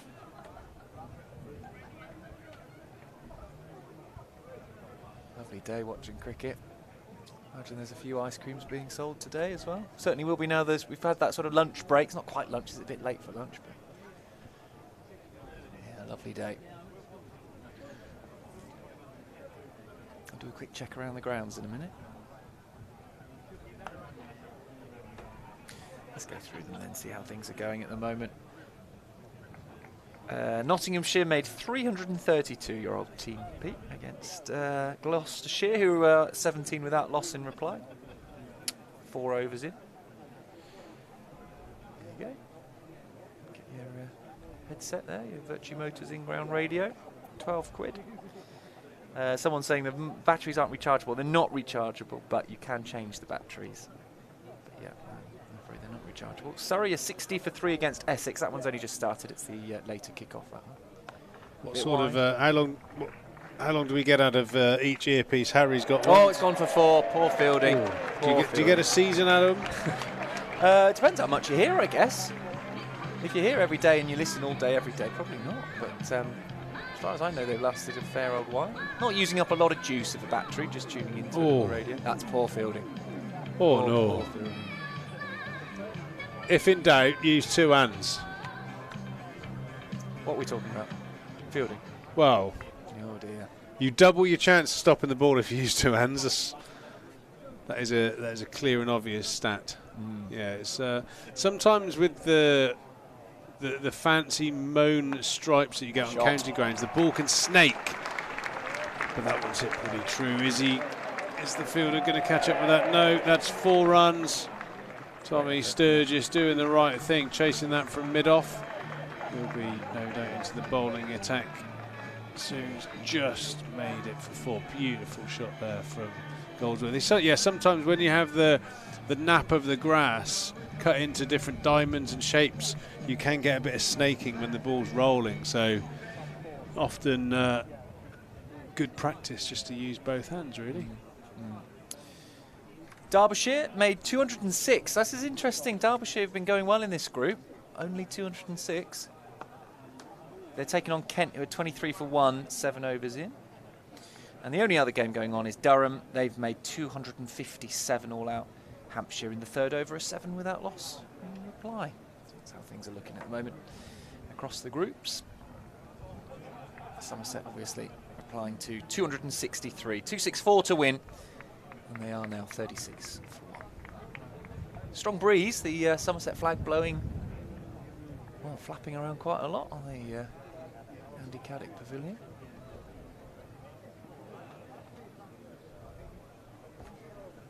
Taylor comes in, defended by Goldsworthy. End of that Taylor over. He's now, what's he bowled? 4 of his overs, I think. Yeah, 4 overs, 1 for 18. That wicket coming in that very first ball of this innings. Looking a bit ominous for Somerset, but doesn't seem to be swinging as much now. Pete, you mentioned it won't swing for very long. Don't think we've seen too much of it recently. Last over or so. No, I think Tom Taylor's used that well. I think it's not out of the realms of possibility. He could have easily picked up 3 wickets there with the way that he bowled. Just the odd one shaping back in towards off stump, and then that wobble seam just holding its line towards the keeper's gloves. He was unlucky not to catch slightly thinner outside edges. We've got a change of bowling at the river end. Tommy Sturgis coming into the attack. Last time I saw Tommy was quite a few kgs heavier than he is now. He's had a little bit of a illness of late and has lost a lot of weight, so hopefully it won't affect him too much. Real powerful young seam bowler.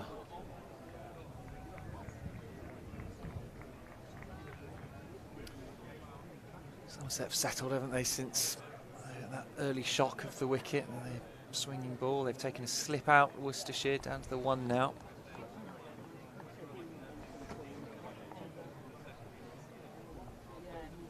Just got to solidify a bit. It's a very achievable target. Spoke to Worcestershire coach Alan Richardson, former roommate, about Tommy Sturgis. Said that he's been really impressive in terms of holding a length, so he's really been quite metronomic in the lengths that he's bowled. He got a number of wickets in the few games that he has played, so just hope that illness hasn't knocked his energy levels too much. Still trying to work that area. Umeed can't get past the fielder. It wouldn't surprise me if Umeed uses his feet quite early on here to Sturgis.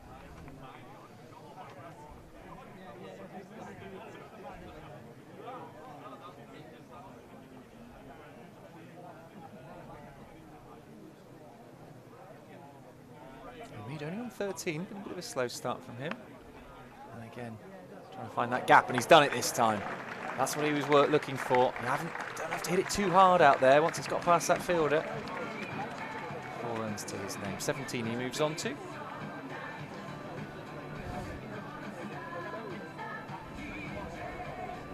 .40 up for Somerset, 40 for 1. Good cricket shot that, not a bad delivery at all, but a beautiful cover drive there, just bouncing off those used wickets and picking up speed towards the Trade Nation stand.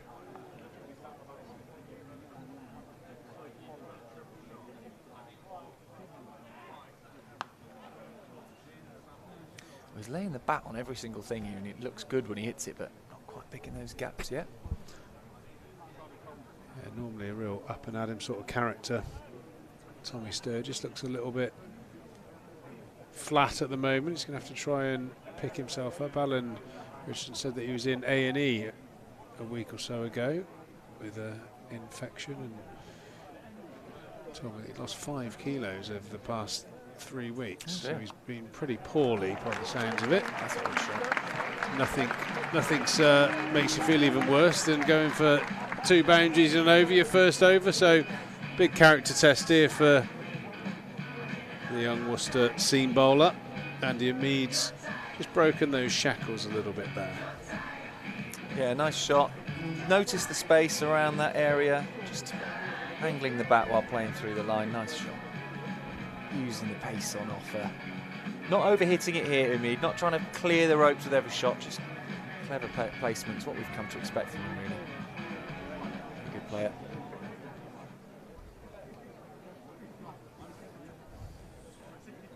Different, these two batters, actually. It's not only bit of a difference in height. You're getting a difference in style as well. Yeah, it's that classic case in cricket, and you've got like big un hit straight, little un hit square. Yeah. You know, your lengths are very different. Goldsworthy's going to naturally score a lot squarer than Umid, so you've got to think on your feet and keep adjusting your lengths. Rolling in the late 70 miles per hour here. Tom Taylor. Which is pretty good for swing, sort of the area you want to be around. You don't want to over-bowl it, go too fast. But when it's not swinging, it becomes quite hittable. Gives you a bit of time as a batter. Straight down the ground. It's a good one as well. Bounces over the stumps at the other end and works its way towards the rope for 4 more. That's a high-quality shot, that, from Goldsworthy. Beautiful straight drive over pitch, a little bit greedy from Tom Taylor. He's paid the price. That races across the Daffabet sign that's on the floor there. Gets even quicker when it goes across that material.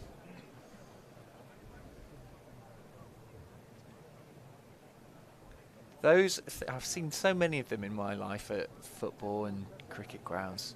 It still amazes me, the perspective stuff they do on that.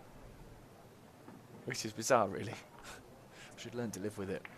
But just looking down at the one in front of us, how it's all stretched out, but then looking at the other one, the other end, now it just looks like a square. It's clever. Very clever. Almost reminds me of... that was like a Father Ted sketch when he's describing why the cows on the hill miles away look small and the one outside the window looks big. It's exactly like that. I am Dougal in that situation. I just can't get my head round it. Big, close, little, far. Far away. 49 for 1, 50 almost up. It's been a good partnership, these two. It'll be a 50 partnership if they can get that extra run. Not this time, though. See that little bit of mean commentary on me earlier. I'm just starting to get you back now. Yeah, you are. All I said was revenge is was it best served? Something like that. You know the phrase. That Stephen brings a touch of class to the commentaries, and Trigo. Who knows what's going to happen? Triggs took it to heart that I meant that he doesn't bring some class. You bring class. I saw you there. There's that jacket you bought in the lunch intervals. Very nice. Been out shopping? Yeah, did treat myself to a couple of little bits on lovely little clothes shop just down the road, Alpha. Here he is, he's fishing for some discounts now. Yeah, go on, carry on. I can't help but walk past every now and then and think, you know what, I've had a couple too many cricket tees this summer. I might need to go up a waistband, treat myself to a couple of pairs of chinos. Yeah. Anthony Gibson, who's commentating next door for the BBC, approved, which I'm not sure that should be a good thing. That should be confidence building in my selection, or you're having a go at me saying that when I was having a go at Harry and you say, well, he's not here to defend himself. He's locked in there on air for the BBC. He definitely can't come in and defend himself. He'll get his own back. I tell you what, he knows his way around a pair of chinos, so to speak. That's what I mean. I think the pastel blue ones, he raised an eyebrow. I think I went up. He's eyeing them up. He's going to be in that shot now. He went up in his.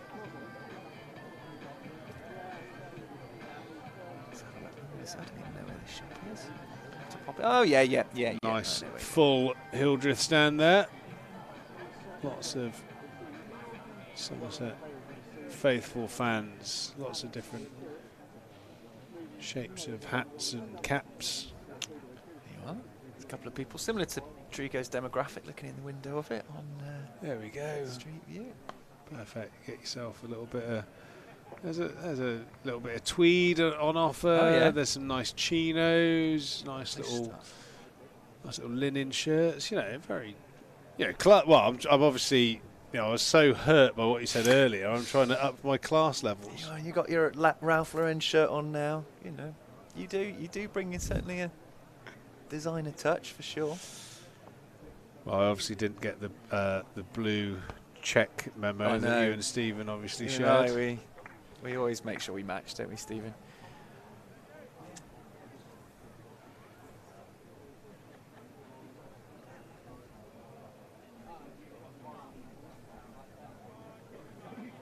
Still waiting for that final run to take them up towards 50. In this final over of the power play. Still got a slip in. Ed Pollock's been next to Roderick all of this innings so far.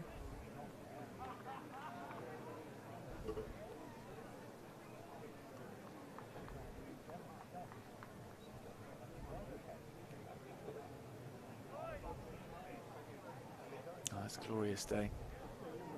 Tell you what, that view from the Colin Atkinson Pavilion, if you're lucky enough to be in there, that's a cracker. Church is behind. Good view of the cricket. Bar just behind you. What more do you need? A sunny summer's day. Friday as well. Are you playing this weekend, Pete? Yes, I am playing against Bedminster. Oh, yeah. So, home game for me. 25 minutes up the road. Lovely. Burbage and Eastham Royal. Bedminster, top of the table clash. Short ball from Sturgis and nailed by Goldsworthy. Two Cornishmen going at it. The 50 partnership up for this pair. Really dismissive pull shot there. Tommy Sturgis has got his work cut for him at the moment. 53-run partnership now. After that first wicket fell and the first ball, these two have steadied the ship somewhat. They've just brought a bit of stability. One ball left of the power play.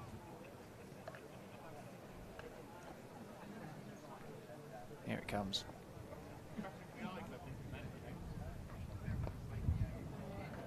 Nicely clipped into the leg side for a couple. 55 runs then in the power play. And just that one wicket off the first ball.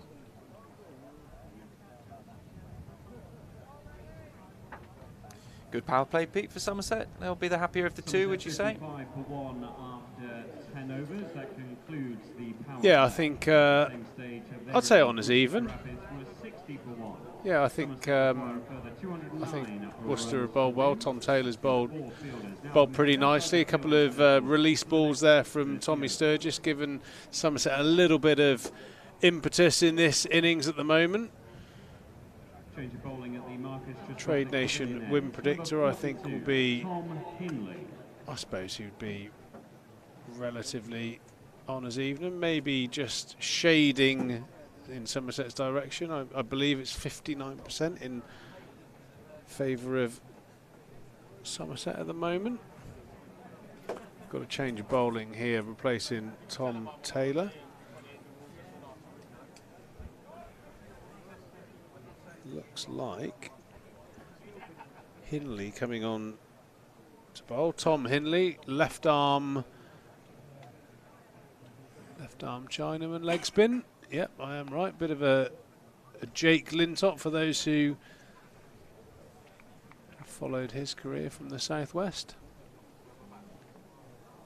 Not many of these around. Stephen Lamb's back in the commentary box. A little bit of a real point of difference here. Left arm leg breaks. Yes, and the first ball not quite holding the magic of Tom Taylor's. That was extraordinary. Yeah, wasn't it just? That's wide. Like he was putting it on a string. Yeah, that was a remarkable delivery, that's for sure. Absolutely remarkable for a ball to come back from the wide line all the way onto the off stump.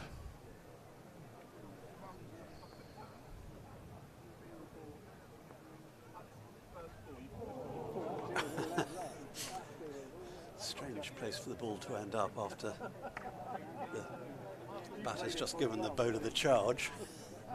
Umeed has to be content with one of his more indifferent singles. He's going along nicely again, Andy Umeed. Seems to be made for this tournament. And Goldsworthy is going at a run a ball at the moment.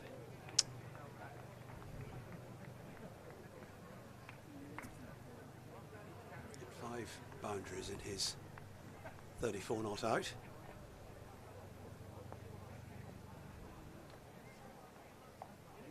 Ooh, that could have gone onto the stumps quite easily. Can't have missed by very much. End of the over. Slightly wayward, but could easily have taken a wicket with that last ball.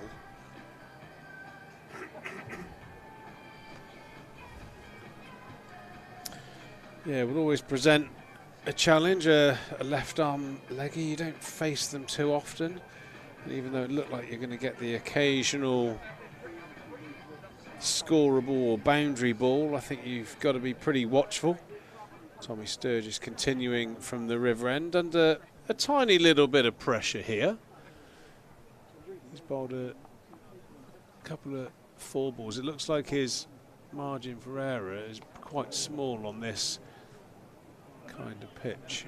Like I said, I did have a chat with him before, and backed up by their coach, he hasn't been well of late. We hope he's on the mend now, but he's quite noticeably a lot leaner than he has been in the past. He was a real sort of Darren Goffey sort of build, bustling seam bowler, and bowled quite a quick delivery. He just looks like he's, he said he lost about 5 kilos in a real short space of time. He's looking to attack Andy Umeed. 2 consecutive deliveries at either end. He gave the charge to no effect. Wonder whether he's trying to go up a gear. Yeah, I just think with Umeed, he's such a strong puller of the ball. I'd like to see his deep square fielder maybe more at mid-wicket, because he does pull quite straight, Andy Umeed. And the fine leg can also shift round 10 yards.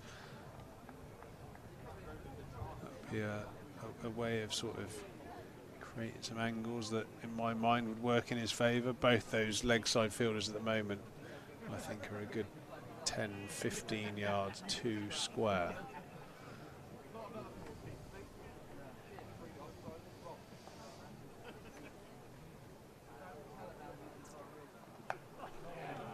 But he could also be right there and not have to move. Absolutely. Half centuries against Hampshire, Derbyshire and Northants in this comp so far, Andy Umeed. And he's nearly halfway to another.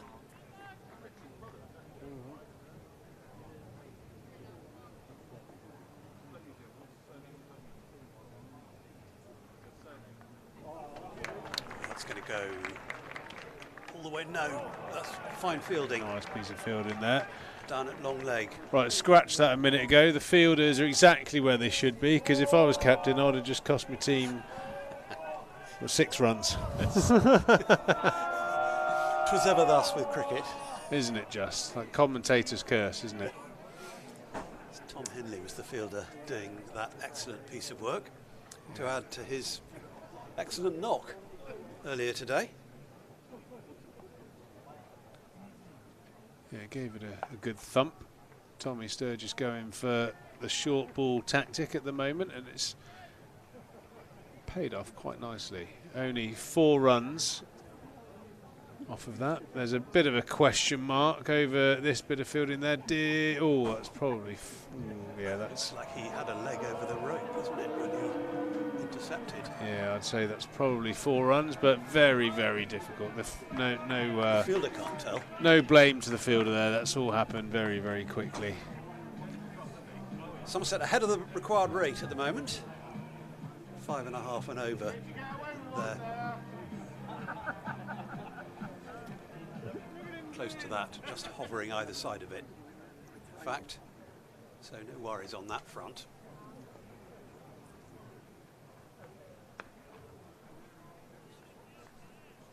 Henley, having done the work in the field, is bowling his second over.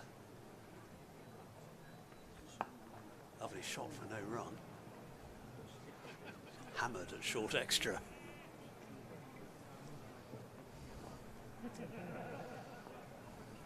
Rob Jones's fingers will be stinging a bit after that, and he's in action again. Get a single this time.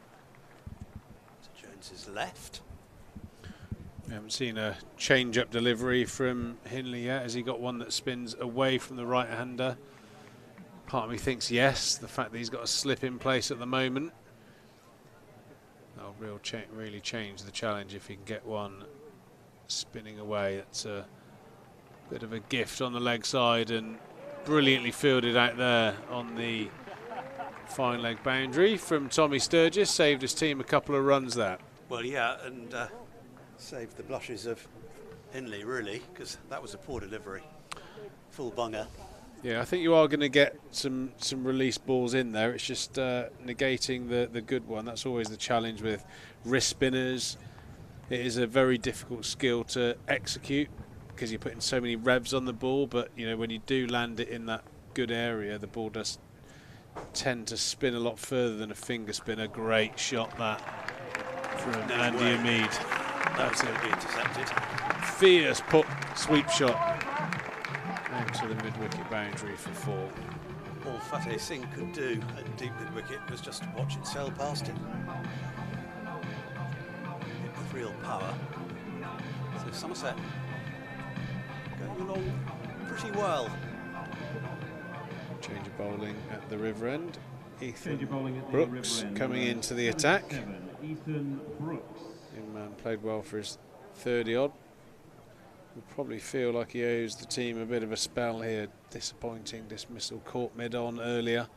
Looked like he was going to kick on and score well in excess of 50. Looked very comfortable at the crease. 68 for 1 here in the 13th over. The run rate very healthy at this stage. Sturgis taken off after 3 overs for 18. We'll see more of him later in the innings. Somerset going along nicely. This partnership is the same as the total. Makes it quite easy to work out. 68 for 1.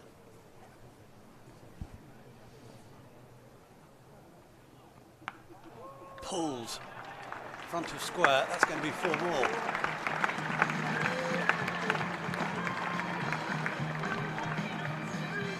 Boundary number 6 for Lewis Goldsworthy, who's into the 40s. He's back up to a run of ball as well.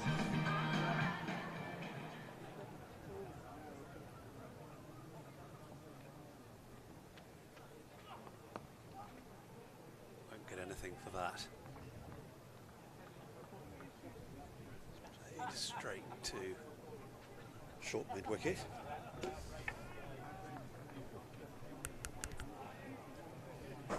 Yeah, I like that from Goldsworthy.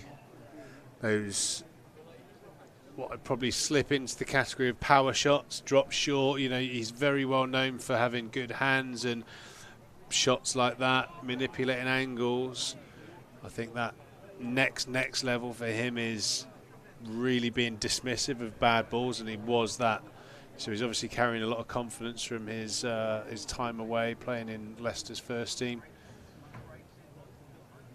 Looks like he's come back brimming with confidence.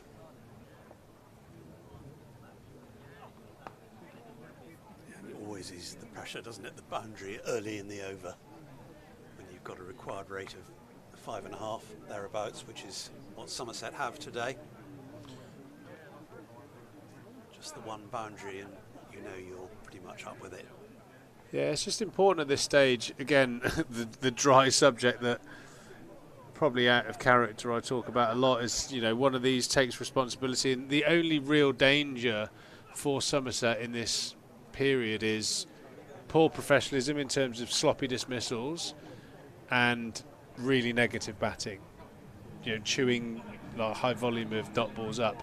You know, if that can be if a bad over is 3 and a good over is 7, you average that out over 15 overs and they're going to be up with the rate and plenty of wickets in hand, and this chase is very comfortable.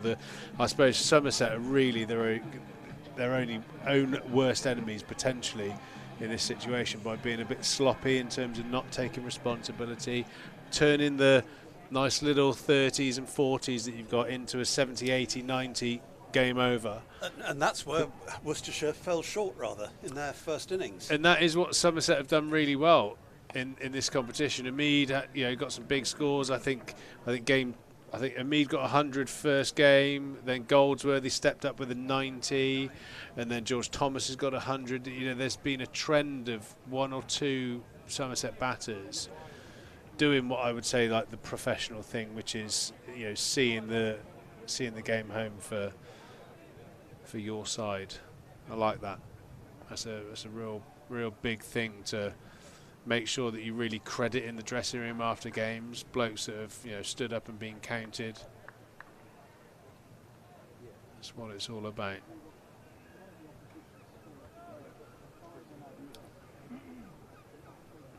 Goldsworthy is 6 off a half century now. A sweep, very similar to the previous stroke from Goldsworthy. Umeed in the action as well. On to 30. Just about a perfect day for watching cricket today. Full toss. Again, paddled away. I don't think it'll be long. For me, Worcester need to find a fielder just to stand slightly behind square next to where the umpire at square leg is now, to stop that little paddle into the leg side, have the sweep fielder a little bit finer. I can't really see how at the moment, with the lack of a googly, that first slip's really in the game, and I think he would create more pressure by just blocking off that square leg position at the moment. But like I said, last time I set a field, Stephen, it cost Worcester 6 runs, didn't it? So who would listen to me? Yeah. They're going along nicely. These two just a quick natter mid-pitch. Check they're both in the mood, which they apparently are. And a good collection of spectators on top of those apartments behind the Somerset stand. That's as crowded as I've seen it, I think, that roof garden. Yeah, they're having a Friday afternoon rave up there, I think, in the Pegasus building. Let's hope it's a legal one. Oh, of course. Only the classy stuff goes on here in Taunton. I wouldn't have thought anything illegal. Plenty of seagulls on top. Hopefully they're chucking the old leftover chips on top.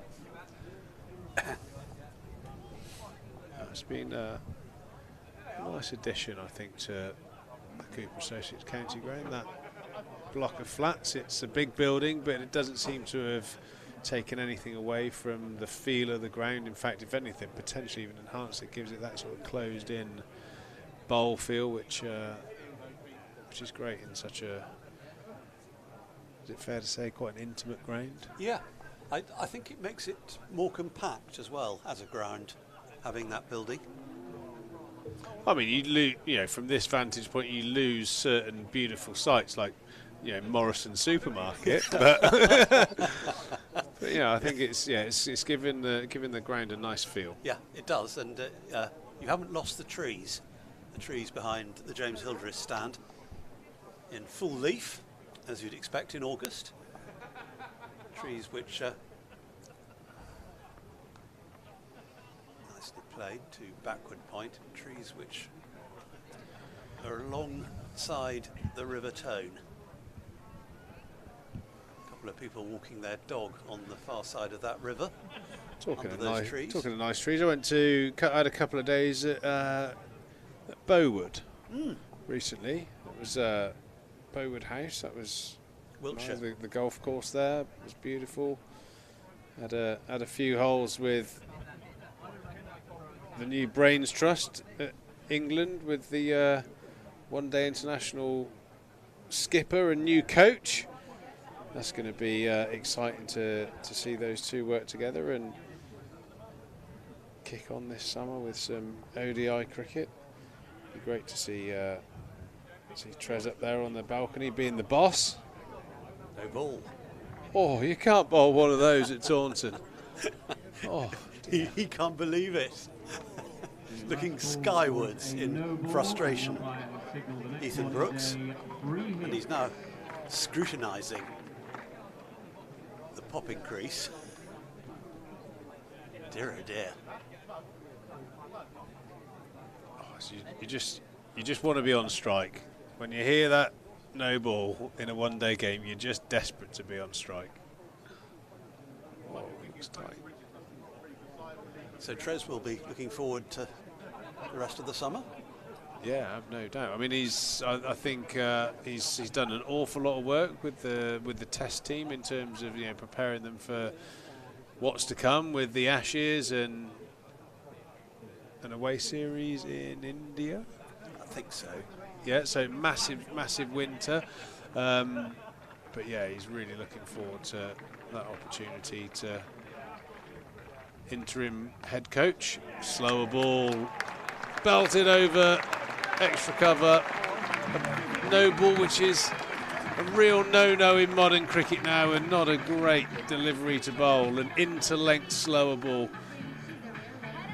That's a real hit-me ball, and he's probably lucky it's only gone for 4. Pakistan, England are headed to in October. So that'll be definitely an opportunity for England to put the spin twins together. Bash and Leachy, I'm sure, will be having an opportunity to bowl together, which will be exciting for all Somerset fans to watch this winter. 84 for 1 after 16 overs here at the Cooper Associates County Ground. A good looking over, spoil towards the back end there with that no ball that then went for 4. Partnership is ticking along nicely. 5.25 runs and over, pretty much bob on where the rate needs to be. Another beautiful sweep shot, full toss by Andy Hamid, and a boundary to start this 17th over. Exactly what the Somerset batters will be looking for. How long before the captain moves that first slip? Just somewhere near where that ball went. And it's something like 1 full toss and over thus far from Henley. There it is. There's the change-up ball. That looked like a googly, just went slightly across the right-hander. Just feels quite optimistic, that slip fielder at the moment. I think it's just a case of, I think the real demand for the game at the moment from a Worcester Rapids point of view is to get the run rate down. I think doing that will present them with a wicket opportunity. Doesn't look like the sort of pitch that's going to suddenly yield a number of wicket-taking balls. Beautiful fielding there by Ethan Brooks. Just did the dreaded slide on the old wicket end.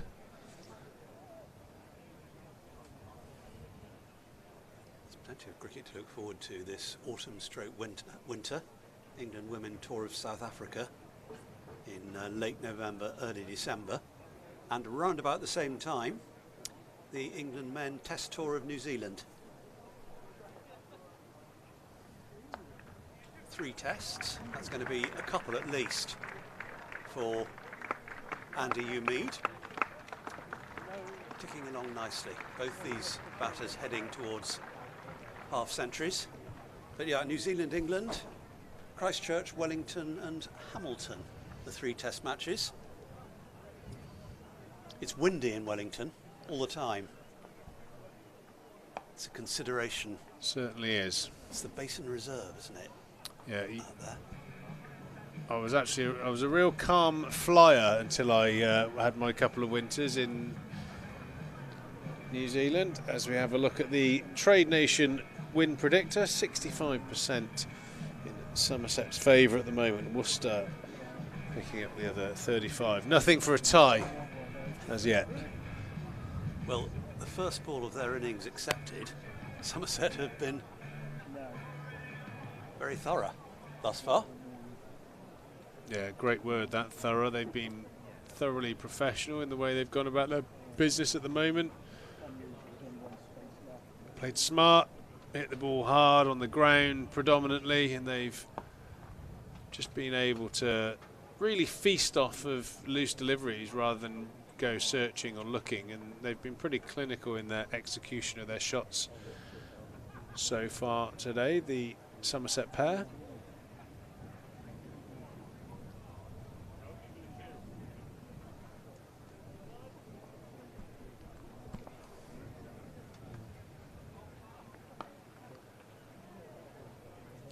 So did you enjoy your times in New Zealand?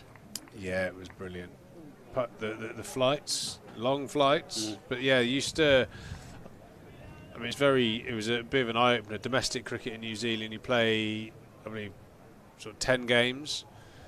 So instead of like the county treadmill, as it used to be called, of game on game on game on game, you had a lot more preparation time. You had blocks of the tournaments that just worked really nicely. You know, you'd have a 4-day game in one, you know, part of the 2 islands, and you probably have 8 to 10 days in between, so you'd be able to get to the next venue, have a couple of training sessions. Yeah, it was a lot easier on the body and in terms of like preparation.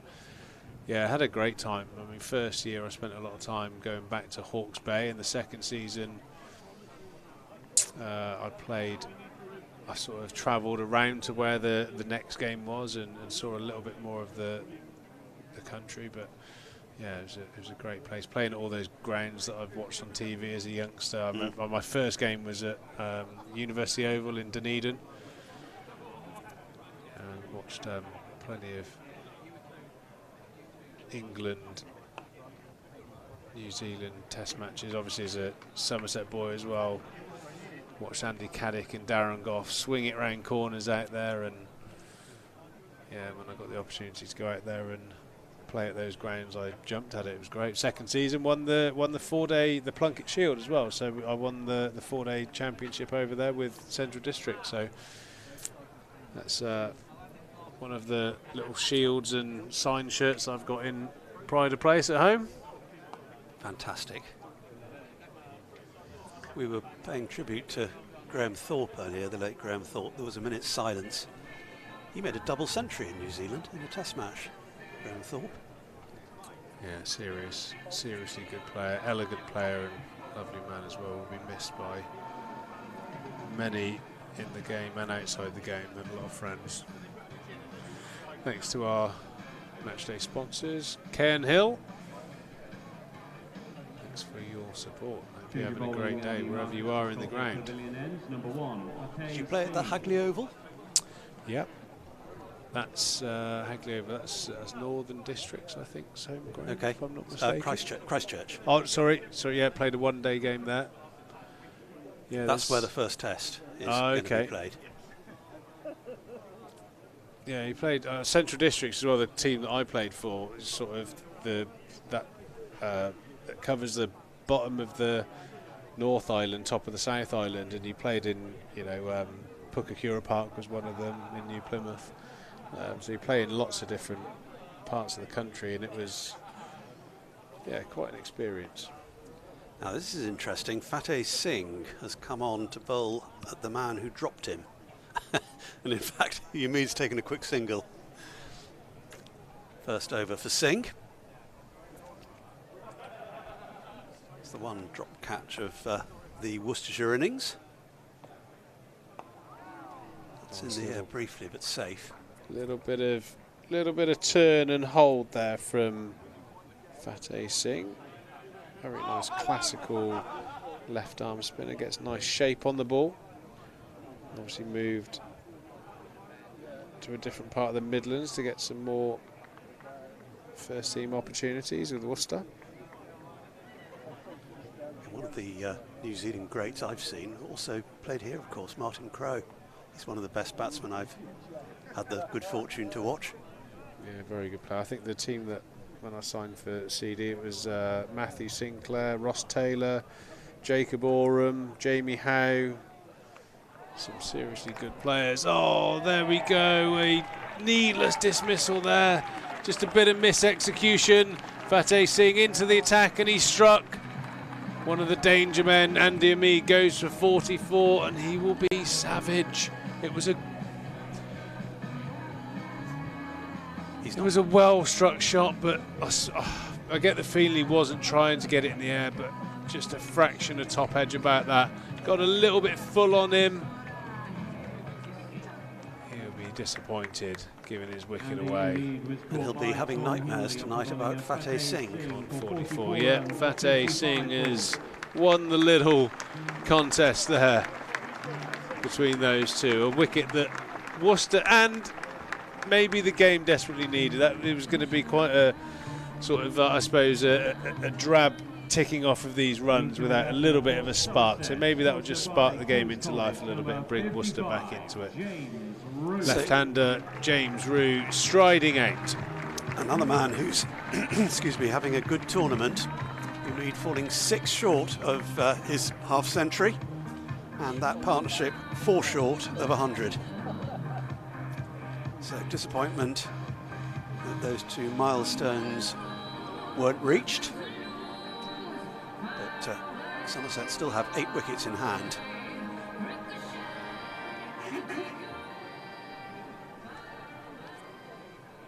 So James Rue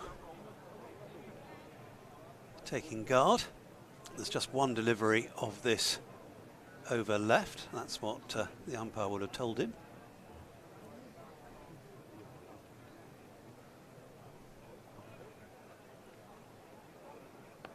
And played comfortably, if defensively. And there'll be a chance for a chat between the 2 batters, left hand, right hand.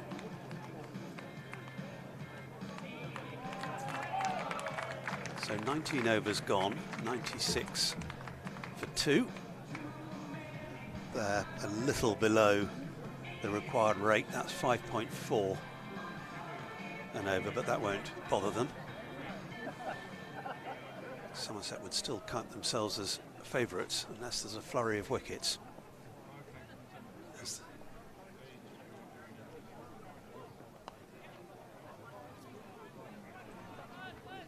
Finding Ed Pollock at backward point. Goldsworthy, so has to wait for the half-century. Yeah, a little bit of a reset here for Goldsworthy. Just the important thing now is not to have that back-to-back cluster of wickets and give James Rue an opportunity to get himself in for the next 4 or 5 overs. Always good in 50-over cricket just to have a little bit of a team plan to re-establish partnerships of, even if it's 10-15. You know, no rash shots, no crazy running down the wicket until you've got 15 back on the board, so you don't have that double, you know, that double batter on naught scenario, you know, which that would bring Worcester back into the game where they can squeeze both players. So I'd imagine that's hopefully the thinking at the moment. Just take stock for the next 4 or 5 overs. Somerset in a lot of ways, even though they're slightly under the rate at the moment, it's certainly very manageable at the moment. Just make sure that the big collapse is negated by some smart batting. Goldsworthy's played really nicely here, closing in on a 50 off of only 62 balls. Got off to a flyer as well, didn't he, today? His first 30 runs were really quite sharp. Yes, he's taken his foot a little bit off the accelerator. Strike rate of 80, still looks good though. That's going to be the half-century. To deep mid-wicket, won't be 2, but 1 will do nicely. Warmly applauded. Lewis Goldsworthy acknowledging both sides of the ground, and he's going to get an encouraging.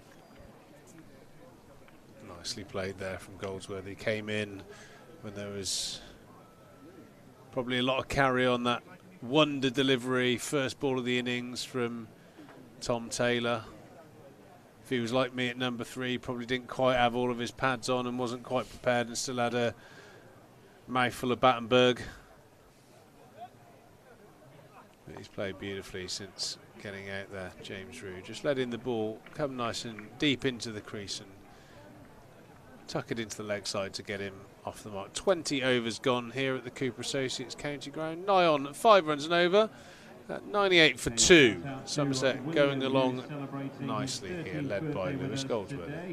Yeah, and a pretty tidy pair of singles. One to take Goldsworthy to 50, and the next one to take James Rue off the mark. Happy birthday to you, John, and also Sarah Hendra, whose birthday is Singh, today. She turns 39. fortified by the wicket of Umeed.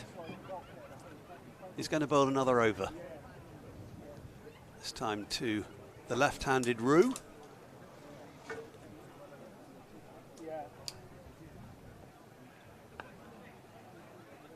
Still bright sunshine. It's not just over the ground here, it's over most of the parts of Somerset that we can see.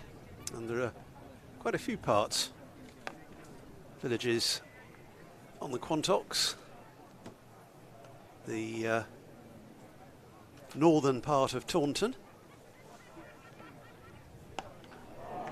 That is going to go all the way, my word.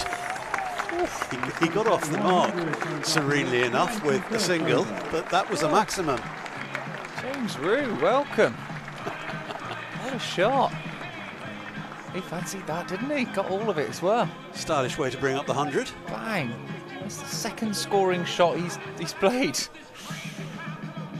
Wow, James Rue's not hanging around. It's gone into the crowd and eventually returned. Going to put a dent in Singh's figures.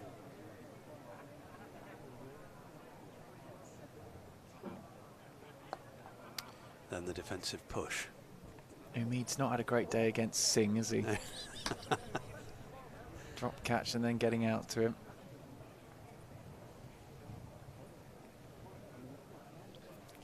Might say X-rated day against Singh. Feel for LBW, but the umpire not interested. Well, might have been interested, but not in an affirmative way. He wasn't checking his phone or anything like that. Nicely played, stroked out to deep extra cover. James Rue looks like he means business today. Kenter 89 for 4. Have you done the scores recently? Nope. No. 89 for 4, chasing 206. I only asked that because I was doing a little wander around the ground, so I must admit I've not been listening. I'm sure that was very pleasant. It was lovely. It was very, very nice indeed. I had to, because I was... You bump into people and you sort of checking how many overs. So I had a few chats with people, but I had to rush off very quickly from some conversations, so apologies for that. It rushes by rather, doesn't it? It does, 10 overs. Yeah, by the time you're down there, already a couple of overs probably. Anyway, Kent, what do they need? Another 118 from 30 overs with 6 wickets remaining. Hampshire 61 for 3, chasing Durham's 257, and Somerset 105 for 2 here against Worcestershire. Chasing 264, so they still need another 159. And then in the other games, Gloucestershire going well, 100-run opening partnership pretty much, 99 without loss. 16 overs in, chasing 332. They might go on and win that one. And Essex against Surrey. Surrey 130 for 3 in the 28th over. Essex yet to bat. That's a late one under the lights at Chelmsford.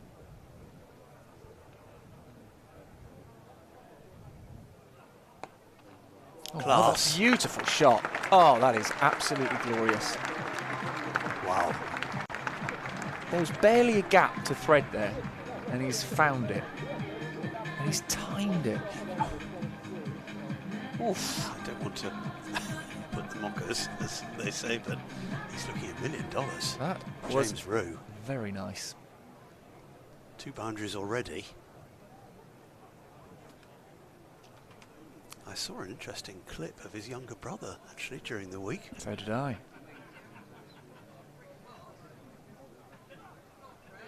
Oh. Well, he's missed one there. You were looking at the boundary, weren't you? I was. It looked like it might go that way. Oh, he's playing some lovely shots. Maybe there's a bit of pressure coming from the young Tom Rue. We just need another Tom, actually, in this Somerset side. I've thought that. Well, it was the cover drive that made me think of that little bit of film I saw, about a minute long, and my word, there was some stupendous strokes in it. So I wonder if he's thinking, well, there's a little bit of pressure coming from the younger Rue. Just got to show everyone why I'm in this team. I mean, there's no reason they couldn't both be in the side, to be honest. Absolutely. They are, well, I haven't seen Tom play in the flesh. Yeah, I've not seen him live, I haven't either. So I'd like to see that, but he looks good. He looks good as well. A couple of, I don't think Somerset fans would mind it if there were. I don't know how many more Rues there are to come. I think it's just those two. If Mr. and Mrs. Rue wanted to bring out a few more on the production line, I suspect we wouldn't mind. Goldsworthy's going to move to 51 here. They're going to think about a second, and they're going to do it. Oh, it was tight, but he was in. Two young players at the crease. Played them both, no question at all. On the evidence of my eyes this week, I don't know whether we can do anything technologically to bring those succession of strokes up on your screens.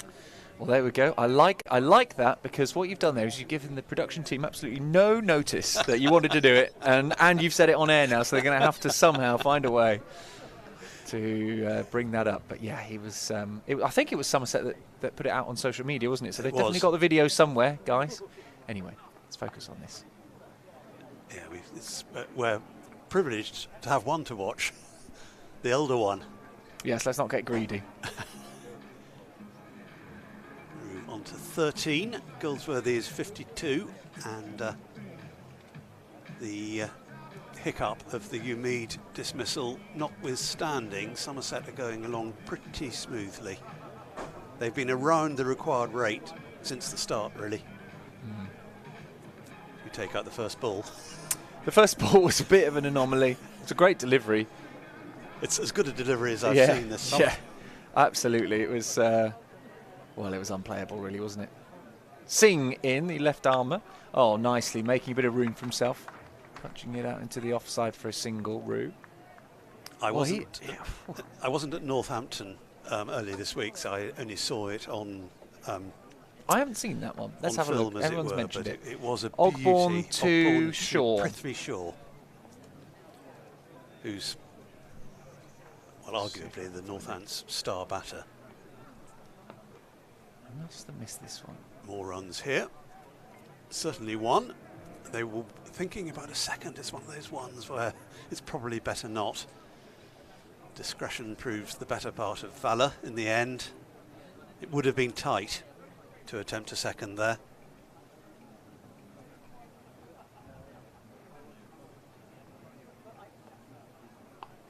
Driving again, and there's a gap there in the infield.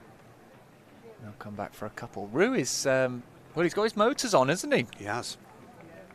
He's not hanging around. He's not getting in. He's thinking, this is it. We go. And he's not cranking up. No. All right, let's have a look. I found the video. Whoa, that's a good ball. Very nice. Ogbourne, little point at Prithvi Shaw after that one. Yeah, that's good. If you haven't seen it, it's on Somerset social media. Well, it straightens up, doesn't it? So what's he done? He's just managed to get himself in a bad line to get an edge on it. I mean, it's not a bad line if the ball had been straight, but with it jagging back a bit. This is defended. Yeah, nice. He's got the end of the bat onto that, Lewis Goldsworthy.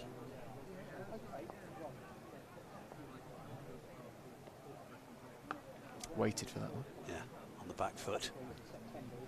So Singh completes his third over.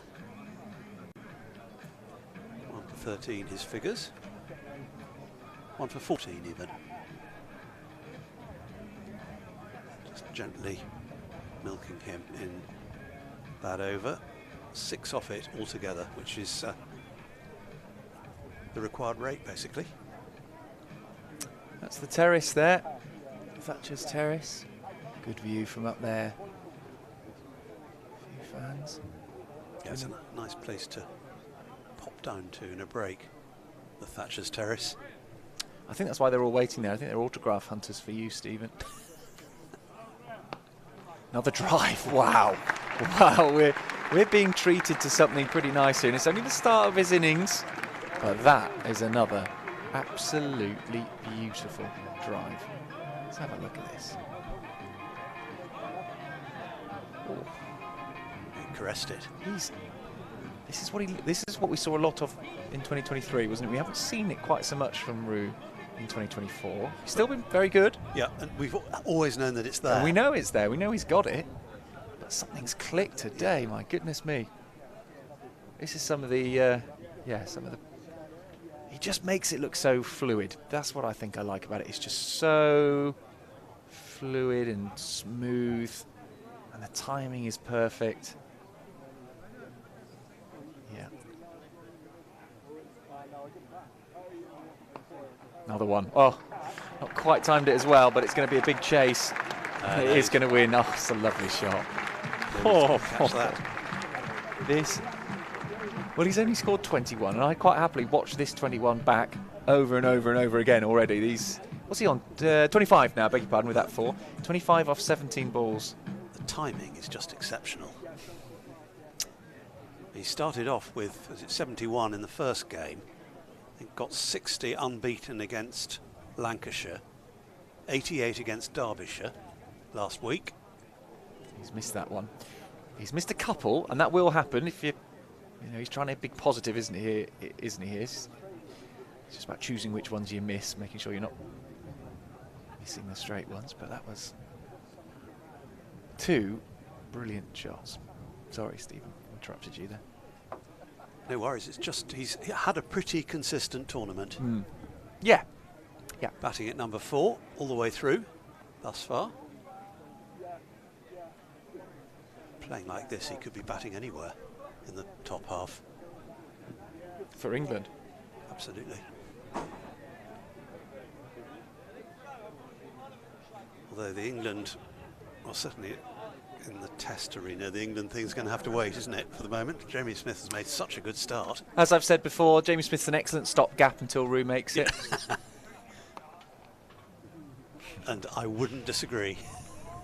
Those are my thoughts, very much my thoughts. He'll play for England. Confident of it. Well, just on the evidence of the last... Sign him up right now. Get him in there.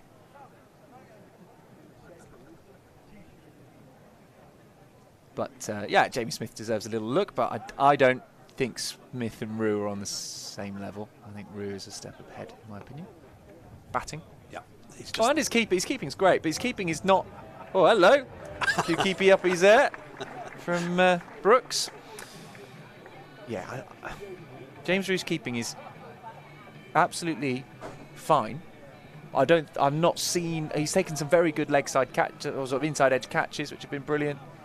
But it's his batting where you think that's what's really a step ahead. Jamie Smith for me is also a very good keeper. So there's that for me. They're on a level. Yeah. And what I've seen with Jamie Smith, he's extremely good and he plays very well. But I can't think of many I've seen better than Roux when he's going like he is today. More runs here, just one more up to long on. Hindley is the fielder. I saw a couple of days of the Lord's Test. I was up there, and it was interesting to watch Jamie Smith. I hadn't seen him before, and he was faultless behind the stumps. He kept well. Wouldn't say there was anything spectacular, but you don't need it. Nope. You need the chances to be held and the buys to be non-existent. And what impressed me, I knew he had a reputation, another single here, as a hard-hitting batsman, but he actually started very gently and played the situation very well, accelerated later on. He's certainly strong. Mm-hmm. He's got strong forearms. Yeah. Yes. Yeah, and he's a brilliant player. He's a brilliant player. But I'm going to be biased, and as a Somerset man, I'm saying Roux. Thank you to, who is it, Lady Bladebinder on this stream, who says, hush, Somerset need him. Well, yes, but if someone's good enough, you really want to see them make the most of their potential, well, don't yeah. you? Want to see them do the best they can do, as much as we love seeing them play for Somerset. That's a nice shot, hasn't got past the first fielder, though. That's a great stop. Yeah, really good work, because I doubt that's protected over there. No, that's why he's aiming, so... it's a bit like stopping a tracer bullet. Yeah, he's done very well. Brooks there, he's shaking his hand a bit. Stung, I should think. Yeah, more runs here, just a single. Yeah, I mean, it's sort of England's gain, Somerset's loss, vice versa. When Marcus Trescothick retired early from international cricket, that was Somerset's game when he came back. And all the sadness about Joss Butler's departure from here, we wouldn't have seen that much more of that anyway. No, how often has he played for Lancashire in that time? Not a lot. 35 runs to win. Don't forget, yeah, really good. Really good stuff from James Rue today. Somerset are 129 for 2 after the first 25 overs, halfway point. You'd say they're in the target, they're very much in the box seat here. The run rate is higher than what they've been going at, but don't forget that was that very difficult spell of swing bowling early on. So that slowed them down a bit, but that won't happen so much now. They do still have 8 wickets in there. That's key, isn't it? The Worcester innings fell away a little bit at the end. They didn't quite use up their overs. There was that ridiculous run out, really. Almost farcical distance by which he was short of his crease. And that speeded the demise of the innings. Brought in a batter that Tom Taylor manifestly lacked confidence in. And we had this strange sight for 2 or 3 overs of singles being turned down. Doesn't often happen in this format. You could see the rationale, but in the end there were a couple of overs left unused. Yeah, and that again is not what you want, even if you're only eking out another 10 runs from those 2 overs. It's 10 more runs you've got to play with in the second innings. 10 more runs they've got to get.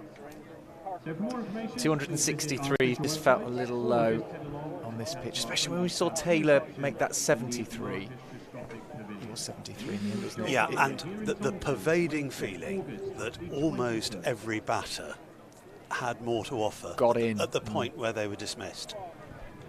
Yeah. Umeed 44, Goldsworthy 55 not out. Rue already on 27. Yeah, batters get in so far on this wicket, this pitch. But so far only one has made it to 70. Goldsworthy there 55 not out. Yeah, so just they're the 2 half centuries that we've had so far. Worcestershire will feel too many batters got out in the 20s and 30s. So refreshed after a drinks break. It was a 96-run partnership between Umeed and Goldsworthy. It was gold dust in comparison to anything we saw in the first innings. And Goldsworthy's still there. He's difficult to get out on the when he gets going. He's not going to take charge of a game, dominate a game. He's not going to fire loads of 4s and 6s, but he'll keep finding runs here and there, which makes this combination a particularly good one. Yeah, it works nicely. These two, you're right. These, especially with Rue playing the way he is today, just picking his spot and hitting the ball there. Yeah, tough for Worcestershire. What have they got to do to get a wicket? Somerset win this game and they take a big step towards qualifying, which is, for this group of players with 12 at one point, 11 now, missing because of the 100. Well, 10 actually with Green back. That's a huge, huge thing that they haven't managed for a couple of seasons. Having been champions in 2019, then the COVID year where the 50 overs was cancelled, and then this one-day cup, which is depleted.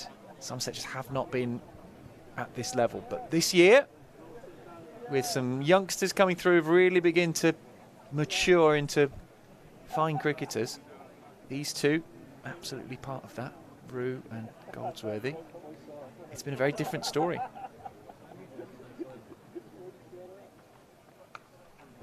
Single for Goldsworthy. It bodes well for the future, doesn't it? Those two, and think of Alfie Ogborn, the way he's come on in this competition. The variety he brings. has been really good. Great news for Somerset fans watching, seeing their youngsters throwing punch for punch with some of the big guys who haven't lost so many players. Shaping to play it to leg, but no contact with the bat. On a purely selfish level, I was disappointed that Riley Meredith was left out today. I was looking forward. I've not seen him live yet. Oh, he's good to watch. He is good fun. Yeah.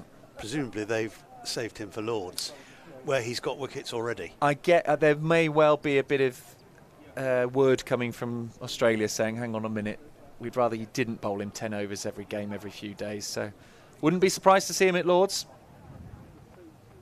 And Lords is very soon, isn't it? Follows hard on the heels of this game. Yeah, when is that game? Is it this week? I've got a feeling it's early Sunday, is it? next week, or it could even be Sunday.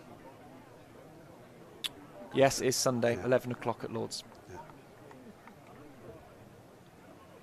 Their fixtures in the group stage come to an end with quite a flurry. Well, you can see why, I think it's Tasmania, isn't it, might say actually 10 overs on Wednesday, 10 overs Friday, 10 overs Sunday.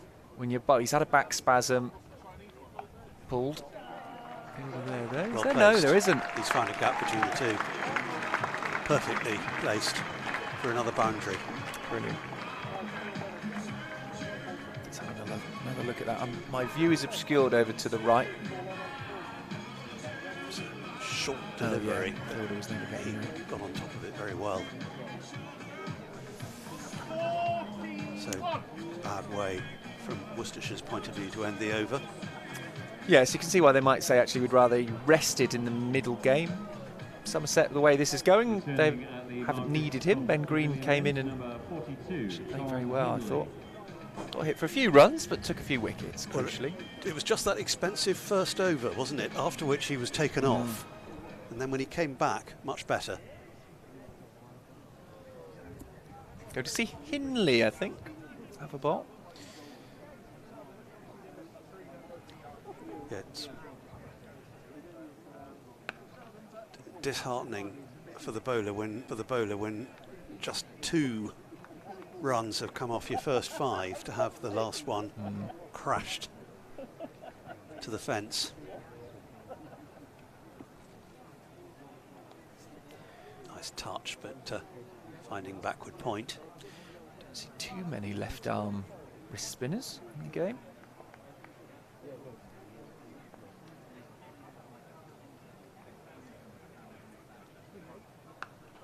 Not getting much turn at the moment.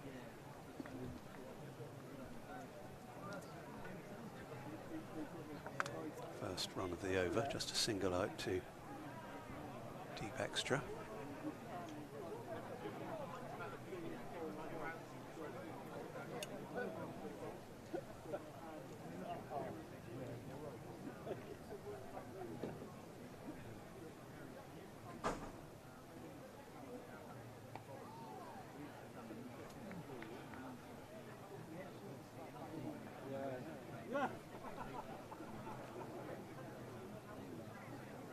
Rude, just got to be careful with the spin. Yeah, that was turning onto him. Comfortable single out to deep cover. But we're in a very good position to see whether there's turn up here. It's been good, actually. They've used this for a few games, and it's right in front of us. That's a pretty good over for Worcestershire, and Tom Hindley, just the 2 off it. Stealing an over there. Hindley's bowled half his overs now. Bowling around 50, or just under 50 miles an hour. Yes, this is, well, it's a bit worrying for Worcestershire, I'd say. They'd have wanted to have taken a couple more wickets by now, I think. Well, we're nearly 30 overs in. They're over halfway there, Somerset, aren't they? And they've got 8 wickets in hand, so it feels at the moment like it's theirs to lose. Got Dixon still to come in, Green, Aldridge, Leach, they're all big hitters. And they've got to get Root out before any of those come in. Wow, all Goldsworthy. single off the first ball of the new over. It's Tom Taylor who's come back. So you're not at Lord's, are you, on Sunday then, given that you didn't know what day it was? You obviously haven't planned your accommodation, I hope. Apologies for that. No, so you're not going out? That would be a good day out. I'm sure it will. Yeah, I'm busy on the Sunday, otherwise that would be a very pleasant day out in London. Have fun if you are going, Somerset fans. Oh, nice. That's going to be frustrating for Worcestershire. Cheeky runs, cheeky runs. How was that planned? I think so. Yeah, I think it was. Looks there straight away. You can tell because he knows exactly where it's gone. Yeah, I think he was well aware of that gap there. Boundary number 7 for Lewis Goldsworthy. Yeah, very much planned, I think. Risky though, don't get enough on it, and wicket keeper's in play. He's up to 61 now.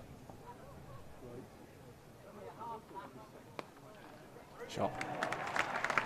It's going to be at least 2 here. They might.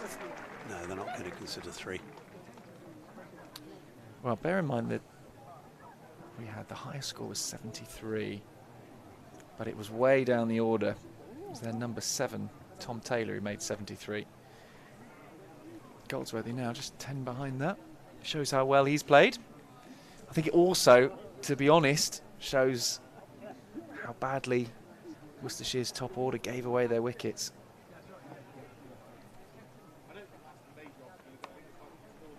Another single.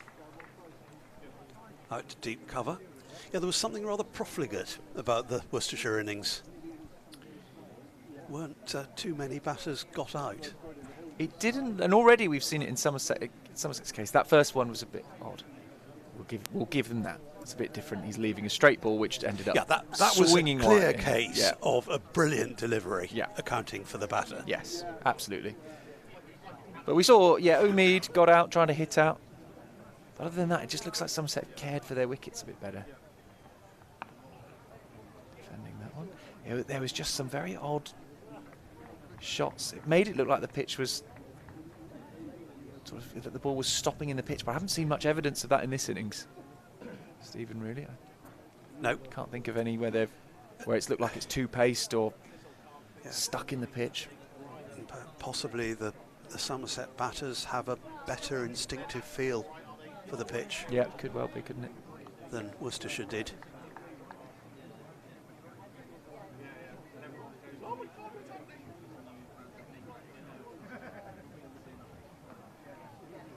He's tried to hit it quite hard there. I think he was looking for the deep mid-wicket boundary. Yeah, he's missed it. So there have been some minor blemishes amid the class. Oh yeah, it's not all coming off the way he wants it, but when he does hit it, those early balls he was hitting, just beautiful. 8 from the over, that one. It's a good over for Somerset. Anything over 5 is good. Nice view of part of the Marcus Trescothick Pavilion. Not our bit, but it's well populated, and there are people looking very contented. Just looking down, you can see down from the Thatcher's Pavilion. And there's the top of the Lord Botham stand. You couldn't have a much better day than today to watch a cricket match. Well, there's no way you're going to give that. That was missing 2 stumps down leg side. That would have been a pretty poor call. But yeah, a mixture of sunshine and cloud, a little bit of a breeze. Yeah, it's lovely. It's not too hot. Sometimes you can bake, can't you, on hot days? But today, lovely. Oh, wow, he's got hold of that. Goldsworthy going big. That's gone into, I think it's on the tarmac in front of the Andy Caddick Pavilion. He's heading through the doors up into the changing rooms. Yeah, that's big. He's only a little man, Lewis Goldsworthy, but he's decided to go for that one. I was wondering whether it was going to hit the roof. It did look big, didn't it? Didn't quite get there, but it would have scuffed up a bit. He's nailed it, that one. He's absolutely nailed. Brilliant. Here he is again. This time into the offside, no run. That's his first 6. He's taken a bit longer than James Rue to hit a 6. James Rue, I think it was his second ball. Yeah. Oh, that was amazing, that shot. They both were, actually. We'll pick up another one here. The 150 in the course of that 6 has come up for Somerset, just 2 down. Well, it's Somerset's to lose from here, you'd say, the way they're going, with 8 wickets in hand. Yeah, another 112 needed. So they're well over the halfway mark. Yeah. What are we? Nearly 29 overs in. They're also ahead of the run rate. They've been in touch with it all the way through, really, but they're ahead of it at the moment. Yeah.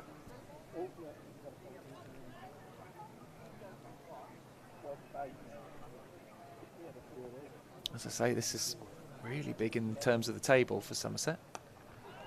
Big again, hasn't got all of it this time. Fielder comes round.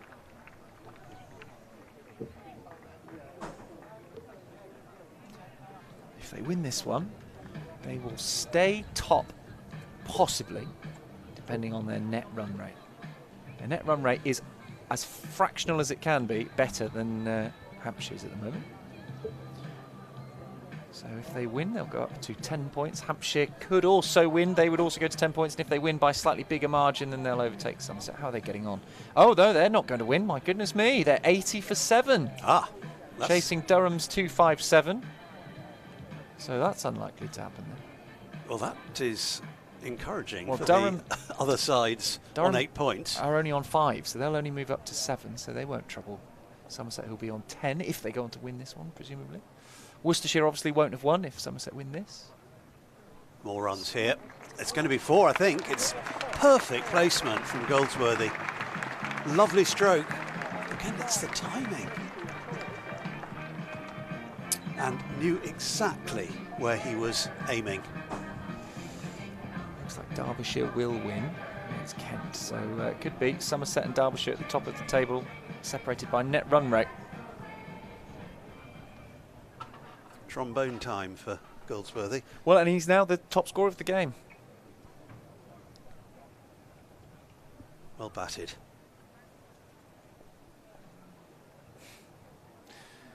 Trombone time.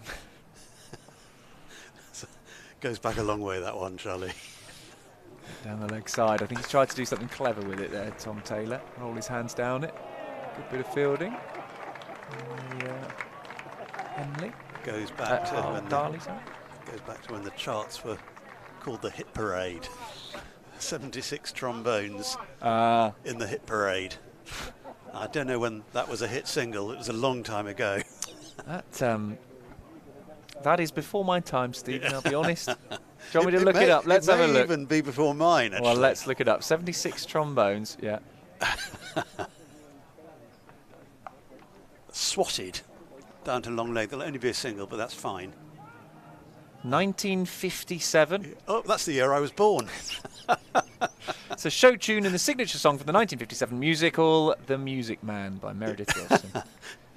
And it was Johners, Brian Johnston, great commentator, who invariably, when 76 came up on the scoreboard, if it was total or individual, oh, it's trombone time.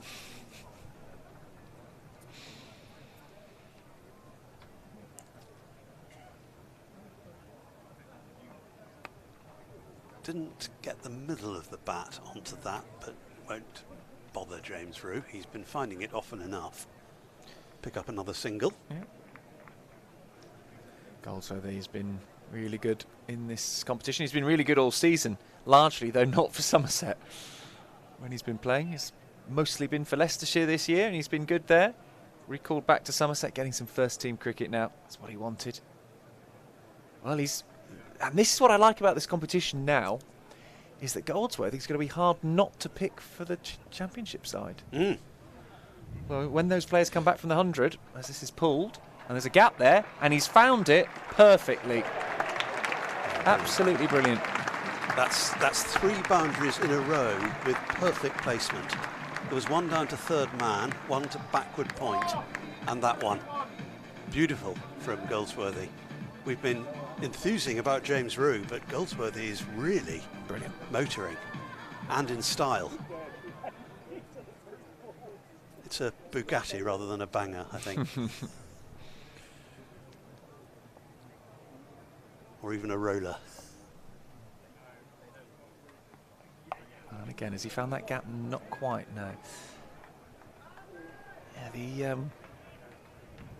the way these two have been playing is just very different to how Worcestershire went about how they played.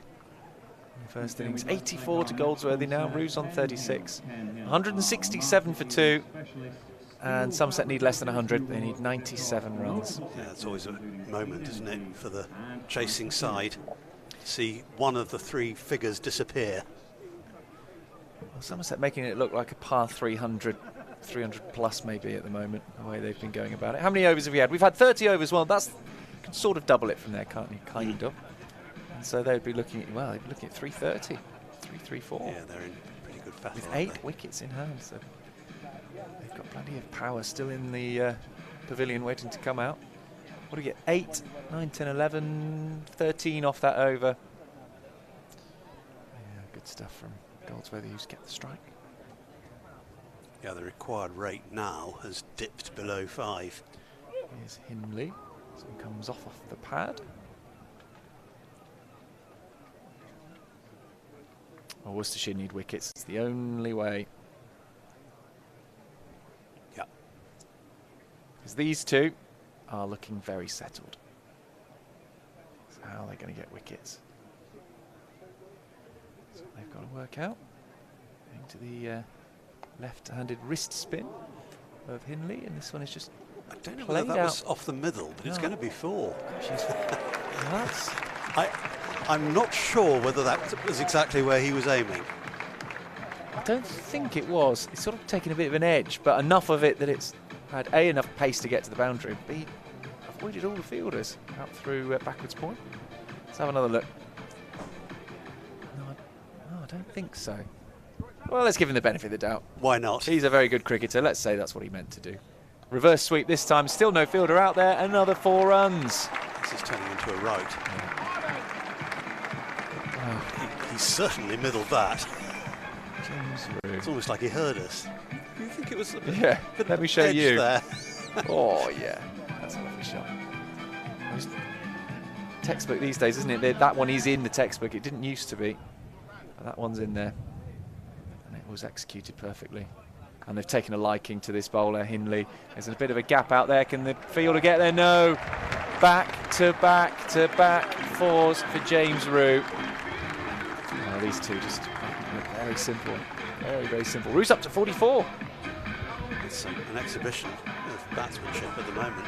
48 now, sorry. Yeah. Oh, it's all far too easy. Far, far too easy. Hindley hasn't looked threatening, I'm afraid. And again, won't be 4 this time.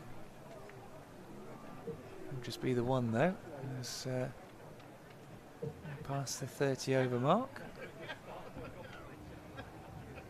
Oh, Somerset getting this done in a hurry now. They need 83. Goldsworthy on strike now. Well, this one's in the air. Fielder will come round, I think. To watch the spin carefully. But there's just runs on every ball. 12, 13, 14 and a leg by. 15 off that over.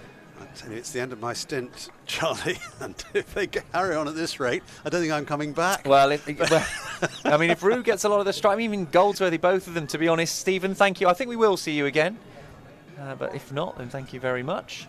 182 for 2 from 31 overs. Chasing 264 to win. They need another 82. And Worcestershire need something to happen. They need to work out what's going on, because at the moment, they just do not look like much of a threat to Somerset. Brilliant batting from Rue and from Goldsworthy. The two of them together have been phenomenal, really. It's Rue, since he's come in, hit his 2nd ball for 6. He's looked in that old touch that we saw in 2023. Pete Trigo's alongside me now. Going well. Yeah, very nice. Bit of rough back in the box with you, Charlie. Thank you. That's what we like. Yeah, it's nice, isn't it? Capitalising on some pretty average deliveries from time to time, but I think the way that the Somerset players have gone about it, they're forcing the hand, they're putting bowlers under pressure, which is going to bring more poor deliveries to put away, and they've just been very clinical so far. Goldsworthy playing beautifully on 85. So to change things up a bit here, they're bringing on Darley. Just a single.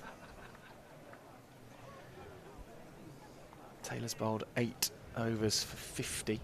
1 wicket, including that first, well, it was that first ball that we saw, just swung in. Yeah, remarkable, really.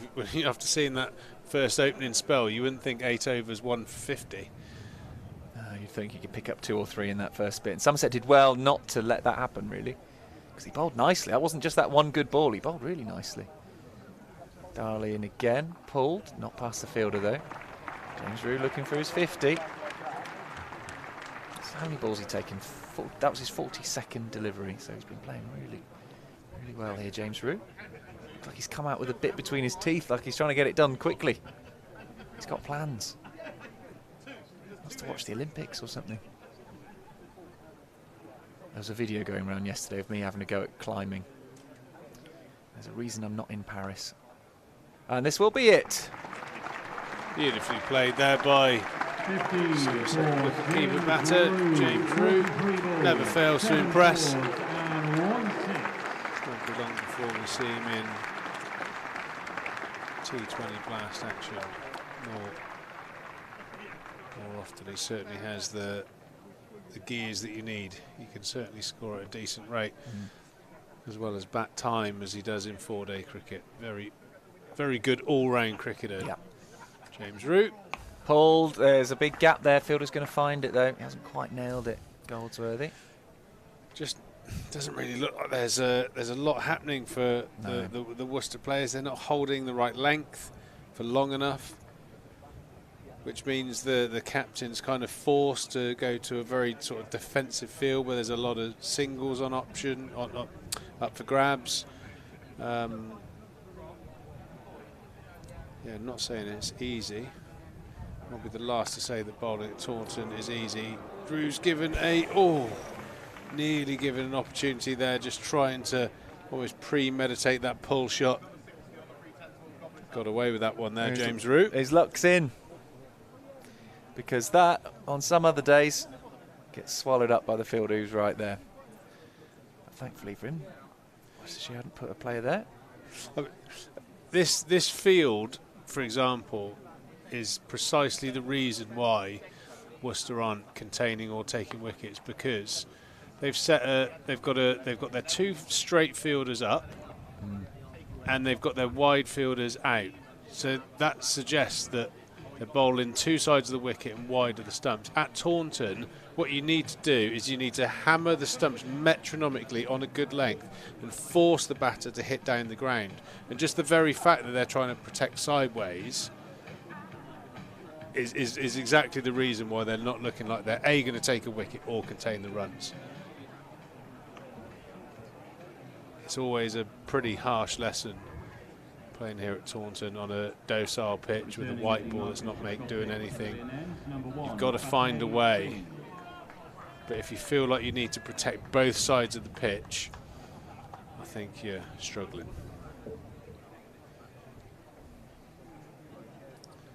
Going to see Singh again. 1 for 18 so far from his 4 overs. He's back on. Got the wicket of Andy Umeed. Full toss, first up. Got away with it.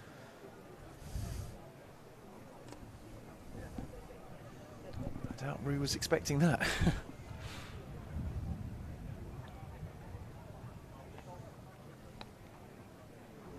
Big gap on that leg side.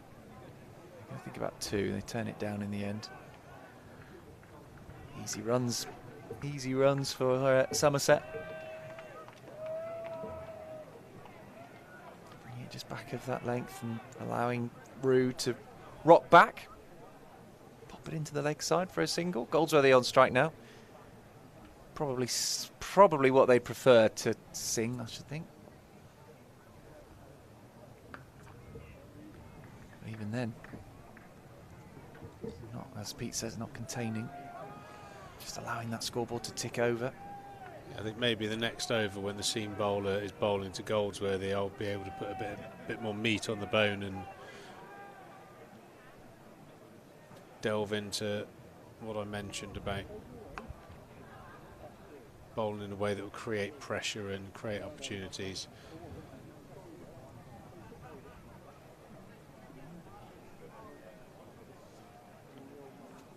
Hard sweep. There's a big gap there, and he's found it perfectly. James Root. Another 4 to the total. Into the 190s now, Somerset.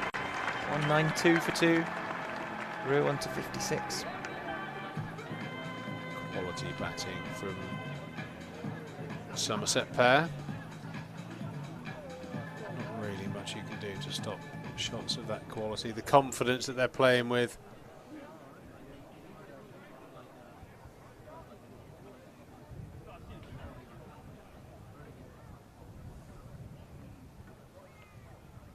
Oh, now we're seeing all the tricks. Come back for a second there. Didn't quite get it perfectly. Couldn't run it all the way down to the boundary, but 2 runs. Useful addition to the score. End of that over. Partnership's worth 98. Yeah, I actually do fear that Stephen Lamb might not get back on commentary the way things are going at the moment. 70 more to win.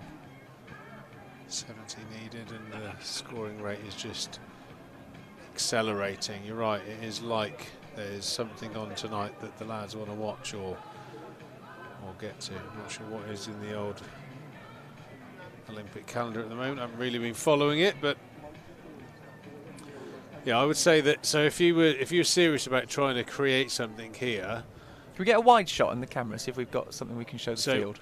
What you could do here is you've got to force Goldsworthy to play maybe on the leg side. So you've got to bowl within the parameter of the stumps on the right length. So a way to force Goldsworthy potentially doing something different would be to bring the point fielder up into the covers. So you'd have him at a straight cover. You've got Rob Jones catching on the drive. You bring mid-wicket tighter, square leg a little bit straighter, and you put mid-on back. So but that means you cannot bowl outside of off stump. You have to bowl. So that ball there obviously would go for 4. So it puts you under pressure to execute. But what the right-hander would see there is an enormous amount of space outside on the offside.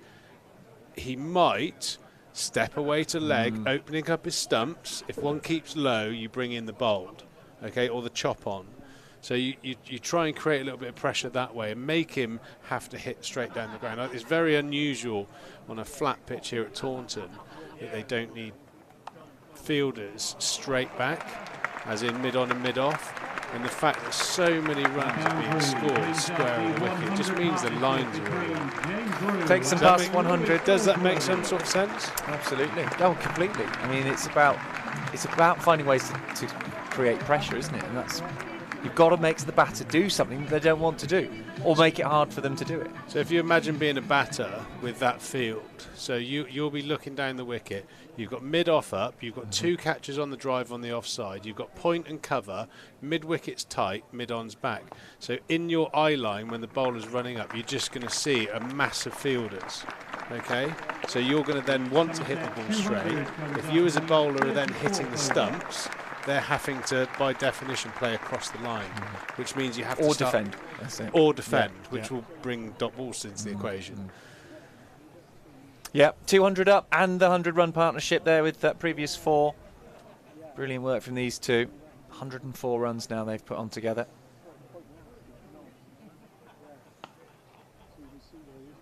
Yeah, I completely agree. And but more deliveries like that.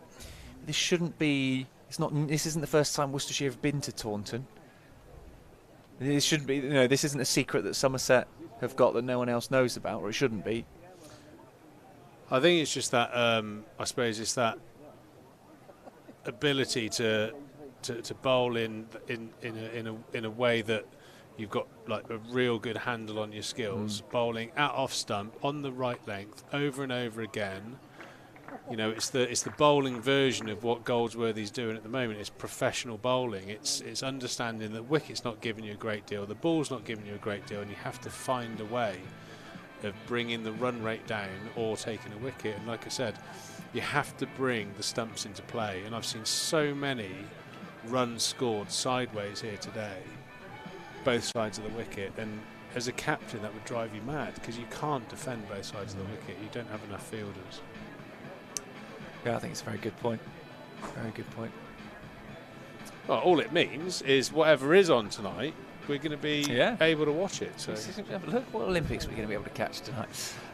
Somerset 201, sorry, for 2. Just needing another 63 from 16 overs. Yeah, it's not a high required rate, 3.9. The way these two are going, it's not going to take him 16 overs. No chance. But Worcestershire can take wickets. They've just got to find the way to do it. Once they get one breakthrough, you never know. But the way these two are looking. Excellent. So we're going to see Singh, Fatih Singh, who used to play alongside. Not. Just to push this one out to deep cover for a single. Again, probably throw that same criticism onto like that ball there. So Fatih Singh bowling left arm orthodox, getting a decent amount of spin to the right hander. He has to be pitching the ball on middle and leg stump, hitting off stump, so that easy milk shot isn't available to. And yeah, force Goldsworthy to play sweep shots across the line, bringing in LBW and bowled. Unfortunately, what's happened there, looking for 2, is there's just too many milkable singles available in between the bad delivery, and that's why the run rate is somewhere in the region of 6. I'd have thought by now. Yeah, be close. Better. That's the line. He can't be any wider than that. That was bang on off stump, and he's found his fielder. Same again. Yeah, I mean, the caveat to this argument is if the batter still plays great shots, you sort of you tip the cap. But on a flat pitch, you have to bring the stumps into play, and unfortunately, Somerset have had plenty of opportunities just to free the arms outside off stump. On a flat pitch, make it as hard as you can for the batter, because at the moment they're helped by the conditions if it's flat. Yeah, I totally agree with you. Makes me think of a spell Mark Elam bowled for England where he got 5 LBWs. Similar scenario, bowling in the middle, the ball, you know, like Fido the dog had spent 2 hours chewing it, no swing, nothing on offer, and he just hit a length, and made the batters play across the line. They're the sort of bowlers that were exceptional at executing that middle phase, medium pace bowling. Another change. Is that a change in the... Who's it going to be? Is it still... They're still going to be Darley, I think? Yeah, no, same chap. Yeah. Bowling in the mid-70s. It's not the pace that's going to trouble these two. You've got to make them make a mistake almost, really, haven't you? In that condition, that's not going to do it. Just the one, though.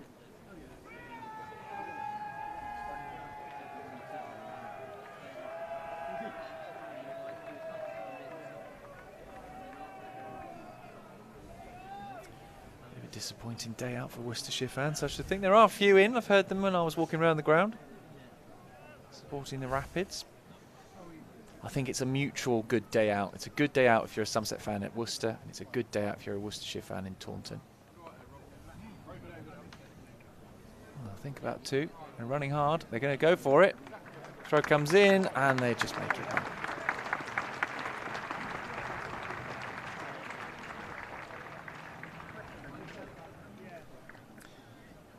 Root onto 66.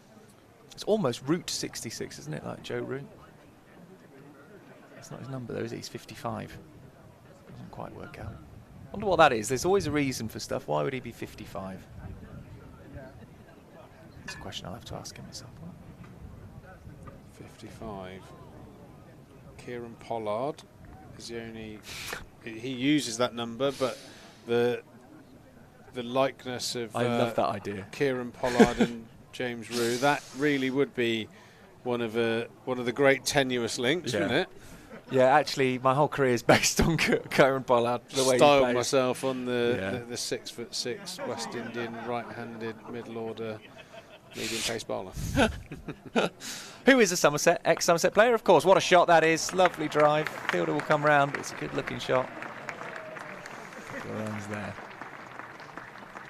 It's actually cool. It is a really strange view to see a partnership that's obviously flying along like this one is, and to have mid-on and mid-off up.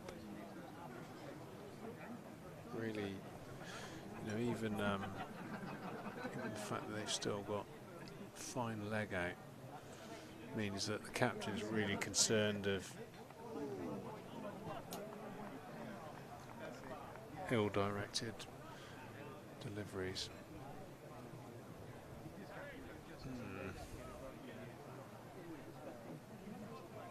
Well, what this does for Somerset in the group is fantastic. If they presumably do go on to win it, that's a funny old game cricket. Lots can happen, but if they go on to win this, the group is looking very good for them. With one game to go. Oh, in the air, and should be taken, but isn't. Rue gets away with it. He's been dropped on 68. I don't know. You have to take chances like that. It would have been an unbelievably good catch, but you can't drop those in this situation. That might have given some sort of a lifeline to the Worcestershire Rapids, but it's gone down. Yeah, sorry about that little rabbit hole of field placings, but quite often when you watch cricket as an ex-player, you can draw some similarity, or you kind of understand, you can sort of almost be in the bowler's mind or the captain's mind, and this is one of the rare times where I'm kind of sat here thinking there's no plan there. There's no plan of how to even compete in this game. It's very unusual that you see that. Like that the whole field doesn't make any sense to me. Especially from a team that was really going well in this league. They're not, when we were talking about Lancashire a week ago, they're a team that's really struggled this season. You can sort of see why heads might be down, but for Worcestershire, this is also a must-win game. It just feels, as you say, like it's a bit sort of aimless. Well, this is their game in hand, so certainly doesn't put them out of the competition. No, true. I mean, and sometimes, within a young group of cricketers, some guys playing, having their first experience of playing against players of the quality of Rue and Umid and bowlers that have played a fair bit of cricket now in the Somerset lineup in particular. But yeah, sometimes you go through a competition and you need a reset sometimes, and things to go wrong.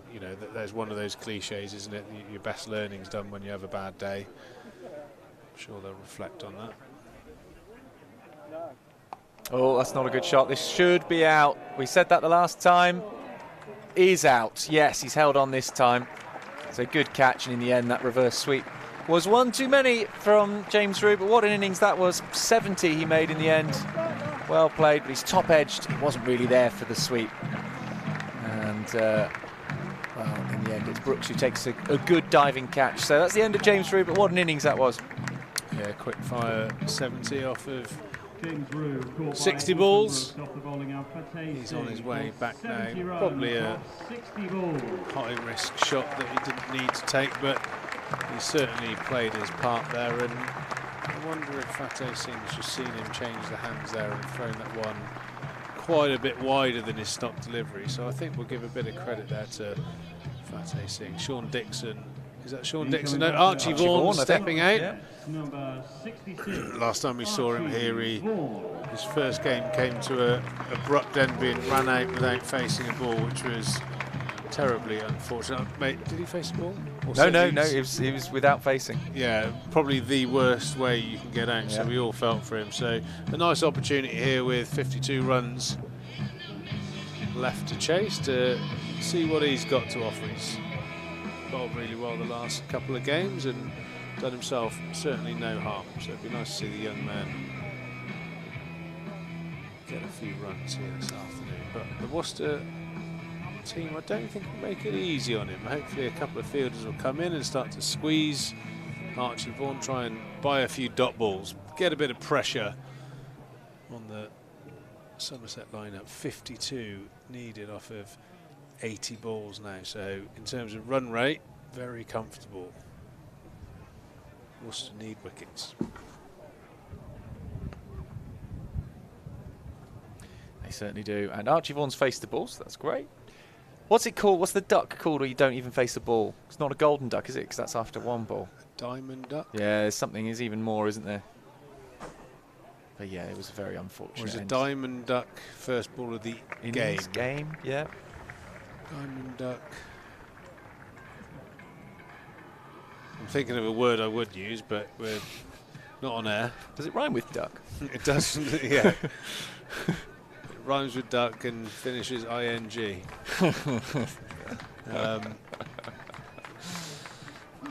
Yeah, answers on the live stream. Yes, Someone please. is going to know about that, aren't they?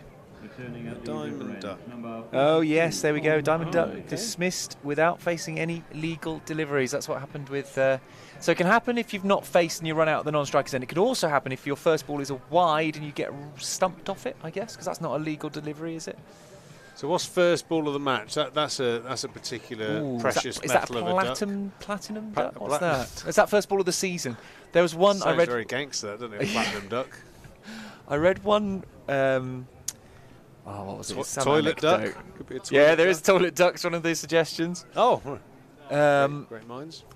I read one article one time about a player who got out first ball of the season, but they'd actually started the game about 2 minutes early. So he got out at 10:58 a.m. before the season had officially started. First ball of the season. Brutal. Yeah, that's not great, is it, to be back in the hutch at 10:59? There we go. It's April, those sorts of things happen.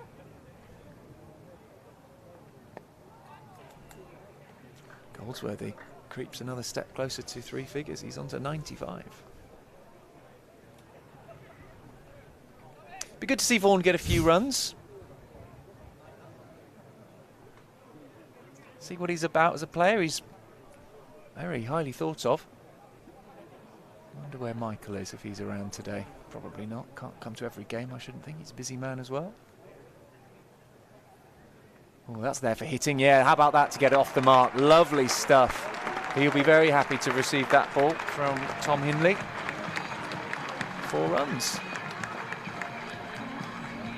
Crowd appreciative of that. I think they realise that means a fair bit to him.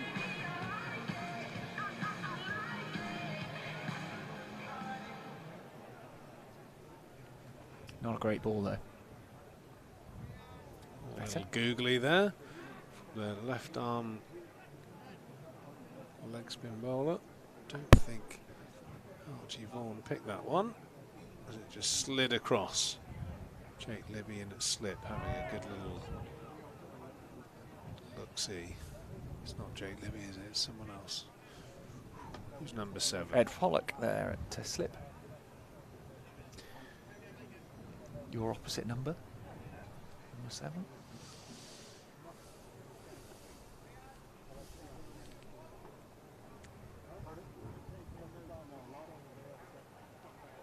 Yeah, just getting more runs here. Just opening face down the leg side, just allowing it to sort of hit the bat and roll down towards fine leg. Picking up a couple. So he's up and running in this match. Yes, a bit of a confusing one, because when for Lancashire, when Rocky Flintoff turns up, you think, ah, right, Flintoff, Lancashire, yeah, right, absolutely. Vaughan and Somerset. Vaughan is not a name that until now was really linked with Somerset. Michael Vaughan. Just presumably went to school here, did he, in Somerset? Archie Vaughan. I presume that's why he's here. I believe so. Millfield, probably yeah. Millfield. Let's have a look. Could have easily be King's College. Vaughan obviously played his career at Yorkshire. Also a Lancastrian. Goldsworthy out for 95. Fateh Singh, a full straight delivery, maybe a hint of slide through, but a little bit quicker through the air. Real good innings from Goldsworthy.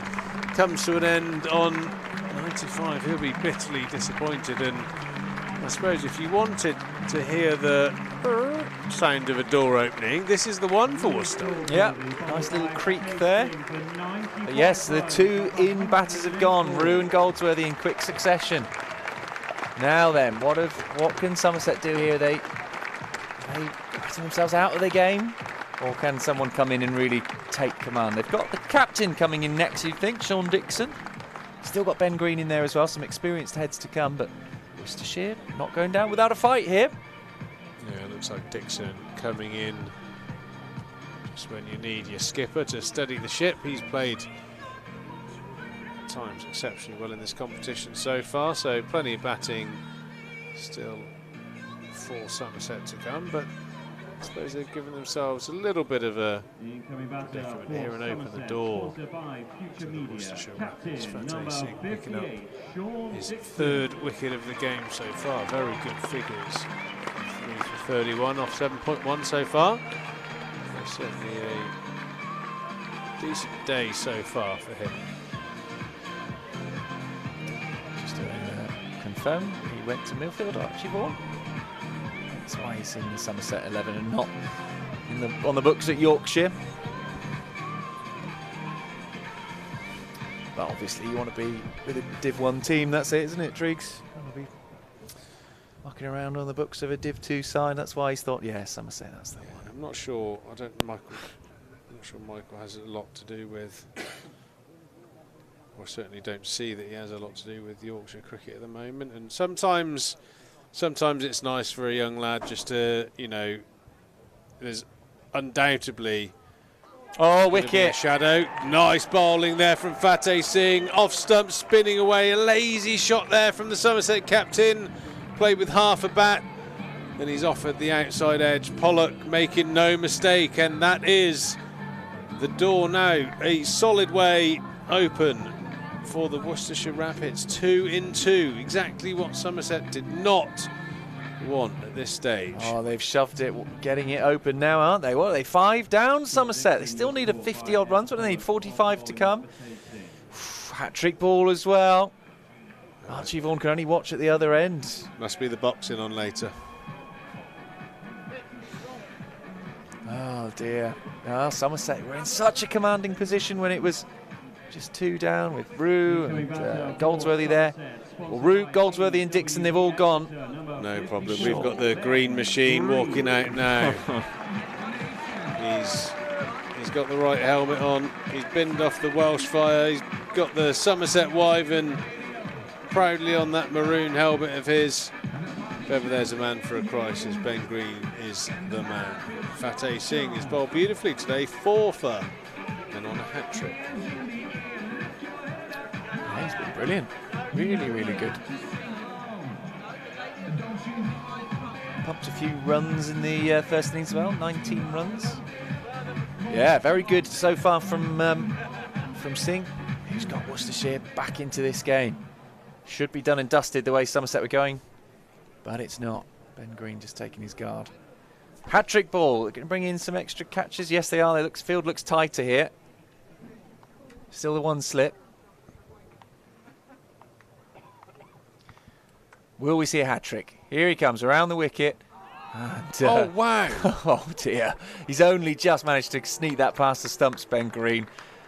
How's that not? Oh, dear, oh, dear. How's that not bowled him? Love How to see has another that look. managed to get there? Off the. Here we go. Let's have a look. That looks like the chalk end of the bat. Oh, wow. Oh. She's done well to stop that. He's come forwards there. As Vaughan. So now these two have got to rebuild. 69 balls remaining, 44 runs to win. They've got time. And they'll pick up a run there.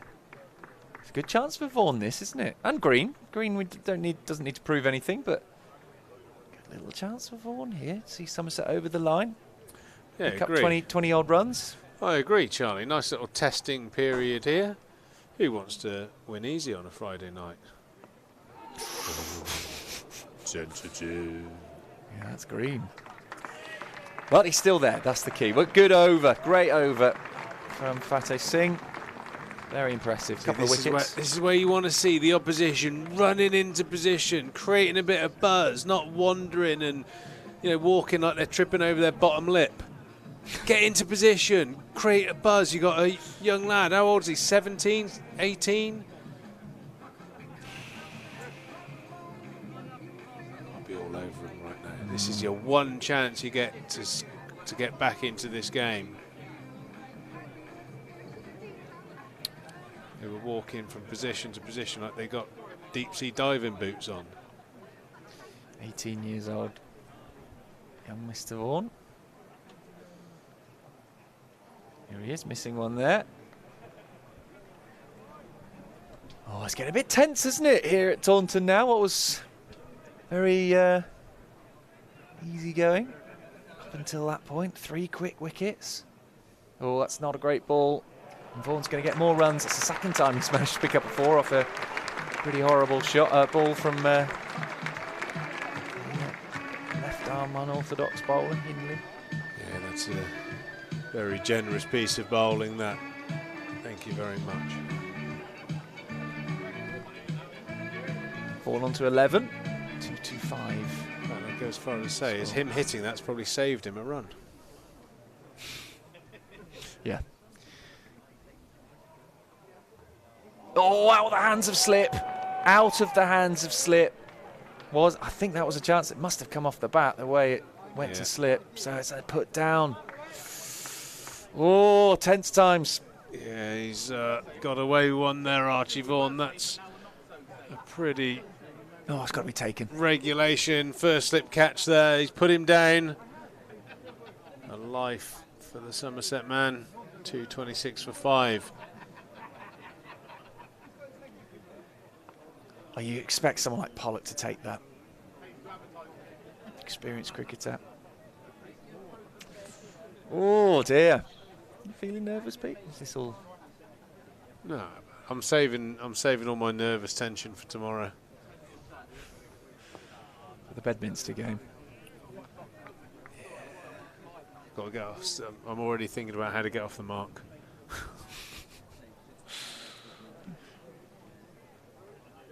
In the air, past the fielder, that's 4, is it? Fielder will come round, chases on, ball wins. 4 to the total, bit wide, bit loose. It has been a bit loose really from Hindley. Another 4 runs, it's useful. 230 now, the score. Yeah. Fielder, no chance of getting that. Yeah, not a great over there, but still produced that opportunity of a wicket. That's generally what happens in this game. You drop chances, you get punished. And you can't afford that. 34 runs to win. 5 wickets remaining for the Somerset lineup. The run rate is very, very comfortable. Don't get bowled out, win the game is the equation right now. Yeah. Simple as that, really. Miles Hammond is on 157 not out for Gloucestershire, 240 for 1, chasing 333 to beat Notts. They've got 18 overs to do that. That's definitely on, isn't it? Down the ground, he's got enough of it. 1 bounce for Archie Vaughan here, beginning to flex his muscles a bit. He's been given a life, and he's making the most of it. Durham have beaten Hampshire by 144 runs. They only scored 257. Hampshire bundled out for 113. Top scorer there, Fletcher Middleton on 26. That's not good enough, Hampshire. They're not going to be overtaking Somerset. Then they were the ones who were really close as well. Vaughan sweeping hard. 4 more. What were we worried about? He moves up to 20. And the score 238 now for 5.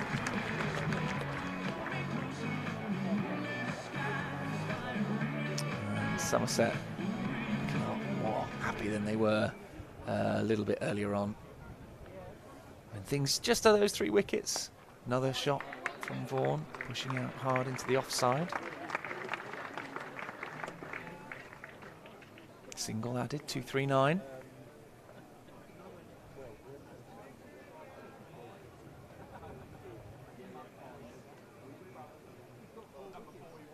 Singing again. Cut really into the offside. Pick up another run off Ben Green's bat. He moves up to 6.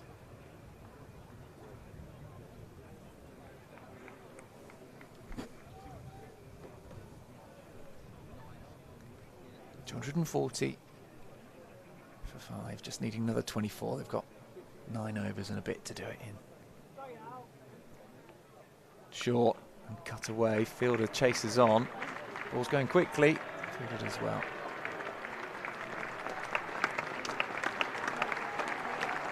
Nice batting there from Archie Vaughan. Probably what he needed in his early career, actually, a situation where, you know, he's obviously got a little bit of a life there, being dropped at first slip by Pollock, and you can almost see that his mind switched over to, right, come on, let's play like you normally play, like you would have played 3 or 4 weeks ago in the second 11 or in the 18s. You know, let's play with a bit of purpose here, and all of a sudden we're showing the quality that he's got. Some beautiful sweep shots down the ground, putting Fateh Singh back over his head.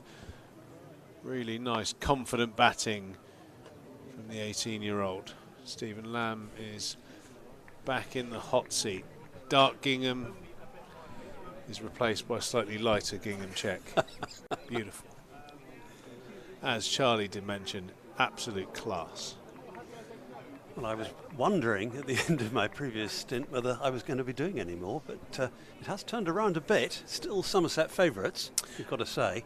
Yeah, I think the Trade Nation win predictor would be heavily in Somerset's favour, but it's good that Worcester have forced a bit of a slightly more exciting finish there. Fateh Singh, the man on loan from Nottinghamshire, has done a very good job for his new team. He's picked up 4 wickets. He's got, I believe, one more over left to bowl. Yeah, he's bowled very nice. He's spun the ball. He's bowled a good line on the hole. It was a case of 1 brings 2 brings 3. Yeah, a little funny 5 minutes there from Somerset. Rue going for the big shot. You'd have to say he'd probably earned the right to do that. Played beautifully for his 70, but then the dismissals of Goldsworthy and Dixon slightly came as a bit of a surprise, especially Goldsworthy, who was seeing the ball like a 10-kilo medicine ball at the time, just almost yorked himself by coming down the wicket. Disappointed. He'll be disappointed missing out on a 100 list A. 100s don't come around every day. Another nice looking stroke from Archie Vaughan. It should have been 4. He should have gone as well, but missed it. Slip by Pollock off Singh. Hindley, beg his pardon. Singh is going to bowl through. He's deserved to. Yeah,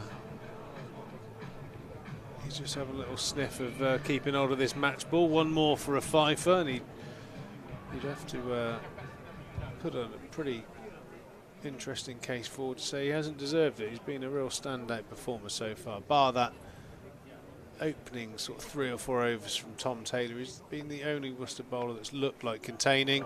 And that's going to be 4 runs. Archie Vaughan cutting off the back foot, slightly too short from Fateh Singh, and maybe a little bit of width as well. The commentator's curse striking. Yeah, it's if you compare, the last time I saw Archie Vaughan bat, I didn't see him bat at all. I didn't see him face the ball.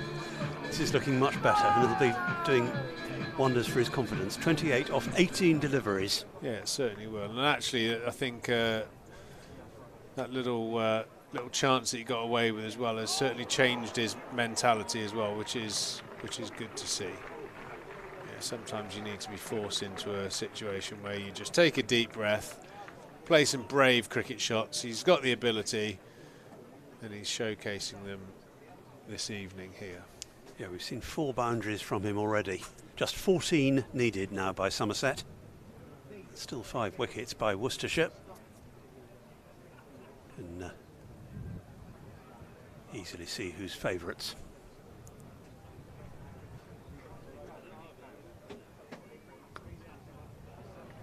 Go down to 13 needed with that. Comfortable single for Vaughan.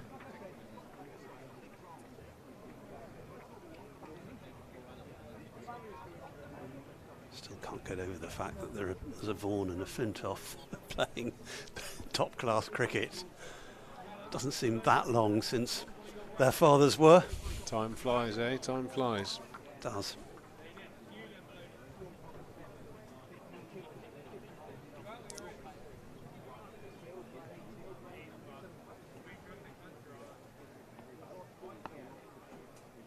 Single again.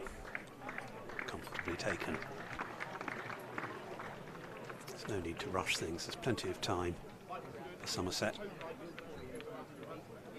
So Singh with just one last chance to grab a fifer.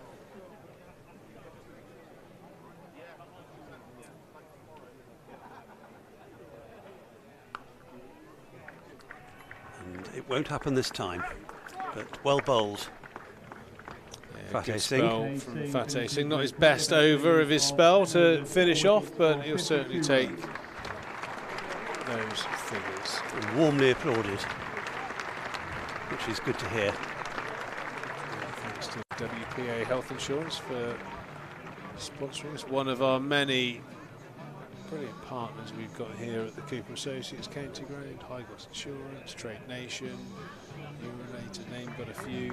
Virtue Motors sponsoring our radio controlled car. That's one of my little guilty pleasures when I get a little 5 minutes to have a little whiz around on that. I quite want to go at it actually now. I think you should. You should. Have you taken your senior citizen driving RC controlled car license, Stephen? Didn't know there was such a thing. Well, I've just brought it in. You've invented it. I think we're going to have to get some cones out, a little assault course for you, just to make sure you're road legal. On the brink, Somerset, just 11 runs needed for victory. Vaughan, who's had the bulk of the strike, still on it. On 30. And now on 31. Gets that one down to third man.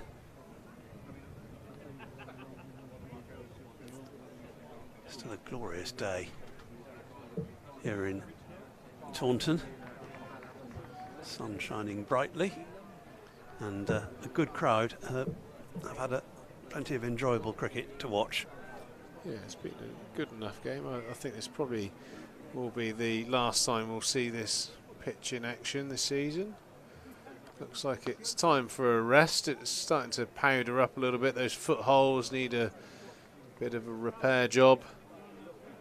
It's served us well for the last 4 games, I believe. Yes, plenty of repairs affected over that time. Next time Somerset will be in action will be at Lords against Middlesex, their last game in the group stages. I'd say that would be 2 feet comfortably in the next round if they can pull that off. As this is pulled round the corner by Archie Vaughan and well fielded at deep mid wicket. Lovely pull shot there by Ben Green. Green, beg his pardon. See, this is why we need to get you out there testing that you're still with us, Lammy. Do you know what I mean? There we have a look at the pitch there. Yeah, it's starting to feel the effects of having all those great big size 10 studs bashing down on it over after over. It stood up really well. Lots of runs, way in excess of 1,000 runs scored on this pitch so far. In fact, 650 in one day. Another single for Green. We're into single figures now. That runs required figure. It's gone down to 7. There may have been a little chink of light in the door for Worcestershire, but Somerset are slamming it shut at the moment. Yeah, I think it was good to see the young Somerset batter put under a little bit of pressure. That would have felt like a bit of a whirlwind there, losing a couple of partners in quick succession when he was on a low score as well. So, yeah, good little character test. He's come through it well. He's and having nearly gone himself, having been missed. If he had been taken at that point. Well, that is the chink in what happened there. You know, he did obviously give that opportunity away. So, yeah, Somerset could have easily lost 4 wickets in pretty quick succession, which might have just opened a door. Jake Libby into the attack from the Trescothic stand end, bowling some of his off breaks. So many what ifs in cricket.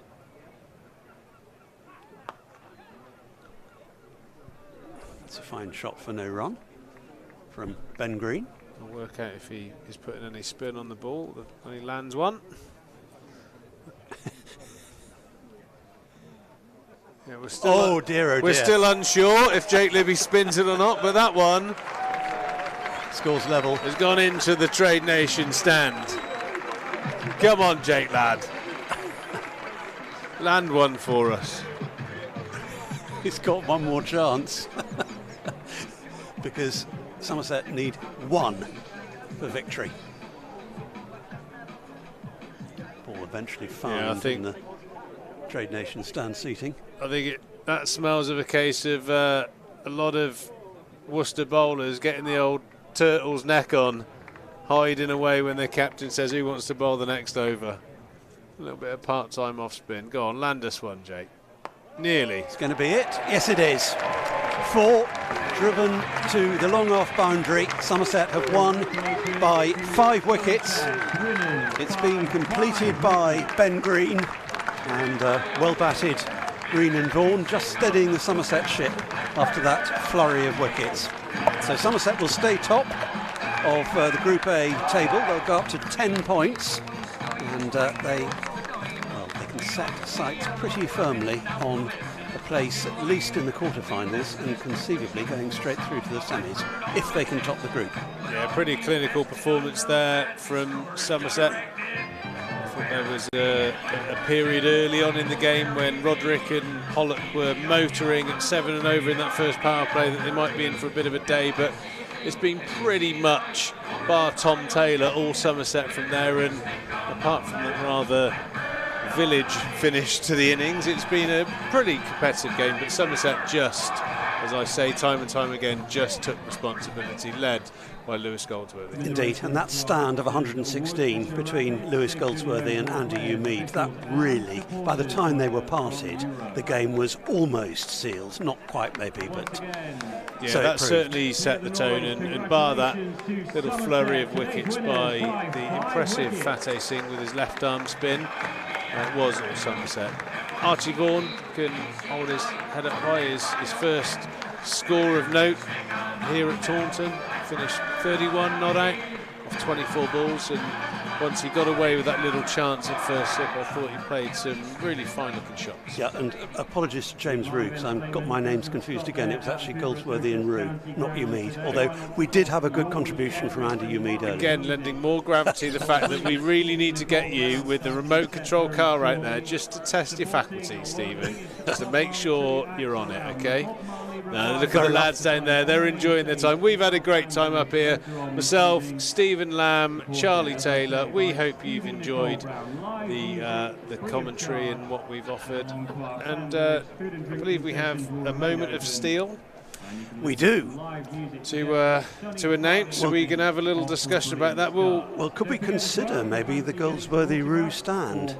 Are we allowed a stand as a moment of steel? Well, we'll let. I suppose we could let Charlie into this. He can shout from the back. Does he feel like there might be a little moment worth mentioning?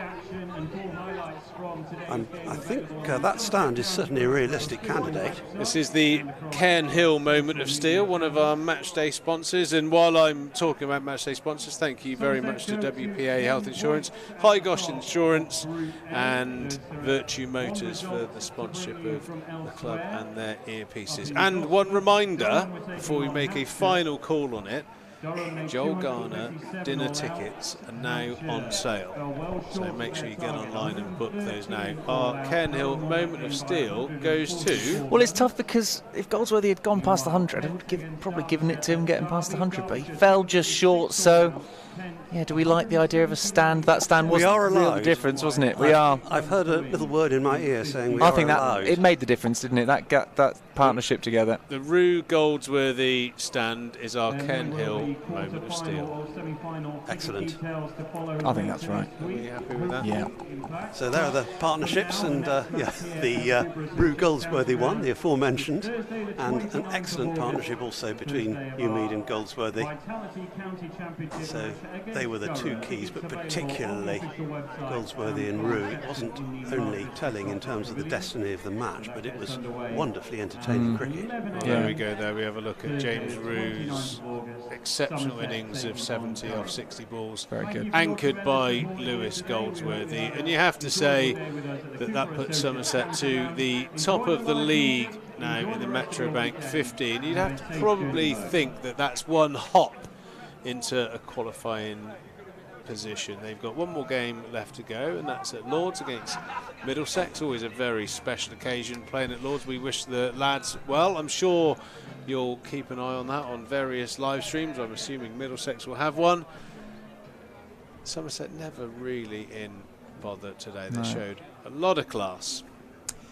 Yep, thanks for your company, much enjoyed, and hope you can join us again in the remainder of the season. We've got plenty more county championship cricket to look forward to, apart from anything else in September. We certainly have. I'll see you guys all soon, and I will email you through the theory test for your radio controlled lesson that's upcoming. We look forward to videoing that live on the stream one morning. Yes, please. I'm looking forward to it enormously, true. Thanks everyone, we've had a great day. Somerset have beaten the Worcestershire Rapids. Steve, how you doing, mate?